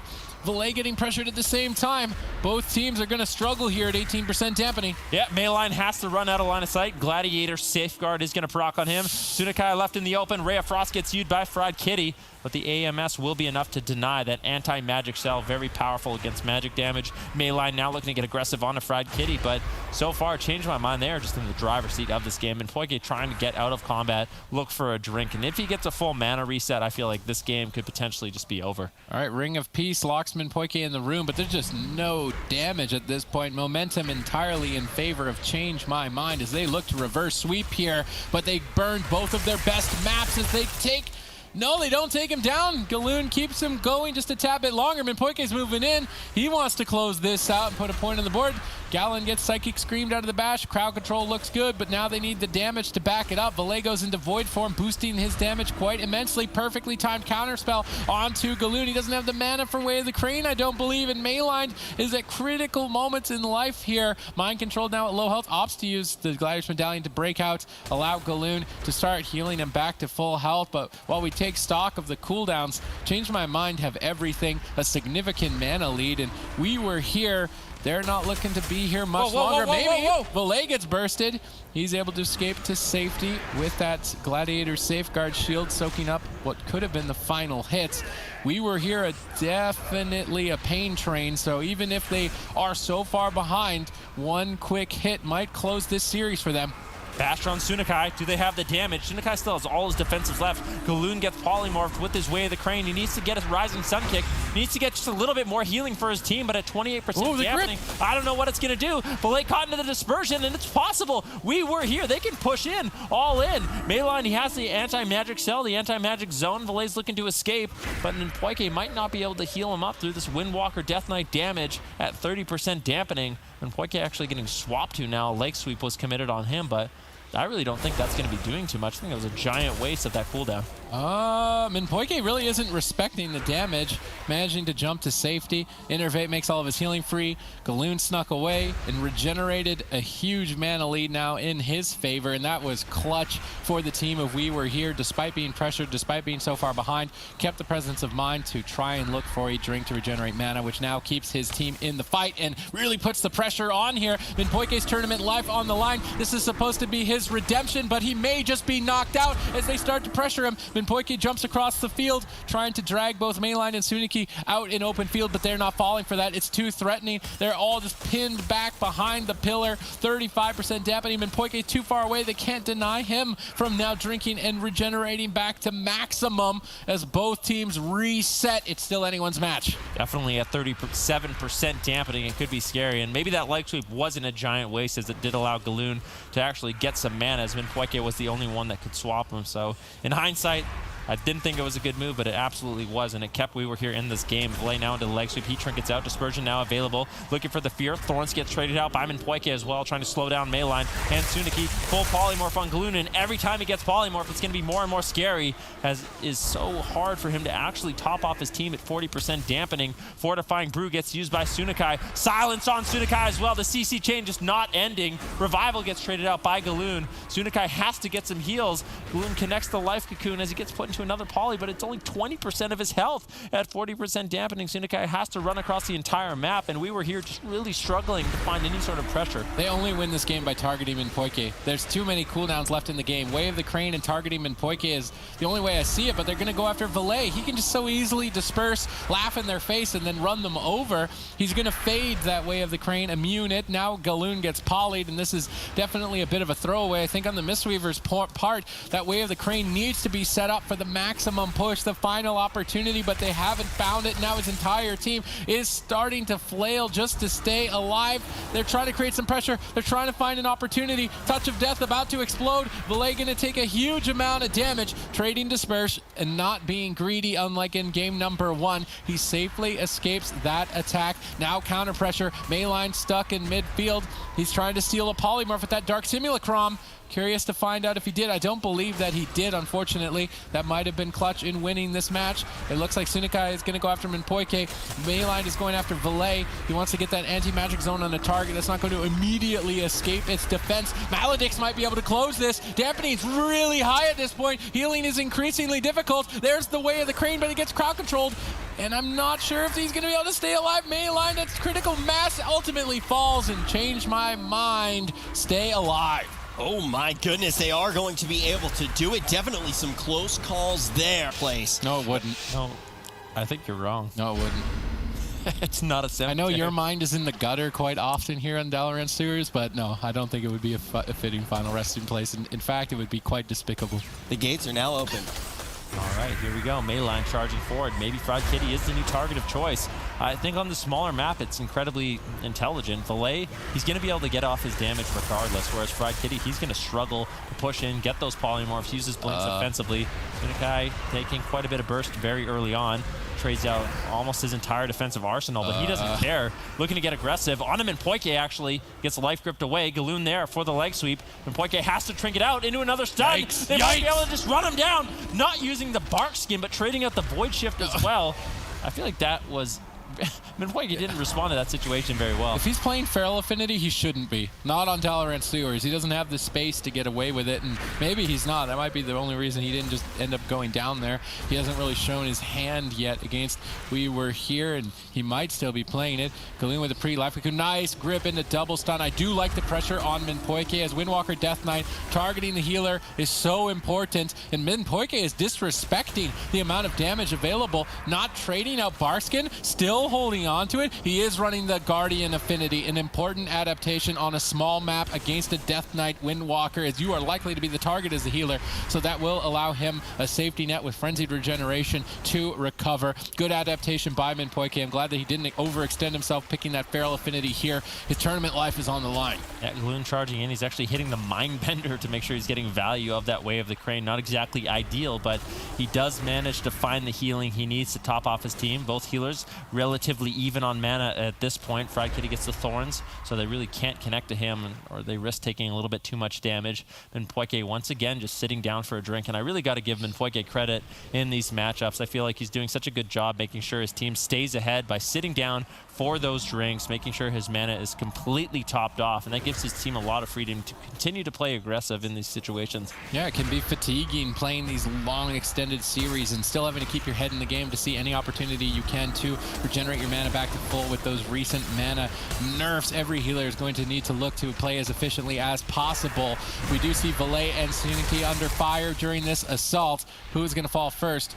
Suniki able to duck around the corner with his team, and this is the advantage on Dalaran Sewers. They can easily move in and out, hit and run, and it's going to be small map after small map if Change My Mind can pull off a miracle here on Dalaran Sewers. So Minpoike needs your energy. If you're a Minpoike fan, if you want him to stay in this tournament, you want him to have the redemption story, this is it. Yeah, Valet charges in him. They might just get a free dispersion here, but a triple fear sets up Change My Mind to potentially get more crowd control. Fried Kitty lands the full sheet. Now Sunikai and Mayline, they have to play defensive once again, but at no dampening. I feel like Mayline, he cannot die to this composition unless he completely throws. So he's going to be able to survive quite easily with that anti-magic shell, push forward, find some damage on Fried Kitty, who trades out the temporal shield very early on. Now, this is an opportunity for Mayline and Sunikai to push forward a little bit more and keep up this pressure, but defensively formed has changed my mind right now as they spam out the polymorphs and mind controls. Minpoike trying to sit down for a drink once again, but he really can't afford to. Fried Kitty getting lower. That's going to be the Gladiator's Maledict, incapacitate on Poike. If they can reconnect, Fried Kitty could be forced into his first ice block. Yeah, another Maledict, and these Maledicts need to get ice blocks. It should be, as we said in the pre-game of one of the previous series, 3 Maledicts gets an ice block. Wait, reset. 3 Maledicts gets an ice block. Wait, reset. 3 Maledicts gets the Iron Bark. Move in with Way of the Crane. The added extra damage should be more than enough to put the Frost Mage down. And so far, We Were Here have not executed on that strategy nearly effectively enough to close the match out. And the longer they waste, the more opportunity Change My Mind will have as Suniki dips low on health. Galoon not making the error of using Life Cocoon on the incorrect target during that mind control. Now connecting the Absorb, but now polymorphed. Good denial of that Way of the Crane. Suniki retreats. Ring of Peace to stop Minpoike from cycloning him and buying himself some space to vivify back to full. Gallon got left behind though. They might actually go after him and force a Gladiator's Medallion if they've got burst. Doesn't look like it. They're actually going after Mayline. He cannot use Death Strike if no one's next to him. No one is next to him right now. He's gripping Fried Kitty. He can now blink to safety. The Water Elemental needs to move its way out of the way as well, or else it can be Death Strike, but Mayline not going to be going down before dampening here. Mana even on both fronts. We Were Here have the map advantage, but they are falling behind on important cooldowns.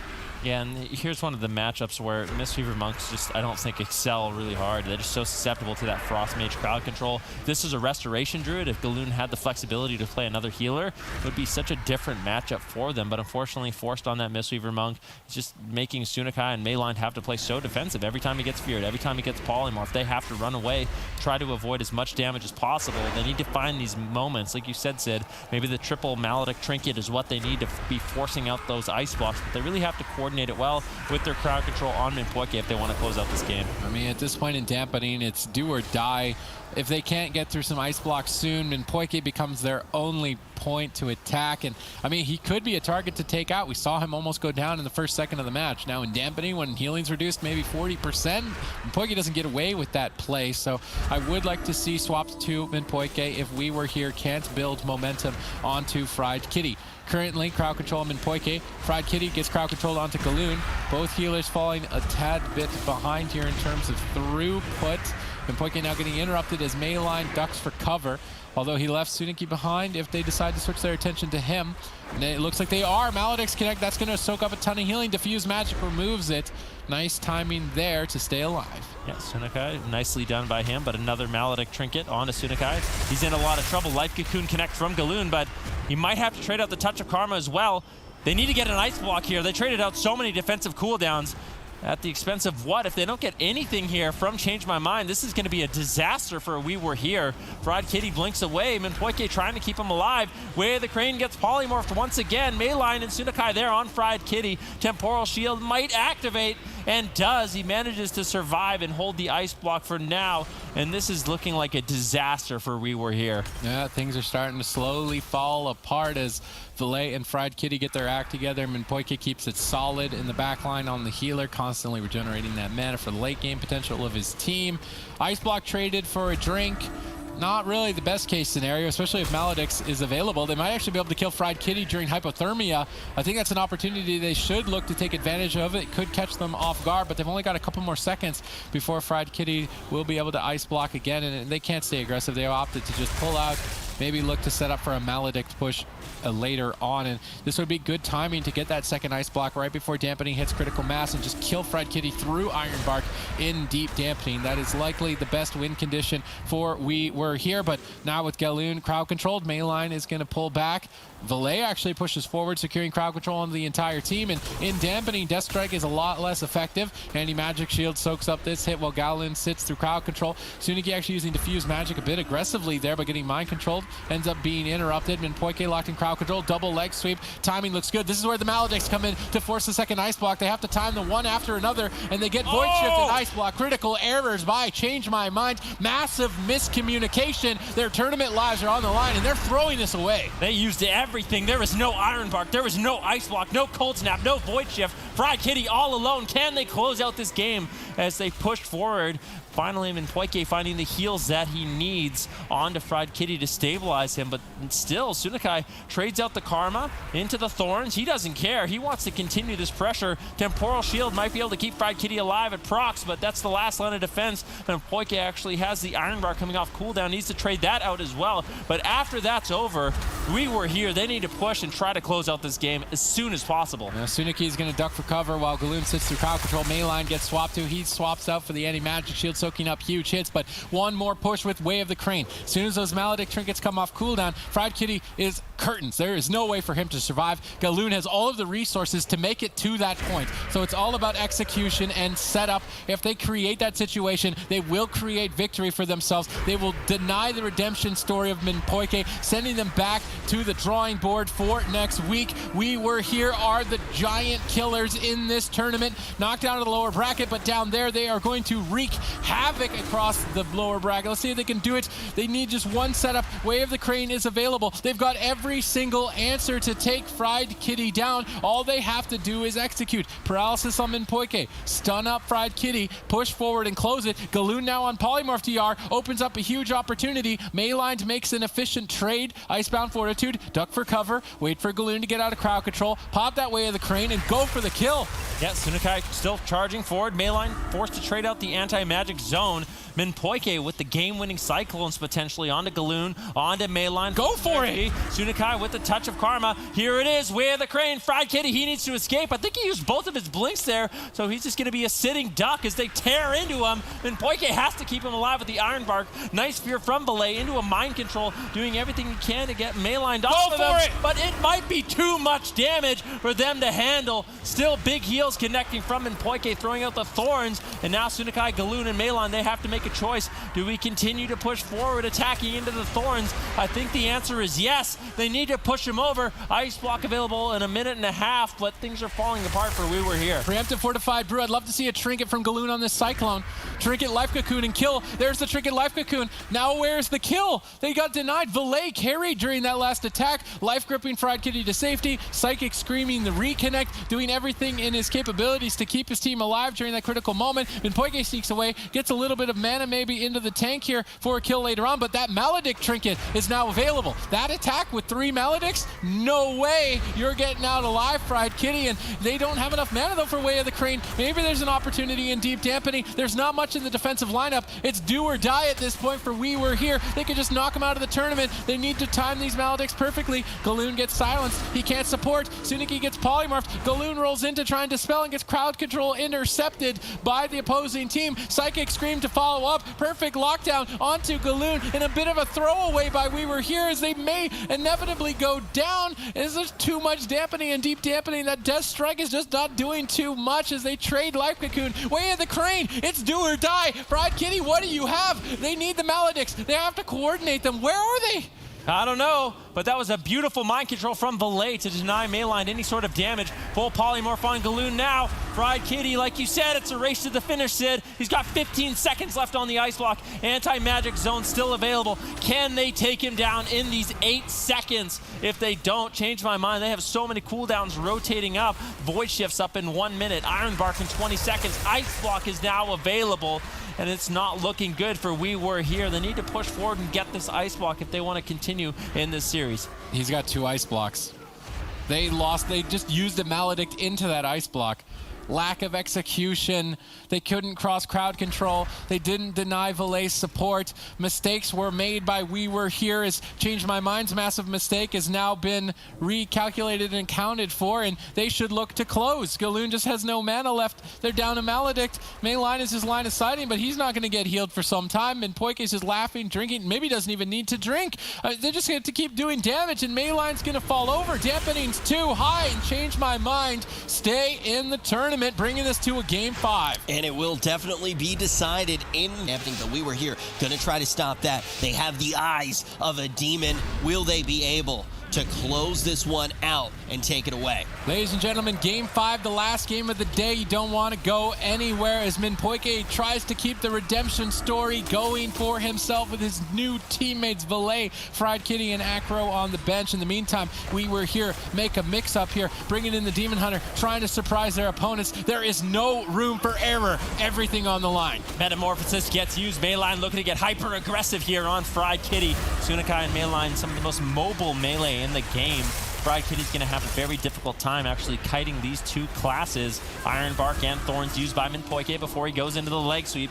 Galoon looking to push in and get some crowd control, now running away out of line of sight, keeping his team nice and aggressive. It's going to be up to Fried Kitty to consistently kite away from Galoon, force him off the pillar so he can find these polymorph setups a little bit later on, especially if the lake can set him up with a Psychic Core. Fried Kitty is just taking unhealable damage early on here by We Are Here. Minpoike actually made a mistake and used Solar Wrath and broke a polymorph I think Fried Kitty was trying to use to create space. So definitely need to be communicating there to not break these polymorphs. As a Frost Mage, it's already kind of annoying to have melee on top of you, but these melee classes in particular are not going anywhere anytime soon. They move so fast and so rapidly. Fried Kitty is just going to have both of these guys in his face the entire fight, and I'm not sure how many times he's going to be able to deal with it. Galoon comfortably just sat through a lot of crowd control, his entire team unfazed. I think that this swap to Demon Hunter could be the reason why We Were Here stay alive in the tournament and take the redemption away from Minpoike. Yeah, well, Minpoike already sat down looking for a drink. He got shut down by a nice Ring of Peace from Galoon. He can use that Ring of Peace from range if he sees where Minpoike went in stealth and easily shut down those drinks by keeping him in combat. And I think that's going to be key to this game. Minpoike has been very sneaky all throughout the day, trying to find those drinks whenever he can. Here's another opportunity. Can they shut it down? Because if Minpoike can sit down and get these drinks consistently, it's going to be really difficult for We Were Here to close out the game. All right, that Ring of Peace locks Minpoike in his room. He's in timeout as he gets denied on his drink and the regeneration of his mana. Fried Kitty getting bursted. Minpoike tries to deflect. Will it be enough? There's just a ton of damage, and we can obviously see that Mayline is having a way better time on Demon Hunter than on that Death Knight, able to connect almost 100% of the time. Getting Psychic Screamed away for a second as it's a 3-on-1. Suniki is going to play defensive. Minpoike moves across to try and continue the chain, but gets intercepted and denied. Suniki will restabilize. This is the perfect map. We Were Here have the perfect opportunity to stay alive in the tournament. Change My Mind have to play out of their minds to pull this off. If you're just tuning in, Minpoike faces elimination and he's against the wall. Yeah, Fried Kitty's been doing a really good job. You can actually deny a lot of the mobility from a Windwalker Monk's rolls and a Demon Hunter's dash if you use your Ice Nova or your Pet Nova. So it's really high-level mage play. So when you see those mobility spells, you just Nova, keep them locked in place, and that really denies their future mobility. So excellently done by Fried Kitty, implementing that as a strategy in these games to stay alive as long as possible. It's going to be 1 Gladiator's Maledict on Fried Kitty, 2 as he trinkets out, looking to just run and hide as long as possible, really limiting the uptime of Mayline and Sunakai. Galoon actually opted to drop Way of the Crane when he's playing with a Demon Hunter who can get him out of crowd control on the smallest map where it would be most advantageous to have it. That's Galoon saying that he doesn't trust himself aggressively and wants to go for a later game kill. Now, that might actually be more favorable for the team of Change My Mind, and Galoon might be throwing this series away by being overly cautious on that decision. It's not one that he's going to be able to take back. Yeah, but he's sitting at 100% mana and hasn't had to sit for any drinks just yet. The Way of the Crane is a very expensive spell, so Galoon maybe, as this role on the Mistweaver Monk, he's opting to just put Minpoike into as much crowd control as possible and taking on the responsibility of shutting down those drinks. Also, Galoon, he's been getting destroyed. Like you said, anytime he Way of the Cranes, he's immediately feared. He's polymorphed 3 times into a Cyclone and really just not having that much fun as the Mistweaver Monk, especially against a high-level player like Fried Kitty, was able to just control him up. They're not picking their moments well enough, so I think the adaptation is good. Fried Kitty getting bursted down as he's caught into a leg sweep, into a Chaos Nova. Then Poike doesn't really have much to keep him alive. No Iron Bark available. Fried Kitty still just trying to kite around. Power Word Shield comes in from Belay, keeping Fried Kitty alive a little bit longer.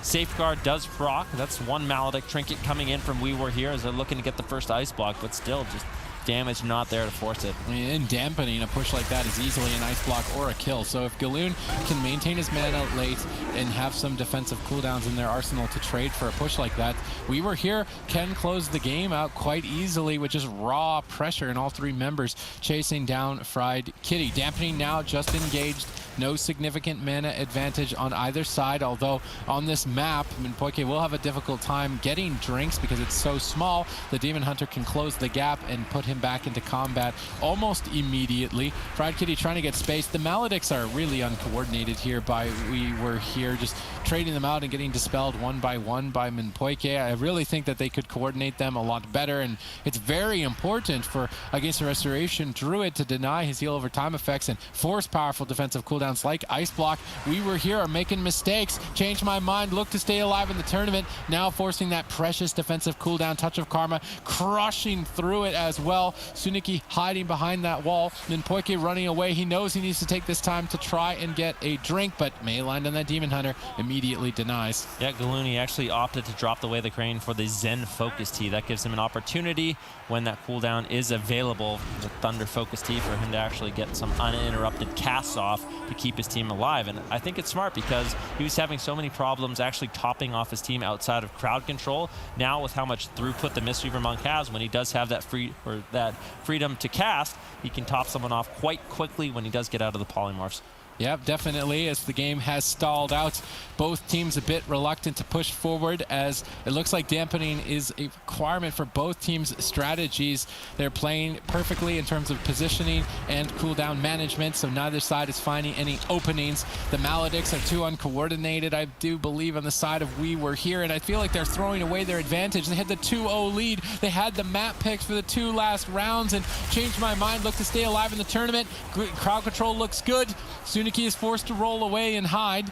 Valet can't get in line of sight. Fried Kitty tries to go for it, gets denied by Mayline. Consistent backup on his part. The one advantage that the Demon Hunter brings late in dampening is that when they go all in for a push and 2 members on opposing teams are low, Darkness can just deny the kill entirely, and in that safety net, they can push forward while they're immune to death. I do think that the Demon Hunter pick is the right decision by We Were Here, but they need better execution. And Poike hasn't been able to drink during this game. Earlier on, he got about 10% mana back, but after that, Galoon's been doing a really good job stopping in, and they can keep doing this. You see, Galoon is way ahead on mana. We're moving towards 20% dampening. Fried Kitty, Thorns, Temporal Shield was used.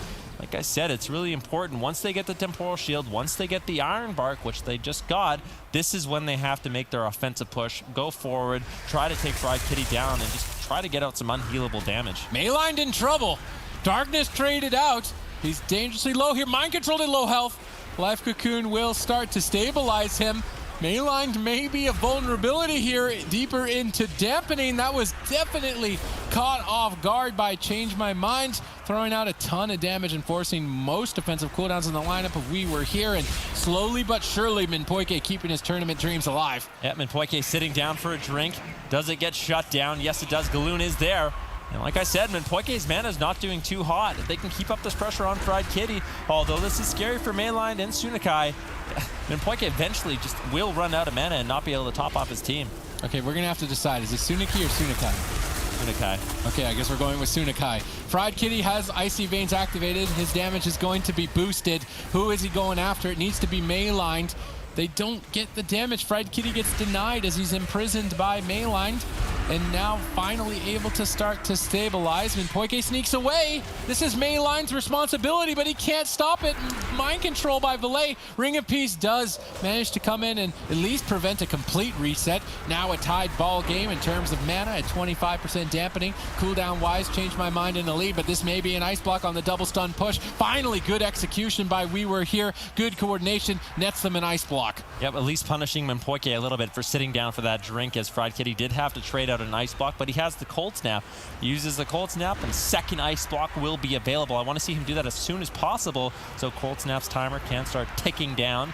He did manage to find it, and Poike a complete reset on his mana and defensive cooldowns. This is still looking really good for Change My Mind. Valet still has the Void Shift as well. Touch of Death now used by Sunakai as they look to close out the game during hypothermia. Ironbark should deny this kill. Ring of Peace does get used, but unfortunately botched there, and Fried Kitty was able to escape, not knocked back into his opponents. This is game 5 between these teams that face elimination and dampening this critical mass. This game will be ended, and it's looking to be more and more in favor of Change My Mind. We Were Here had all of the advantages, and they just threw it away with improper execution. They're going to have to just do it with raw pressure. Do they have it? Are they going to get it? They get it. They keep themselves in the game. Second Ice Block Force, switching some attention to Valet now as well, spreading their arsenal to multiple targets to try and catch Minpoike off guard, but now Galoon's crowd controlled. Mayline has to retreat and duck for cover. He does not want to be sent home here at 33% dampening. His healer still crowd controlled. They switch their attention to Sunakai as well. Still crowd controlled up by Minpoike. You can tell that Minpoike wants it so badly to stay in this tournament and advance to the lower bracket for an opportunity to show that he's still got it, but We Were Here pulling themselves back into the fight. Fried Kitty with no ice blocks. One big push with 3 Maledicts should be more than enough. All they have to do is execute. Yeah, Mayline still has his darkness as well. Galoon, Trinket, and Life Cocoon. Fried Kitty in a lot of trouble. Still has his Temporal Shield and Ironbark. Once they get through those cooldowns, that's when we want to see the offensive push. Till then, it's just about doing consistent damage. They need to find some setups. Galoon throwing out the Life Cocoon to keep Sunakai aggressive. But Sunakai, he has no defensives left. Still, 15 seconds left on that Touch of Karma. That's going to make him very confident to push in and actually try to take Fried Kitty down. He has a free Touch of Karma, as we say. Fried Kitty's not going to be able to ice block that off, and they can continue this pressure. There's one. Fried Kitty getting a little bit low. Minpoike caught into the imprisonment. He finds the Ironbark. Galoon caught into the Polymorph, but he still has his Trinket. Like, Galoon is doing so well in terms of defensives. He's still able to keep his team alive, keep him aggressive. Mana's looking good. Fried Kitty has the Icy Veins. They need to find an opportunity. Sunakai finds the Touch of Death. Once again, a Maledict on the Fried Kitty. Gets dispelled off him in Minpoike, but you can see Sunakai basically going on a solo mission as Mayline is nowhere to be found. Mayline charges forward. They've got Blur. They've got everything, and suddenly We Were Here putting themselves back into the tournament. There's too much damage. Void Shift. Valet redirects the damage to himself, taking the hit for his team, but Minpoike's low on mana, and suddenly Change My Mind might not actually have this game in the bag. There's no defense really for them to stay in it. Whereas the side of We Were Here still have Life Cocoon and Galoon's Gliders Medallion. This is where the Way of the Crane pick comes in. If Galoon had Way of the Crane, he could get aggressive, add damage to his team, and be the X factor in finding the kill, but he went for the safer route. Now with that lack of damage, maybe his team doesn't have enough to put him over the edge. Maybe they do. Fried Kitty, this is it. Minpoike faces elimination. There just might be too much damage. Ironbark at 46% dampening.